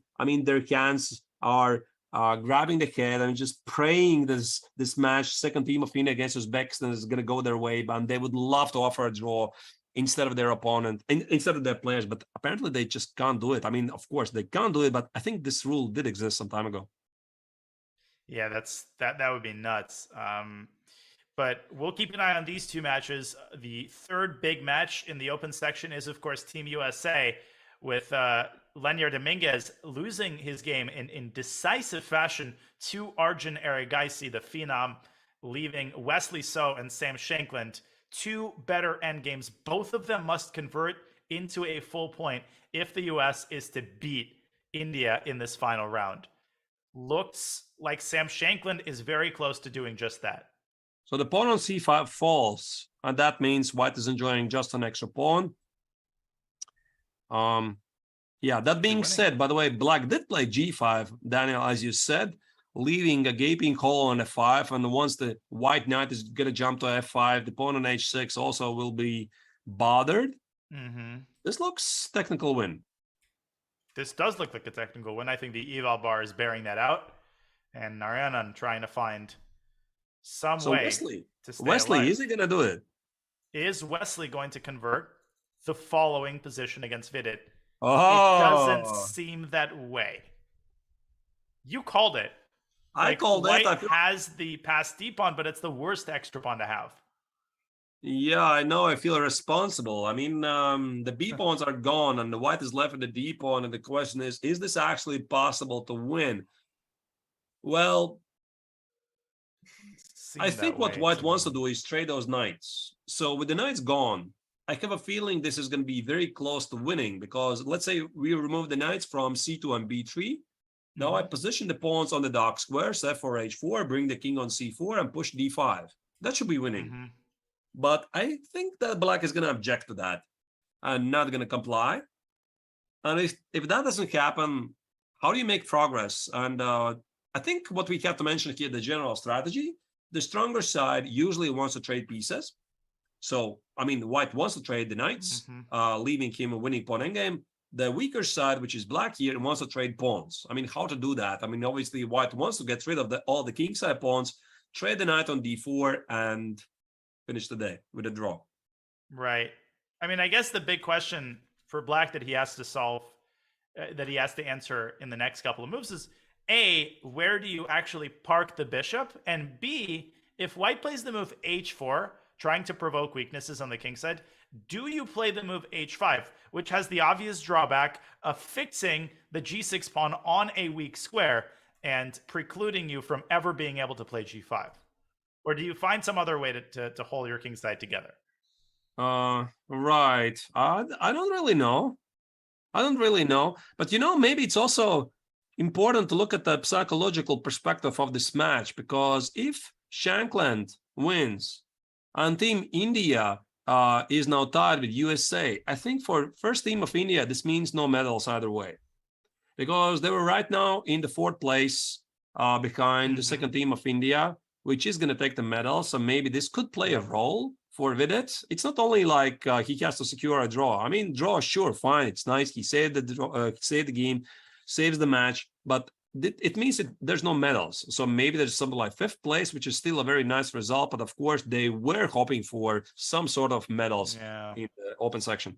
Without question. And on your camera there, you saw the disgusted facial expression of Matthias Blubaum, who is going to lose his game to Nihal Sarin. He's got his head in his hands. He is upset. And a resounding positional masterpiece put together by Nihal Sarin as he delivers the final moves of this game. We will see resignation here very, very shortly. And India too, what a win. What a win without a single loss. They will win the match 3-1 against Germany. On the board? I don't see it yet. Yeah. This is the position. All right. So I think it's just over. Or if I take H takes on G3, just Rook C1 is on the board. Rook C1, because G2 was a threat, by the way. Nice trick. H takes on G3, the threat was to push G2 and Rook H3 queen. Yeah, indeed. If you went A5, then there would have been G2. Right. So this is necessary, and now G2, rook G1, rook G3, A5. Yeah, that's a game over. Should be game over. I mean, this is a slightly uneven race. Right. Maybe rook A3, king D6, rook A2, rook takes on G2 is the final blow. Rook takes G2, classic idea, distracting the rook and promoting the pawn. This is all over, and Nihal Sarin is going to deliver the final blow, putting India 2 in medal position. But we still have a lot of action remaining. In particular, we have the Warmerdam endgame against Jahongir Vahidov. If Uzbekistan wins this game, they come within an inch of securing gold medal. Will Jahongir Vahidov, does he have what it takes to convert this endgame? That remains to be seen. You're watching the 44th Chess Olympiad. We will take one more short break. And when we come back, our pivotal matches between Uzbekistan and the Netherlands and Spain and Armenia will continue. Stay tuned.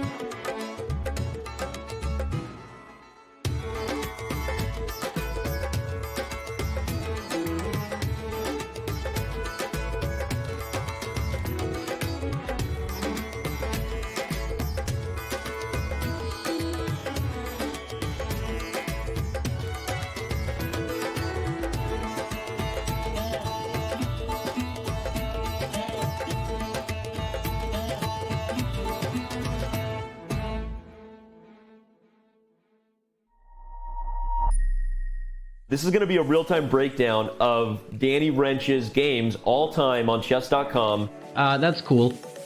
Oh! In the last month, I am playing 83.12. I'm less accurate than them in every stage. Yeah. Man, that stings a little bit. You should do the more game review. Okay. Yeah, thanks a lot. Okay, so Tuesday sucks. I gotta stop playing chess on Tuesday. Oh, it's because it's Title Tuesday. Look how many blunders there were back in December 2020. And now December 2021, 1,600. Don't look at this number. Look at this number. Best. Let's go to tactics. Mates. I'll probably need to work on these ones. Yep. Every single rook fork that has presented itself to me, I have found. No one has a higher percentage of rook forks than I do. Yes, correct. These are literally the knight forks that you missed. I missed knight d6? You saw it just now. What the is wrong with me? I could have done here and then taken this pawn, and I'm winning because my pawns get held together. That's probably the coolest part about this feature. Like these positions against Hess? Rook there for rook e2. And he blunders mid and one. Oh my goodness. I'm awful.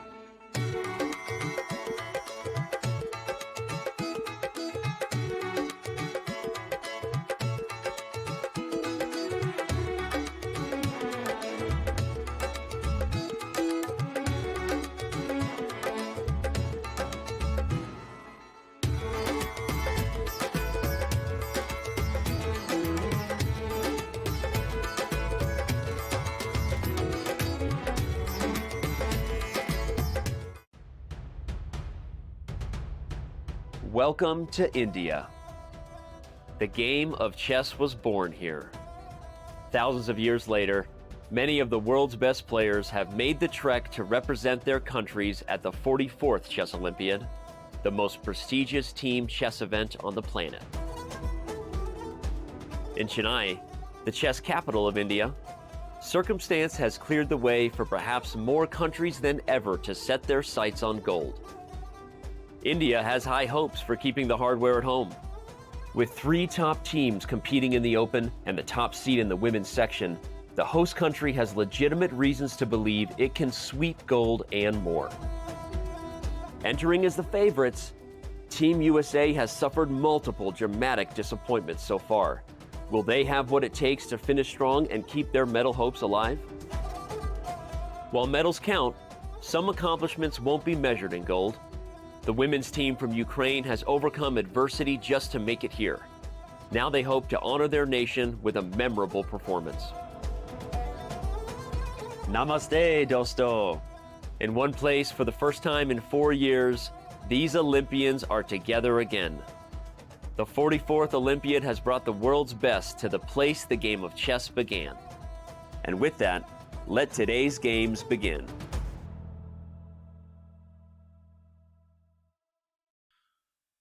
And it is the final round of the 44th Chess Olympiad 2022. And the big question, who is going to take home gold medal? Uzbekistan leading the tournament. Before the start of the round, they are on the cusp of winning their match against the Netherlands, but there is still work to be done. And Armenia is even closer than Uzbekistan to winning their match against Team Spain. Arturs, we could not have possibly asked for a more exciting round than we've had so far today. Absolutely, Daniel. I mean, I don't even think it's absolutely clear so far who's gonna take down the gold. At the moment, it looks like Team Armenia might win the match. The same applies for Uzbekistan, but then there's the tie breaks. And of course, one small slip from either the teams, either the players, there's a draw, which again could change everything dramatically. So even in the 5th hour of the games of the final round, we still don't know who is going to win this. Indeed, we do not. And just to recap the situation at the top, if both Uzbekistan and Armenia win their matches, then we will not know which one of them wins gold medal until all of the results are in, and then we'll be able to calculate the very complicated tie breaks. If Uzbekistan wins and Armenia draws or loses or vice versa, then the team that wins earns gold medal. That is for certain. And it seems to me that Armenia basically has it in the bag. We have one more game remaining, and it's Hrant Melkumian's game against Vallejo Pons. I just don't see Black losing this. Do you?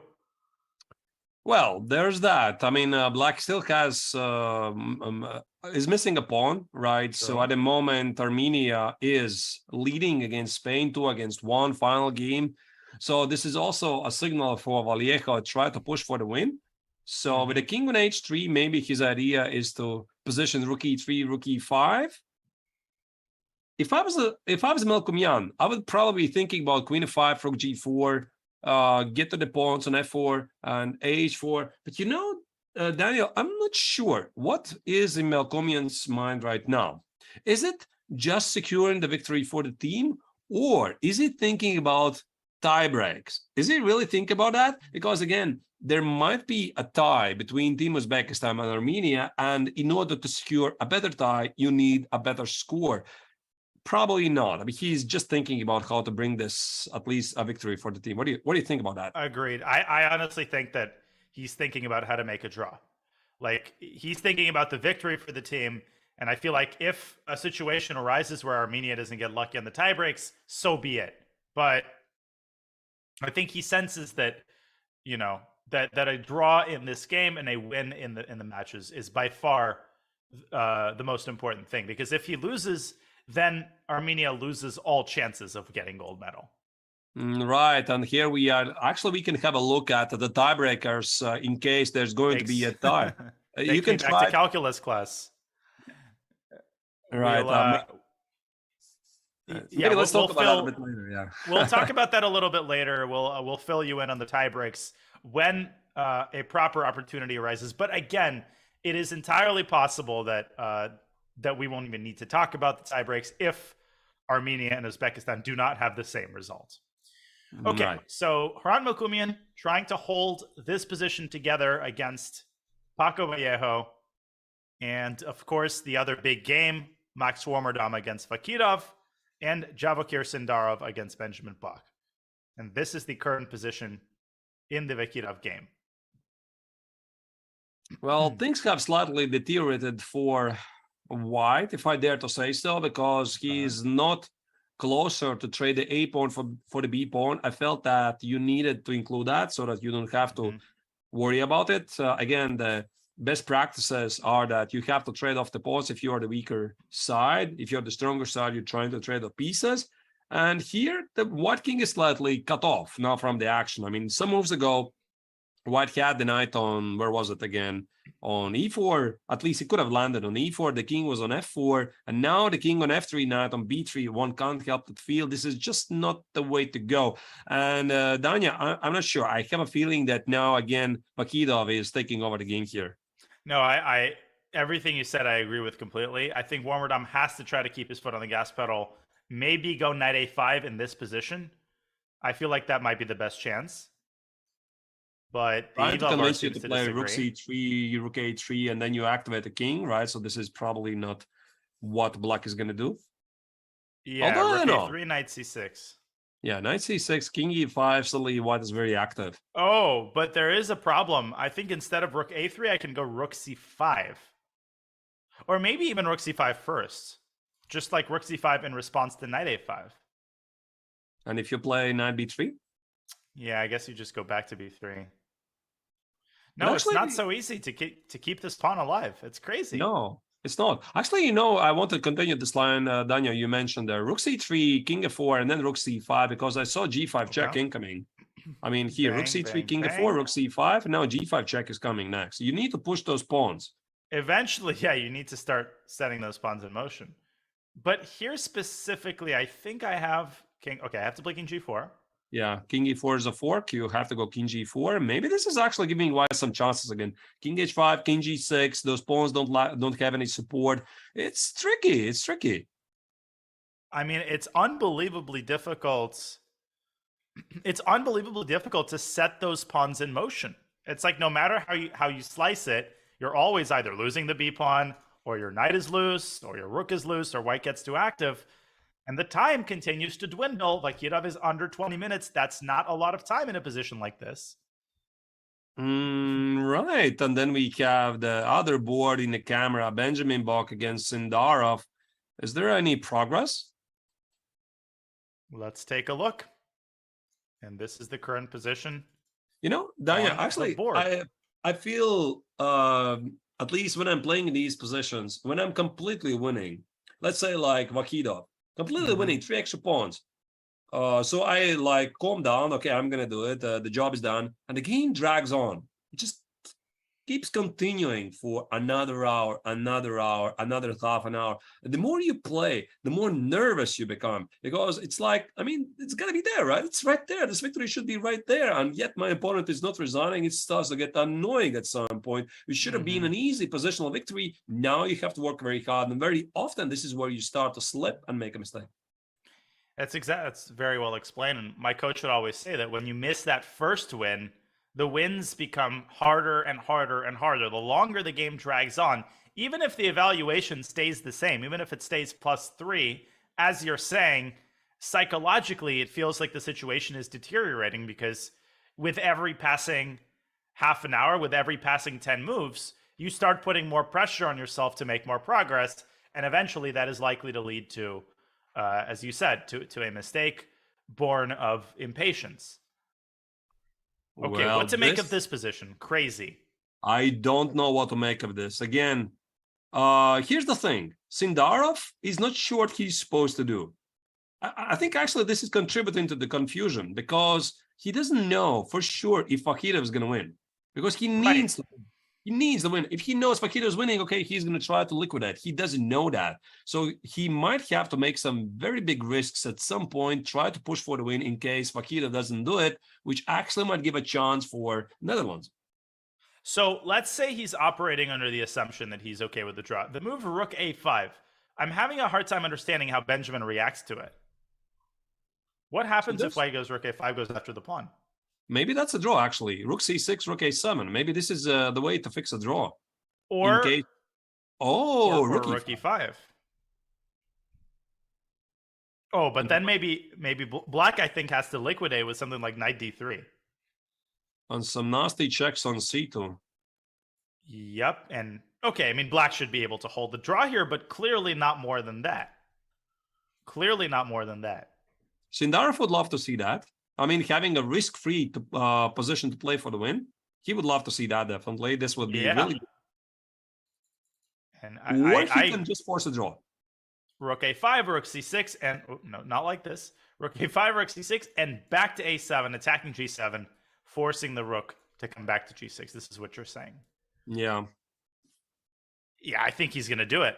I have a feeling he's going to repeat moves here. God, that's such a difficult decision. Again, it's so hard I'm not to sure say. the captain can intervene. And listen, the captain could give you a very, very important advice. I mean... Right. Just do this or that. Can the captain do that? I don't think so. God, it's crazy to me that Max Warmerdam is still in the game. Like, it literally seemed like the game was over. But all of a sudden, there's this uncertainty. And Sindarov was hovering over the rook on a7. I think he was about to play rook a5. Maybe he thought better of it. I don't see if there are any other candidate moves. I guess maybe you could start with rook e5. Same idea. I don't know. Rook e5 is on the board, by the way. I think rook d6. Wow. Rook e5, rook d6, and then again you can repeat. This would be a one-way out of this. Otherwise, if you play too long, those pawns on e4 and d5, they might become a problem. If they are getting pushed to something like d4, e3, one misstep, you're done. I mean, they're essentially a new queen, and you don't want to do that, especially in such a responsible moment like here, playing for the gold medals in the Olympiad for a team. Very, very responsible moment here for Sindarov. Jeez. And positive developments for Team Armenia. I think Hrant Mokumian is essentially forcing, at the very least, to draw an endgame in his game against Paco Vallejo. So that would conclude the Armenia Spain match, and it would put Uzbekistan in a must-win situation. Okay, so after rook e5, can black try rook g5? No, I don't think so. Takes and rook a5, I guess. Yeah. This is close. Wait, but you need to calculate that, right? I mean, I'm scared. E5, if you e3 king, this loses. Yeah, rook c1, d4, d3, d2. Oh my goodness. Unbelievable. Look at this. And after rook e1, this is a classic idea. You, of course, go d1 queen. You don't take the rook. Right. That's a beautiful line. So I guess after e3, the winning move for white is to drag the king a little bit closer. And the big and point, stop the pawns knight manually. e4, you play king f3, right? Not rook d5. Again, rook d5, there's e2. You're right. King f3. d4, still not over. And But something here like I'll- rook d5. Yeah, everything just falls. Or rook a4, everything just falls. Yeah, it's You not can going to start work. collecting the harvest here. Yeah. Benjamin, less than 4 minutes on his clock. He's got to make a decision. And he's probably calculating that line. I mean, that needs to be calculated if you're trying to win the game with black. But once you realize that you can't play it, then rook b6 or rook d6, I think you have to play. Right. And again, let's not completely rule out Team Netherlands' chances for the medals, because they also have a say in this matter, right? They also want to get medals, or at least have a shot. So finishing 2-2 draw, because it's already pretty clear that Warmerdam is not going to win the game against Vakitov. Maybe this is a chance also for Netherlands to strike back. That's why here, instead of trying to immediately secure a draw, Benjamin is trying to figure out, do I have even slightest chances to play this for the victory as well? Right. But I think with the time situation, the answer basically is a very resounding no. I mean, you have 3 minutes for the rest of the game. So if anything, Benjamin also can't afford to lose this, because if he loses this, then Vakitov's game becomes a completely moot point. Right. So, okay, it's official. Hrant Melkumian has drawn his game against Paco Vallejo. A huge result for Team Armenia. They win their match with a score of 2.5, 1.5 on the strength of Gabriel Sargsyan's incredible performance and victory over Alexei Shirov here at the final round of the Olympiad. And it is official. Uzbekistan is in a must-win situation if they want a chance at that gold medal. And that means also Team Armenia secures at least a silver medal because they were in the first and second place, shared place before the final round. They win. Nobody can take a medal away from them. Either way, it doesn't matter how Uzbekistan are going to finish. Maybe they're going to have the victory and the best tiebreaks, but still Team Armenia had an amazing run in this tournament. I mean, simply incredible. Again, not a single player over 2,700, but what they do have is magical team chemistry that has been written about, that has been built up over many, many Olympiads of playing together, of experience, and of team camaraderie. What a performance by Gabriel Sargsyan and the Armenian team that he led this year. Okay, back to the Warmerdam game. Oh, looks like progress is finally starting to be made by Vakitov. Those pawns sooner or later have to roll forward. Now that the white king cannot get to h5 easily. Eventually, you have to start pushing them, and he found the opportunity to do that. Now, this check gives absolutely nothing because of king d8, right? Right. I mean, king f8 is the wrong way to go because white has this very unusual drawing idea, knight h7, king g8, knight f6, and you don't go to the corner unless you're looking for trouble. Rook h7 is an Arabian mate. That it is. So king d8 is the way to go, and here the black rook on d4 is really well positioned because it defends the pawn on b4, defends against any checks on d7. I think Vakitov is going to do it. The more I look at it, I think that whatever chances Warmerdam had, they're gone. Right. It just doesn't feel like this is the position. His knight is in a terrible spot. And the reason his knight is in a terrible spot is because it's neither here nor there. You can't attack b4, but you're also not doing a good job of stopping the progress of black's pawns, not to mention that you're down to 10 minutes on your clock. And that might be, one of the bigger problems here. He just doesn't have the time to figure out, the most resilient defensive sequence. Right. All right, let's try tricks. Can I play rook b5 here? Rook b5. Oh, I blundered the fork on e4. Oh, rook takes e4. Rook b8 check. Beautiful. Yes, okay. Doesn't work. Nice trick. But the big idea is I want to sacrifice the knight on g5. So let's say you remove your knight to wherever. I don't know. E7? h4 probably is the right way to go, but 97. 97. Yeah, and now I want to take on g5 somehow. Take, rook g5. Yeah, you want a position like this. I don't know if I want this, but I might have to at some point. Yeah, this might be as good of a defensive chance as any. Right, but it's losing. I don't think that white can play at any given moment a3 to trade the b pawn. Yeah, it's probably just lost. The king is too far away. And the rook cuts off the king along the d file, which is another problem. Which means that white's king can never get to, for example, b3, which would totally change the landscape of the position. All right. But maybe something like this might happen at some point, and this is also what black needs to account for. But I think knight h4 actually makes more sense. I mean, not even venture there, give a check, improve the knight, although knight h4, king e3, whatever happens there. Still some chances for Team Netherlands. No question about it, but Warmerdam needs to play a move here, and he's got to do it pretty fast. How will he coordinate his pieces in an effort to save a miracle draw and secure a gold medal for Armenia? By the way, Benjamin Block, I think, has correctly decided to trade the d5 pawn for the b3 pawn. And according to the eval bar, this is a dead draw. Sindarov is very likely just to repeat moves here. So king f4 is risky, right? King f4 is just not the way to go because I might give you a check on f3, rook f3, king e5, and my e-pawn could just roll forward very fast. Yeah, that looks This is already a problem. Right. Rook c5, e2, rook c1, rook f1. So this pawn is actually unstoppable. This is not where you want to go. And if you don't go there, where do you go? He goes back to h2 after a lot of hesitation there. I think he went king h2. We're looking there on top right of your screen at the camera. And it appears to me that a repetition of moves is totally inevitable here. And we have an update of second team India. Nikal Sarin has won his game against Matthias Blubaum.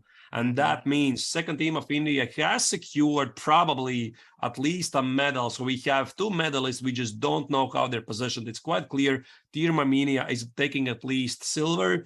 Team India is going to take probably a bronze. So Team Uzbekistan fighting for the gold. Unfortunately for Team USA, I think this means probably no medals at the men competition. Medal. Armenia, Uzbekistan, and India too. They've got dibs on the 3 medals. And even if Team USA wins, that is just a testament to how strong this Olympiad has been. Okay, Benjamin Bach, you see him checking on B2. And repetition of moves here seems imminent. You don't want to go to H4 because that's running into a checkmate. There's no progress for white. And Benjamin looking over, you can see Max Warmerdam there looking over at his teammate's game, but there's nothing either side can do here. Right. Yeah, of course, unfortunate for Max because normally the 4th board with the white color would expect to try to play for the victory, but something clearly went wrong for Max in the opening phase. He was just outplayed.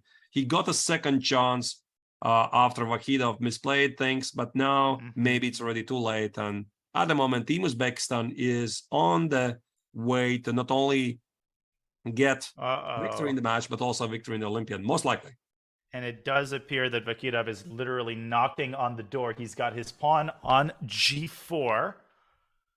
Warmerdam still trying to use his knight to do whatever he can. But the eval bar here seems to reflect it's over. I think it's over. Chances. There's a draw. Handshake, draw in Benjamin Bach's game against Sindarov. And it's all down to this final game. Can Vakhidov put the finishing touches and win the match for Team Uzbekistan? I think it's 95%, Daniel, that Team Uzbekistan is going to clinch the victory in the final 4th game against Max Warmerdam. This means both top teams after the 10 rounds, Armenia and Uzbekistan, they scored 2.5 points. And since Team Uzbekistan had the better tiebreaks, much better tiebreaks venturing into the final round, I think it's a very good bet that Uzbekistan in the end are going to take down the gold medals. That's what it looks like. Yeah, we are, obviously it's not 100%. Tiebreaks are complex, but you're absolutely right. And Armenia watching Max Warmerdam with disappointment. They, of course, were hoping for at least a draw in this game. Oh, and after King F3 here, I think the move Rook D2 ends the game. Is this the most efficient method? It looks very good. G2, G1, very nice idea to cut off the king or give a check first, then Check G2. first, yeah, then G2, and it's over. That's lights out. Rook B1, Rook F1, shake hands. We might actually see it on the camera happening there. These are the final moments. Warmerdam's body language says it all. This game is over. Yep. And by the way, as we watch Max Warmerdam agonize over his last couple of moves before resigning, King F3, by the way, is on the board. A quick update on Team USA. Sam Shankland is about to win his game against Narayanan, equalizing the match. And Wesley So, it appears, has failed to convert that extra pawn position. So Team USA is going to tie India with a score of 2-2. And that'll basically conclude all of the big matches of the day. My God, there's some crazy positions that I'm looking at in some of the other matches, but we're obviously going to wait for the conclusion of this game. We're going. Do we have an update also what's happening in the women's section? Who is looking likely to get the gold medals? Is it Team Ukraine? Probably, right? I think their final board was having this drawing rook game. Olivia Kalbasa against, who was it, Anu Shenina? They're still playing, but I mean, obviously Anu Shenin is the only one who can do anything in this position. So a draw would be perfectly sufficient, I think, for Ukraine. It's official. Ukraine with the gold medal in the women's section. Incredible. Yeah, that's what it looks like right now. Maria Muzichuk, such a clutch performance to defeat Alina Kashlinskaya and wins the match for Ukraine. But let's keep watching. Vakhidov, Rook D4 to C4. He doesn't play Rook D2. Amazing. I thought Rook D2 was just resigns. Right. Instead, he plays rook c4. Is this also good? I think the idea is knight e6, rook c3, rook c2 check. So you pretty much have to put the knight on e4. But then rook takes e4. Oh, that's pretty. Rook b8 check, king f7. That's a fork, by the way, on d6, so you have to give a check, yeah. Oh, yeah. Here, just knight e7 at a minimum. Oh, wait, I missed something. Oh, my goodness, I missed something there. Okay, doesn't matter. What were you thinking? I was thinking there's a fork, no? No, there was a fork, right. So rook b8, yeah. Oh, yeah, there's also knight d6. That's true. Yeah. Oh, so what you're saying is you have to start with this move. But it doesn't matter, right? King e4, g2 now. The black king conveniently defends the g8 square for the rook. Unfortunately, the b4 pawn is there. You can't play rook b1, which would be final hope for white. No, there's no hope for white. Knight e6, rook c3 check, accurately delivered by Vakitov. There's no perpetual. The knight on f5 is doing a great job of holding together some of the key squares. And after king f4, g2, king takes f5, g1, it's not hard to establish that there is no perpetual. The king runs towards c8, and resignation is imminent here by Max Warmerdam.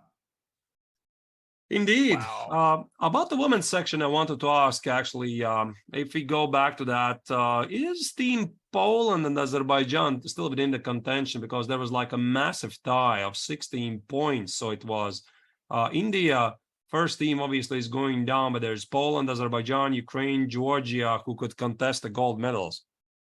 So is it a certainty that if Ukraine wins, which they will, that they will get gold? So I felt like it was a certain scenario that if India loses, which they did to Team USA, and Ukraine wins, they get gold. But that's not necessarily true, because Azerbaijan and Georgia might have something to say about that as well. Exactly. So Poland I guess it depends on how they do. Yeah, let's check it out. Poland, Azerbaijan, and also Georgia might have a say.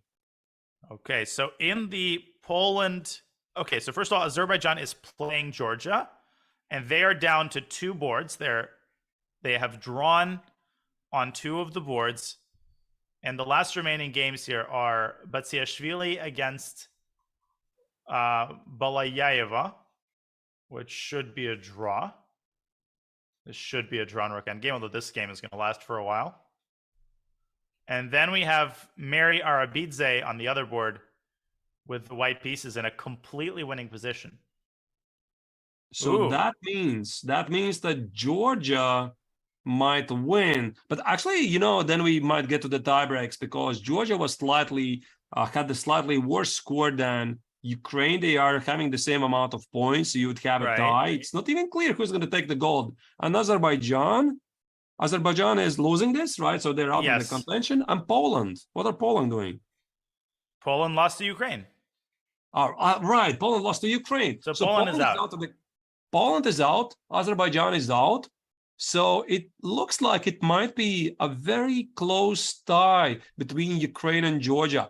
Wow. It's so close. It's so close. There was like a very, very narrow margin in the tie breaks. 330 and a half against 315 in the tie break. So it really matters what score. I mean, you win the final round, the opponents. Wow, it's a coin flip. It's going to be crazy. It's going to be so close between Ukraine and Georgia. But yeah, we're basically looking here, and the tiebreak seems to be... The funny thing is, if Azerbaijan had won, they had better tiebreaks than Ukraine, and Ukraine has better tiebreaks than Georgia. So it's actually really good for Ukraine that Georgia is about to win this match. Right. Yeah, but it does appear that Ukraine has the better tiebreaks. I'm pretty confident that Ukraine is going to take gold. I guess we're going to see. Either way, I think so far we are looking towards first way tie between Ukraine, Georgia, whoever is going to have the better tiebreaks, in case the match is going to finish how they are looking at right now. And probably Team India is going to take the 3rd place. That's how it looks like at the moment, despite the loss in the final round. Indeed. That would be crazy too. Losing the last round, still getting 3rd place. But it's going to be very, very close based on the tie breaks. We are watching Vakitov putting the finishing touches on his pivotal win against Warmerdam, look at how patient he is. He's not moving until he makes completely sure that he's got the right move in mind. King D8 here is game over. Right. All right, let's see it. King D8.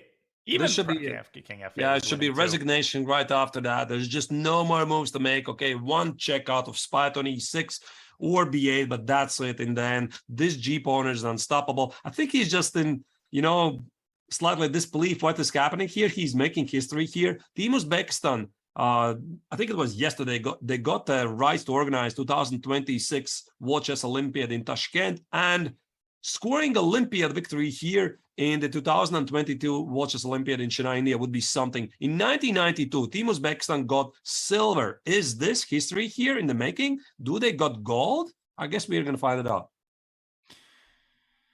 That would be nuts.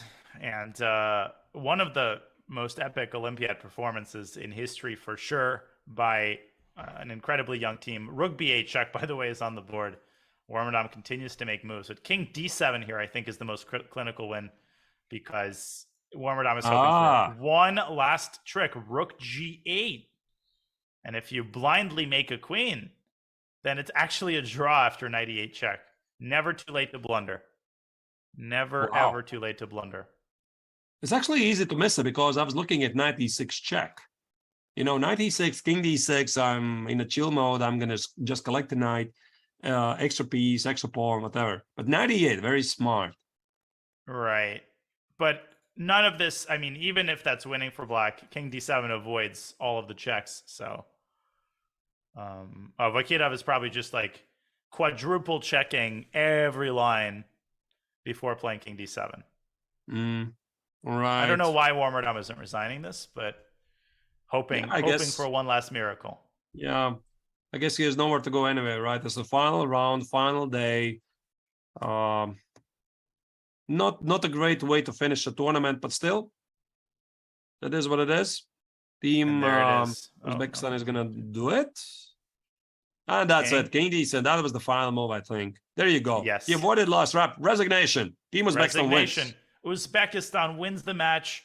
What an incredible finale as both leaders win their match with a score of 2.5, 1.5, and it's all down to the tie breaks.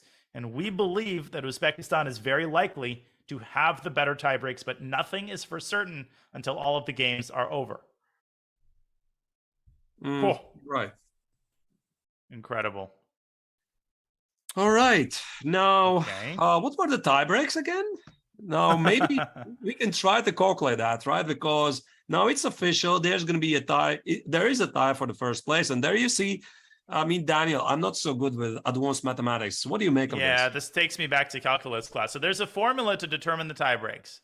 And the formula can be calculated. Basically, it's the sum of IS of 10 for 10 highest ranking team opponents. And you can see the designations there. GPI is the game points scored in a match against a certain opponent. And then FMPI is the final number of match points scored by an opponent. So I'm not going to pretend to understand exactly how this is calculated. This is outside my job description, but one way or another, it will be calculated by people in the know. And what we can tell you for certain is that Uzbekistan had the better tie breaks going into this round. That's an indisputable certainty. So barring something crazy, given that they both won with the same score, I'm pretty sure that Uzbekistan is going to edge out Armenia by tie breaks. I also think so. So for the moment, it looks like Uzbekistan has taken the goal, but let's not jump the gun before it's official. It looks like that, but maybe something miraculous happens. And I've seen this actually happen, Danya. What's been your worst experience in terms of you going into the final round with an amazing lead in the tie breaks, like I'm talking about the Buchholz, and then something unthinkable happens and you lose this entire lead you had, and all of your Buchholzes just lose the final round. Well, I played 2 Title Tuesdays ago. I was leading by an entire point going to the last round. I had 9 out of 10. So of course I need only a draw to get clear first. I lose, but I figured that since I'm leading the tournament by an entire point, I must have better tie breaks. And not only did I not have better tie breaks, but I actually end up in 3rd place rather than first.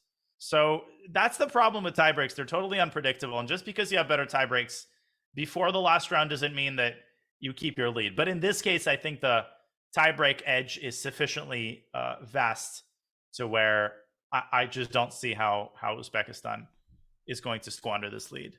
Right. So for the moment, this is what the top 3 looks like in the open section. Most likely, I mean, it's not yet official, it's unofficial, that Uzbekistan is going to take gold on better tiebreaks. Team Armenia is going to take the second place, and second team of India are going to clinch the bronze medals.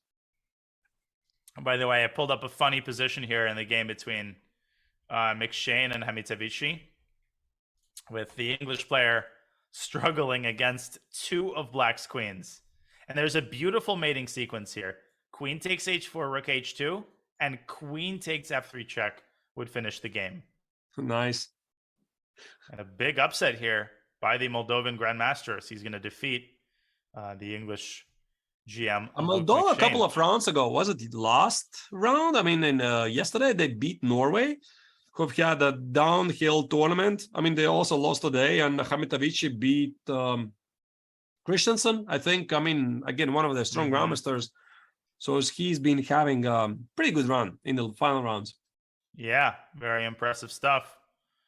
And looking around at some of the other matches, we have a couple of games still going, but all of the medal games, all of the medal matches have been completed. The only remaining game is Wesley's game against Vidit, but this is obviously a dead draw.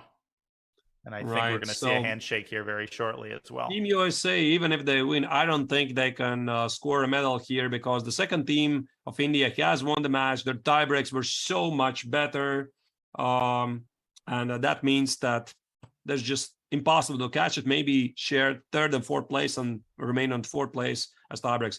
Either way, disappointment probably for USA men team, who are pre-tournament huge ELO favorites. But I mean, that's the Olympiad. It's unpredictable. Exactly. It is why we watch. And I think we almost see that every year. I mean, the pure rating favorites, they have won in the past. I think it was the time that the US actually won the Olympiad a couple of Olympiads ago in Tromsø. They were the rating favorites.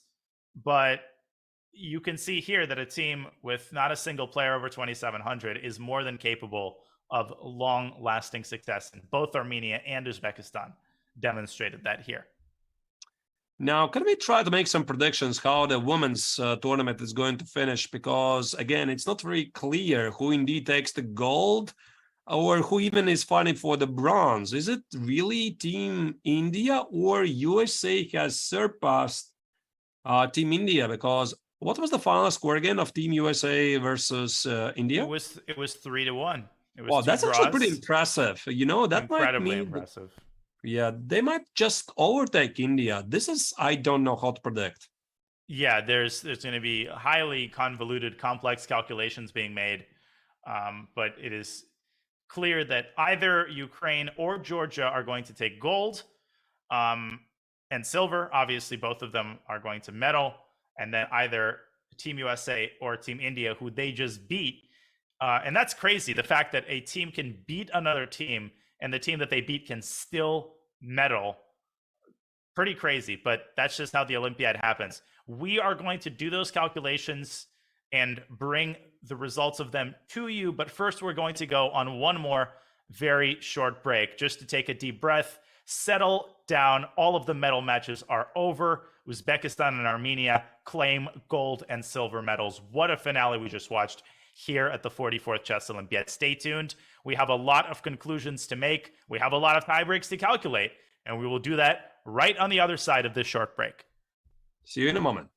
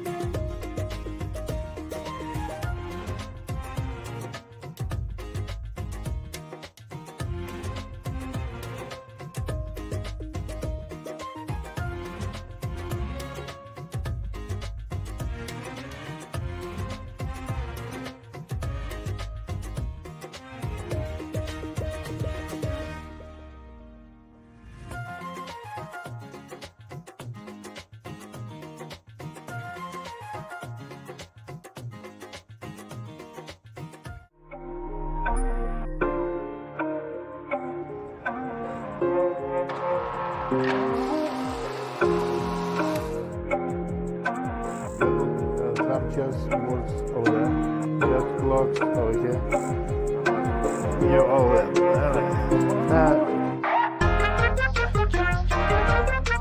Amazing. He just beat me, man. We just played like 3 games. It's a 4-1 streak my way.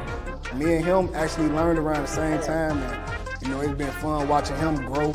He's early on, he'll trade his queen off too. He doesn't mind losing his queen, but he uses his horses more. I'm a little mad if you take my horses, because they the deadliest piece on the board.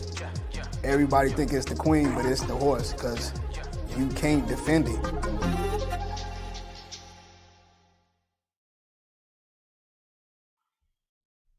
Welcome back to the 44th Chess Olympiad. Our coverage continues. We know most of the medalists in both of the sections, but not all of the intrigue has ended just yet. Now, we know that Ukraine defeated Poland in the women's section to guarantee themselves either gold or silver medal. Now, we were assuming that Georgia has it in the bag on account of Maria Rabidze having a completely winning position against her Azerbaijani opponent. But, Arturas, something crazy is happening this game. Bishop takes c4, check rook f7. The move queen h3 led to immediate checkmate. The threat of queen h8 is unstoppable. Instead, Rabidze decides to liquidate, and she's still winning. But this gets a little bit more complicated. How easy do you think this is going to be? I guess it's quite important for not allow to black to block those central pawns. So if black is allowed to trade the queens, put the king on d5, the knight on e6, then white simply can't win this game. So here, I guess you have to push d5. d5, remove the bishop, play e6. But one thing, Danya, what I see here is one particular square in my mind. That's the a8 square, right? So I'm looking at this square, I'm looking at the color of my bishop, and I realize that's the wrong corner. Ooh, so if you trade queens, you're saying that black will then be able to give potentially her knight away for white's 2 remaining central pawns. But I have some news for you, which is that the result of this game actually seems to be a moot point, because Nino Batsiashvili has managed to win that endgame against Khanim Balayeva. Amazingly. Right. And that drawn endgame. And that means that Team Georgia is already ahead. So it's, maybe it is actually important, because if the game finishes, if the match finishes 2.5 against 1.5, maybe they're going to miss out the gold medals, because there's going to be probably a tie of Team Georgia against Team Ukraine, if I'm not totally mistaken. So 2.5 against 3-1, this might be the difference of gold medals. Indeed. And by the way, Olivia Kilbasa in the match against Ukraine has managed to lose that game against Anna Ushenina. That was an endgame she should have drawn, and she loses with this loss her undefeated status in the tournament. So first it was Gukesh, now it's Kilbasa, and a disappointing finale for some of these incredible competitors across both sections. But understandable fatigue, the pressure of having to perform, and a sad finale here for Kilbasa. But Ukraine scoring another big win, and they're going to win with a margin of 3-1.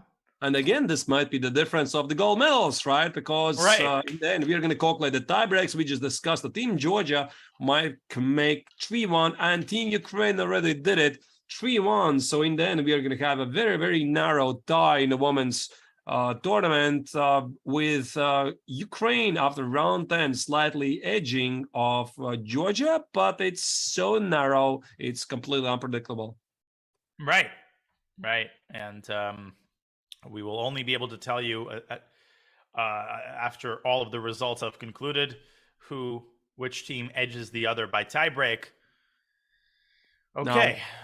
What do we move on from here? I believe there's still a number of games being played at the top boards. Yeah, we can switch back for a second to the open section because it is quite clear that Georgia and Ukraine both have their matches in the bag, as we see Anna Ushenina putting the finishing touches against Kilbasa. But in the open section, we do have a couple of boards still remaining in some of the top 10 games. Here we have Andrei Volokhin against Tomas Laurusas from Lithuania, with Laurusas trying to promote his far advanced passer.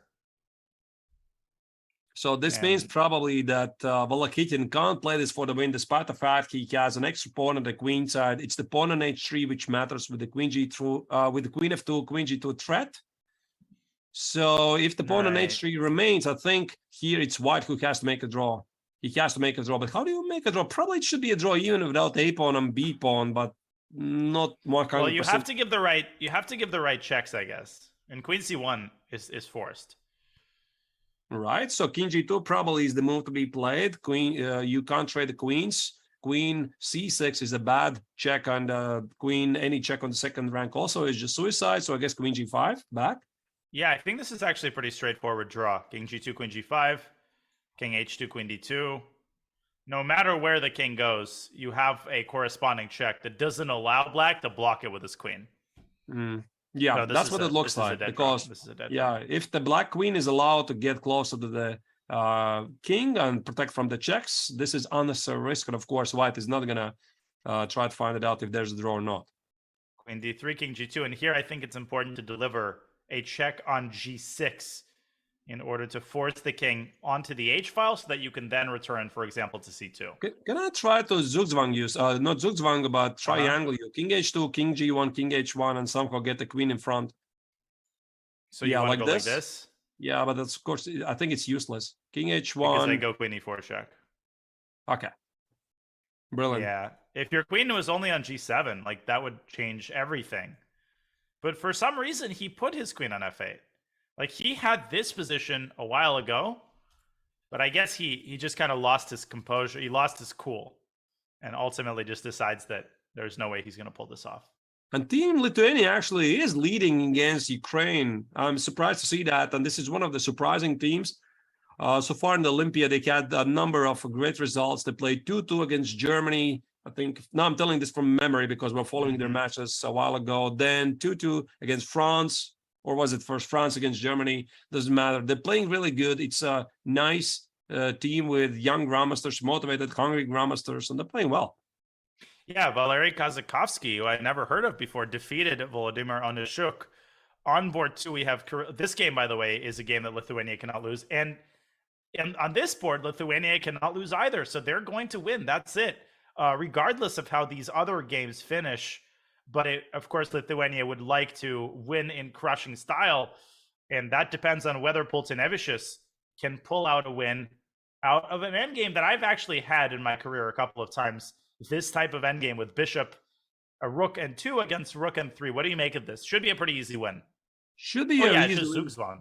Yeah, because that's even the right corner. And speaking about Paulius Pultinevicius, he is the top scorer for Team Lithuania. So far going 7.5 out of 9 for board 4, 2750 performance. This is clearly a breakout tournament for Paulius. I obviously know him because Latvia, Lithuania, we are very, very close. Neighboring countries, same history pretty much. So, I mean, Team Lithuania might just make it, I'm not sure, top 10, because if they win this match after the round 10, they were something like 21st place. With the victory, they might just find themselves catapulted to something like 11th, 12th place, which is probably going to be one of the finest achievements of Lithuanian chess in the past years. Very impressive. Very impressive performance by, as you said, the young and hungry group of Lithuanian grandmasters. Looking around, we have this little endgame in the game between Berkish. Oh my God. Now, this is a game in which Ferenc Berkish was completely winning out of the opening. I mean, it wasn't even close. And somehow, Amin Tabatabai has managed to get it and pull his way into a drawn rook and bishop versus rook endgame. But probably he's not going to be very upset about it because Team Hungary is winning anyway. The match would have been a slightly different story if it was Iran leading the match. So Team Hungary leads 2-1 at the moment and having already clearly drawn the pocket. So this means Hungary is going to take it down, winning Iran in the final round, again, catapulting themselves probably in top 10. Yeah, if we rewind a little bit earlier this game, it was a crushing attack right out of the opening by Berkish. Rook takes d7, knight takes f6. Look at these tactics. If you take with a knight, then you get forked on e6. So you have to take with a rook. Bishop takes f2 check, total desperation. And Berkish deciding to transition into what has to be a completely winning endgame, up a pawn, dominating with his piece tandem, and somehow he failed to win this. Kudos to Amin for a crazy save. I'm actually a bit surprised there was not like a direct win, right? I mean, that this is the best he could have got, but maybe there was something, because that attack looks totally crushing, and in the end you do get a pawn in endgame. But whatever. I mean, maybe there Actually, was something I think King H1 was probably more accurate, just to keep as many pieces on the board as possible. Right. The problem, and then just yeah. Bishop C3, Queen G2, Rook G1, huge ideas incoming. That should be very good. Yeah, even Rook E1, just pile up on the E6 pawn. This is basically resignable. Right. But when push came to shove, Berkish didn't quite have that crushing blow in him. And how many moves have they made? Not many. They've only made 13 moves of this endgame. So this could potentially last for all 50, depending on how long Berkish wants to torture him. Well, actually, it's actually quite interesting, Danya, that you chose this game, because in my fresh memory is Tabatabai being from the stronger side a couple of rounds ago, Rook and Bishop versus Rook, playing against Jordan Van Forest. And he was the one pushing his opponent. I think it was Tabatabai who did it. And he was the one pushing it up to move 50, and Jordan showed his flawless technique, Rook on the second rank. In the end, it finished with a stalemate trick. You give it a check, Bishop takes the Rook, it's a stalemate, and now it's Tabatabai who has to show the right technique, how to draw this. I mean, that's fate. Yeah. Another interesting endgame we have is in the game of Matej Bartel and Dragan Solak. That's Poland against Turkey. This seems to be a pretty straightforward win for white. Yeah, I actually think this is just resignable. I'm not sure what Solak is doing here. Yeah, all the difference. Ooh, so that's actually a close match with Mustafa Yilmaz drawing white to check. Okay, and resignation. So Bartel wins, but Ali Morandi beats Miranda. So it all comes down in Poland against Turkey to this last game, where Kasper Piorin is trying to torture Emre Khan in this queen endgame where white is up a pawn. And what does it mean for the rankings? It's a fight for, I guess, top 10. So not every single team is starting for the medals. I mean, of course, you want to have this great finish in top 10 in World Chess Olympiad. That's a great achievement. Turkey at the moment, they are ranked 14th. Poland is 18th after round 10. So probably Poland is not going to make it. If they win, maybe get close. I mean, either way, very, very narrow match. What do you think, Danya? Is this possible to win for white? I want to say no. I want to say no, because in order to win this, I think eventually white will have to play G5, right? How else are you going to make any I just think the king is too weak. I don't see how white is going to be able to prevent black from constantly delivering just a barrage of checks from all different sides of the board. But wait, you know what I'm let's saying? Say queen b2 check and you're not accurate. I think f6 has to be played, but let's say you're not accurate. You play king h7. Now, I could play queen e5, and the queen on e5 does wonderful things. It controls the e1 square against checks, queen d3 check, king h4. Queen and d2? the next move, and g5, and I claim that there's no perpetual check. I don't know if my claim is right, but that's the idea. Check here. Ooh. Yes, and there's some ideas. Because if I check you on c2, you go queen e4, and then you move up with the king with another check. Or just king f6, yeah. Oh, yeah, that's true. There's some so chances. Can I get away with check? Oh, no, now definitely king f6. Okay, you're convincing me that there are some chances here. No, but I think f6 is sealing the deal probably, but it's such a responsible move, right? It weakens some of the squares around the king. But king h7 is played, by the way. Yeah. So queen e5. Queen e5 seems to be a very, very good winning attempt. Right. The bar is, of course, unimpressed. You know, Daniel, this reminds me one of the early round games of Magnus Carlsen against Georg Mayer. I think it was round 2 when Carlsen had H pawn and G pawn with the white color against black's B pawn. And it was a theoretical draw, but of course, Carlsen showed his magic endgame magic in the end. He managed to convert it to victory, but the drawing technique was by no means obvious from Mayer's part. Mm-hmm. Oh, yeah. I mean, I remember looking at that endgame pretty carefully after it was played. There were some really, really pretty ideas in that game with stalemate, all sorts of things. Right. King H8 instead of King G8. Now it brings to my memory very beautiful Queen G7 stalemate trick in there. Oh, yeah. B1 Queen and Queen G7. Yeah. Very beautiful. Totally remember that. Okay, so by the way, in the Paulius Poltynevicius has officially beaten Shevchenko with the black pieces to cap off an incredible Olympiad performance. And that means the final game of our Lithuania-Ukraine match is going to be a draw. Stromavicius fails to win this rook end game, but it doesn't matter. Actually, he might take a medal.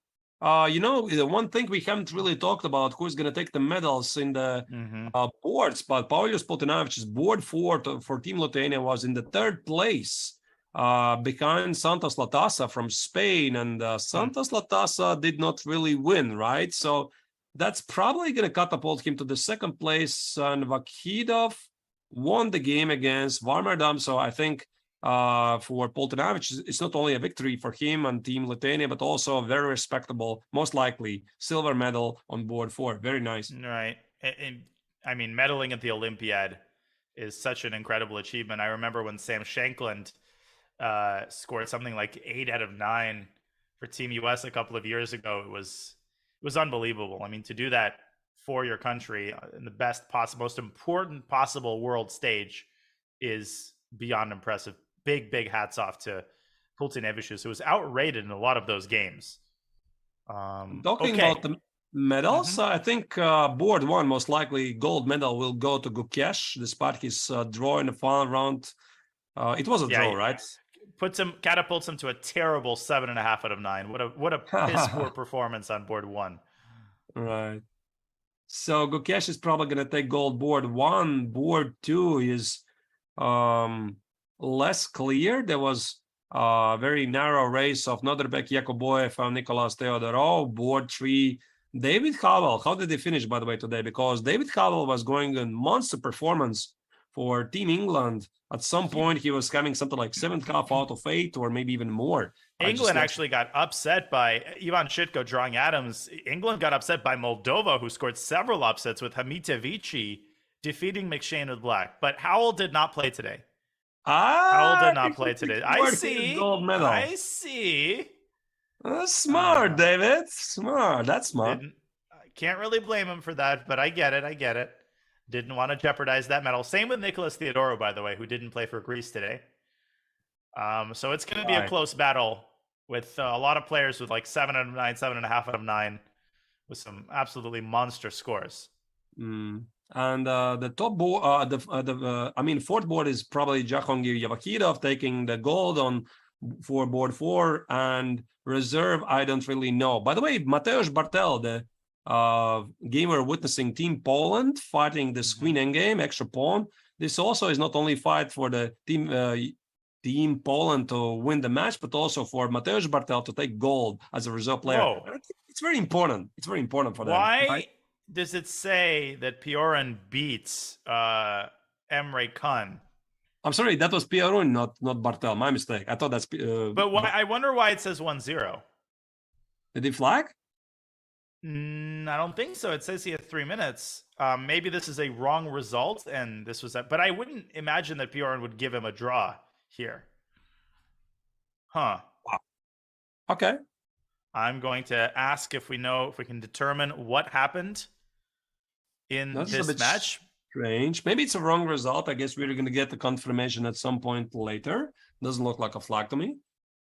And it does appear, if we can go back to the women's section for a moment here, with Anna Ushanina defeating Kielbasa in that endgame, Mary Arabidze winning her game, and Batsiashvili winning her game as well. So Georgia wins with a score of 3-1. Ukraine wins with a score of 3-1. And I think all of the games from the women's section are officially complete. Right. And before the final round, board prizes, the gold medals individually. Board 1 was the Swedish chess legend Pia Kramling, leading the charge. I don't know if she played today. Then we have board 2, Khanim Balayeva from Azerbaijan, who lost today, right? If I remember correctly. I think, yes, I think she lost. Right. Third board, Olivia Kalbasa, her amazing 9 out of 9 streak ended yesterday. Today she lost as well, but I think she's still going to take the gold on board number 3.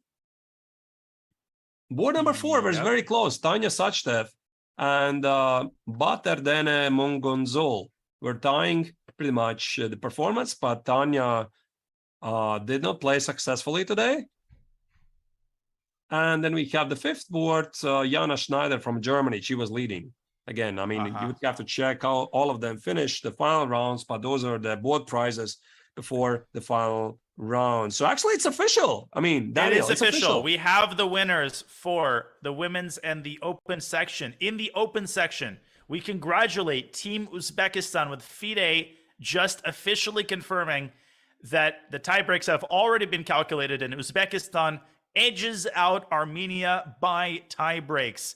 Incredible. It was the closest of close margins, but Armenia will have to settle for silver, with India too going for bronze. Uzbekistan and its team of young juggernauts, and all of these players who will have illustrious careers and ratings of over 2,700 in the near future.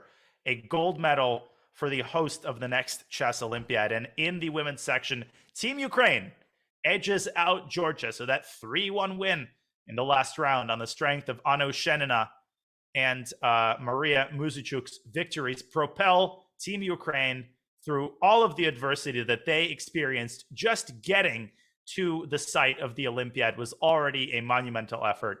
To win the entire thing, Artur, is what a story.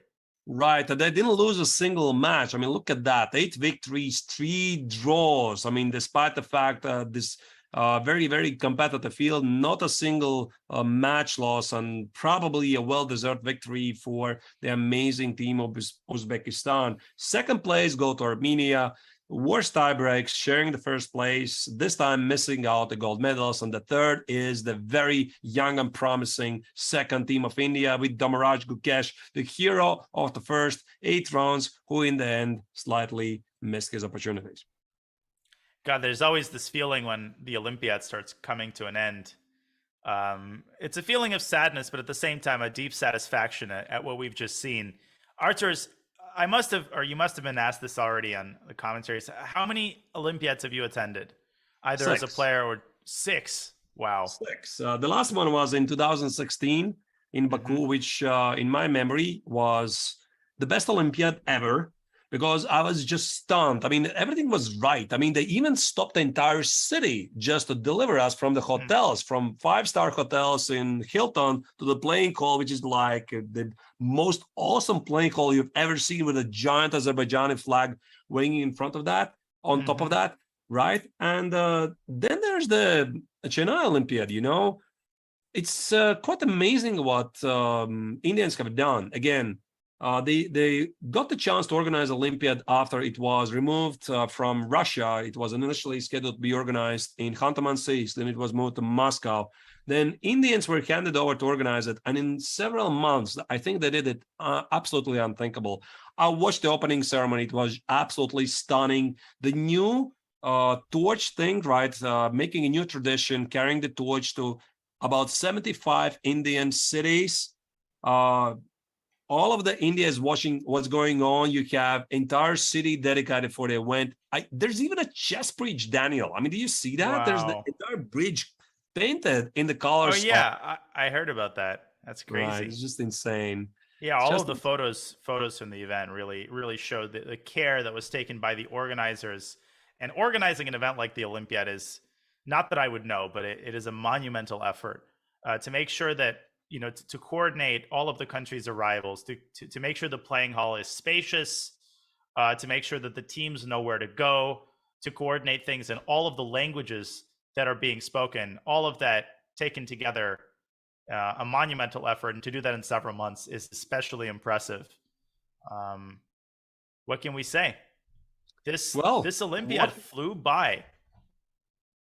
Time flies when having fun, as they say, right? I mean, these almost 2 weeks flew by really, really fast. We had a lot of fun here in the commentary, right? Also, I was absolutely honored to do so many rounds. I mean, have you, Daniel, with us, and also Yasoser one was for the first part of the Olympiad. Then we had Alessia Santaramo for several days. It was an absolute pleasure. And from my part, at least, I would like to thank also the hosts, all of the hosts, the amazing producers of Chess.com who made this event possible. They're the people you don't see in the background, our amazing producers, Wouter and Hala, who are silently doing the work and making this show possible. And of course, the viewers.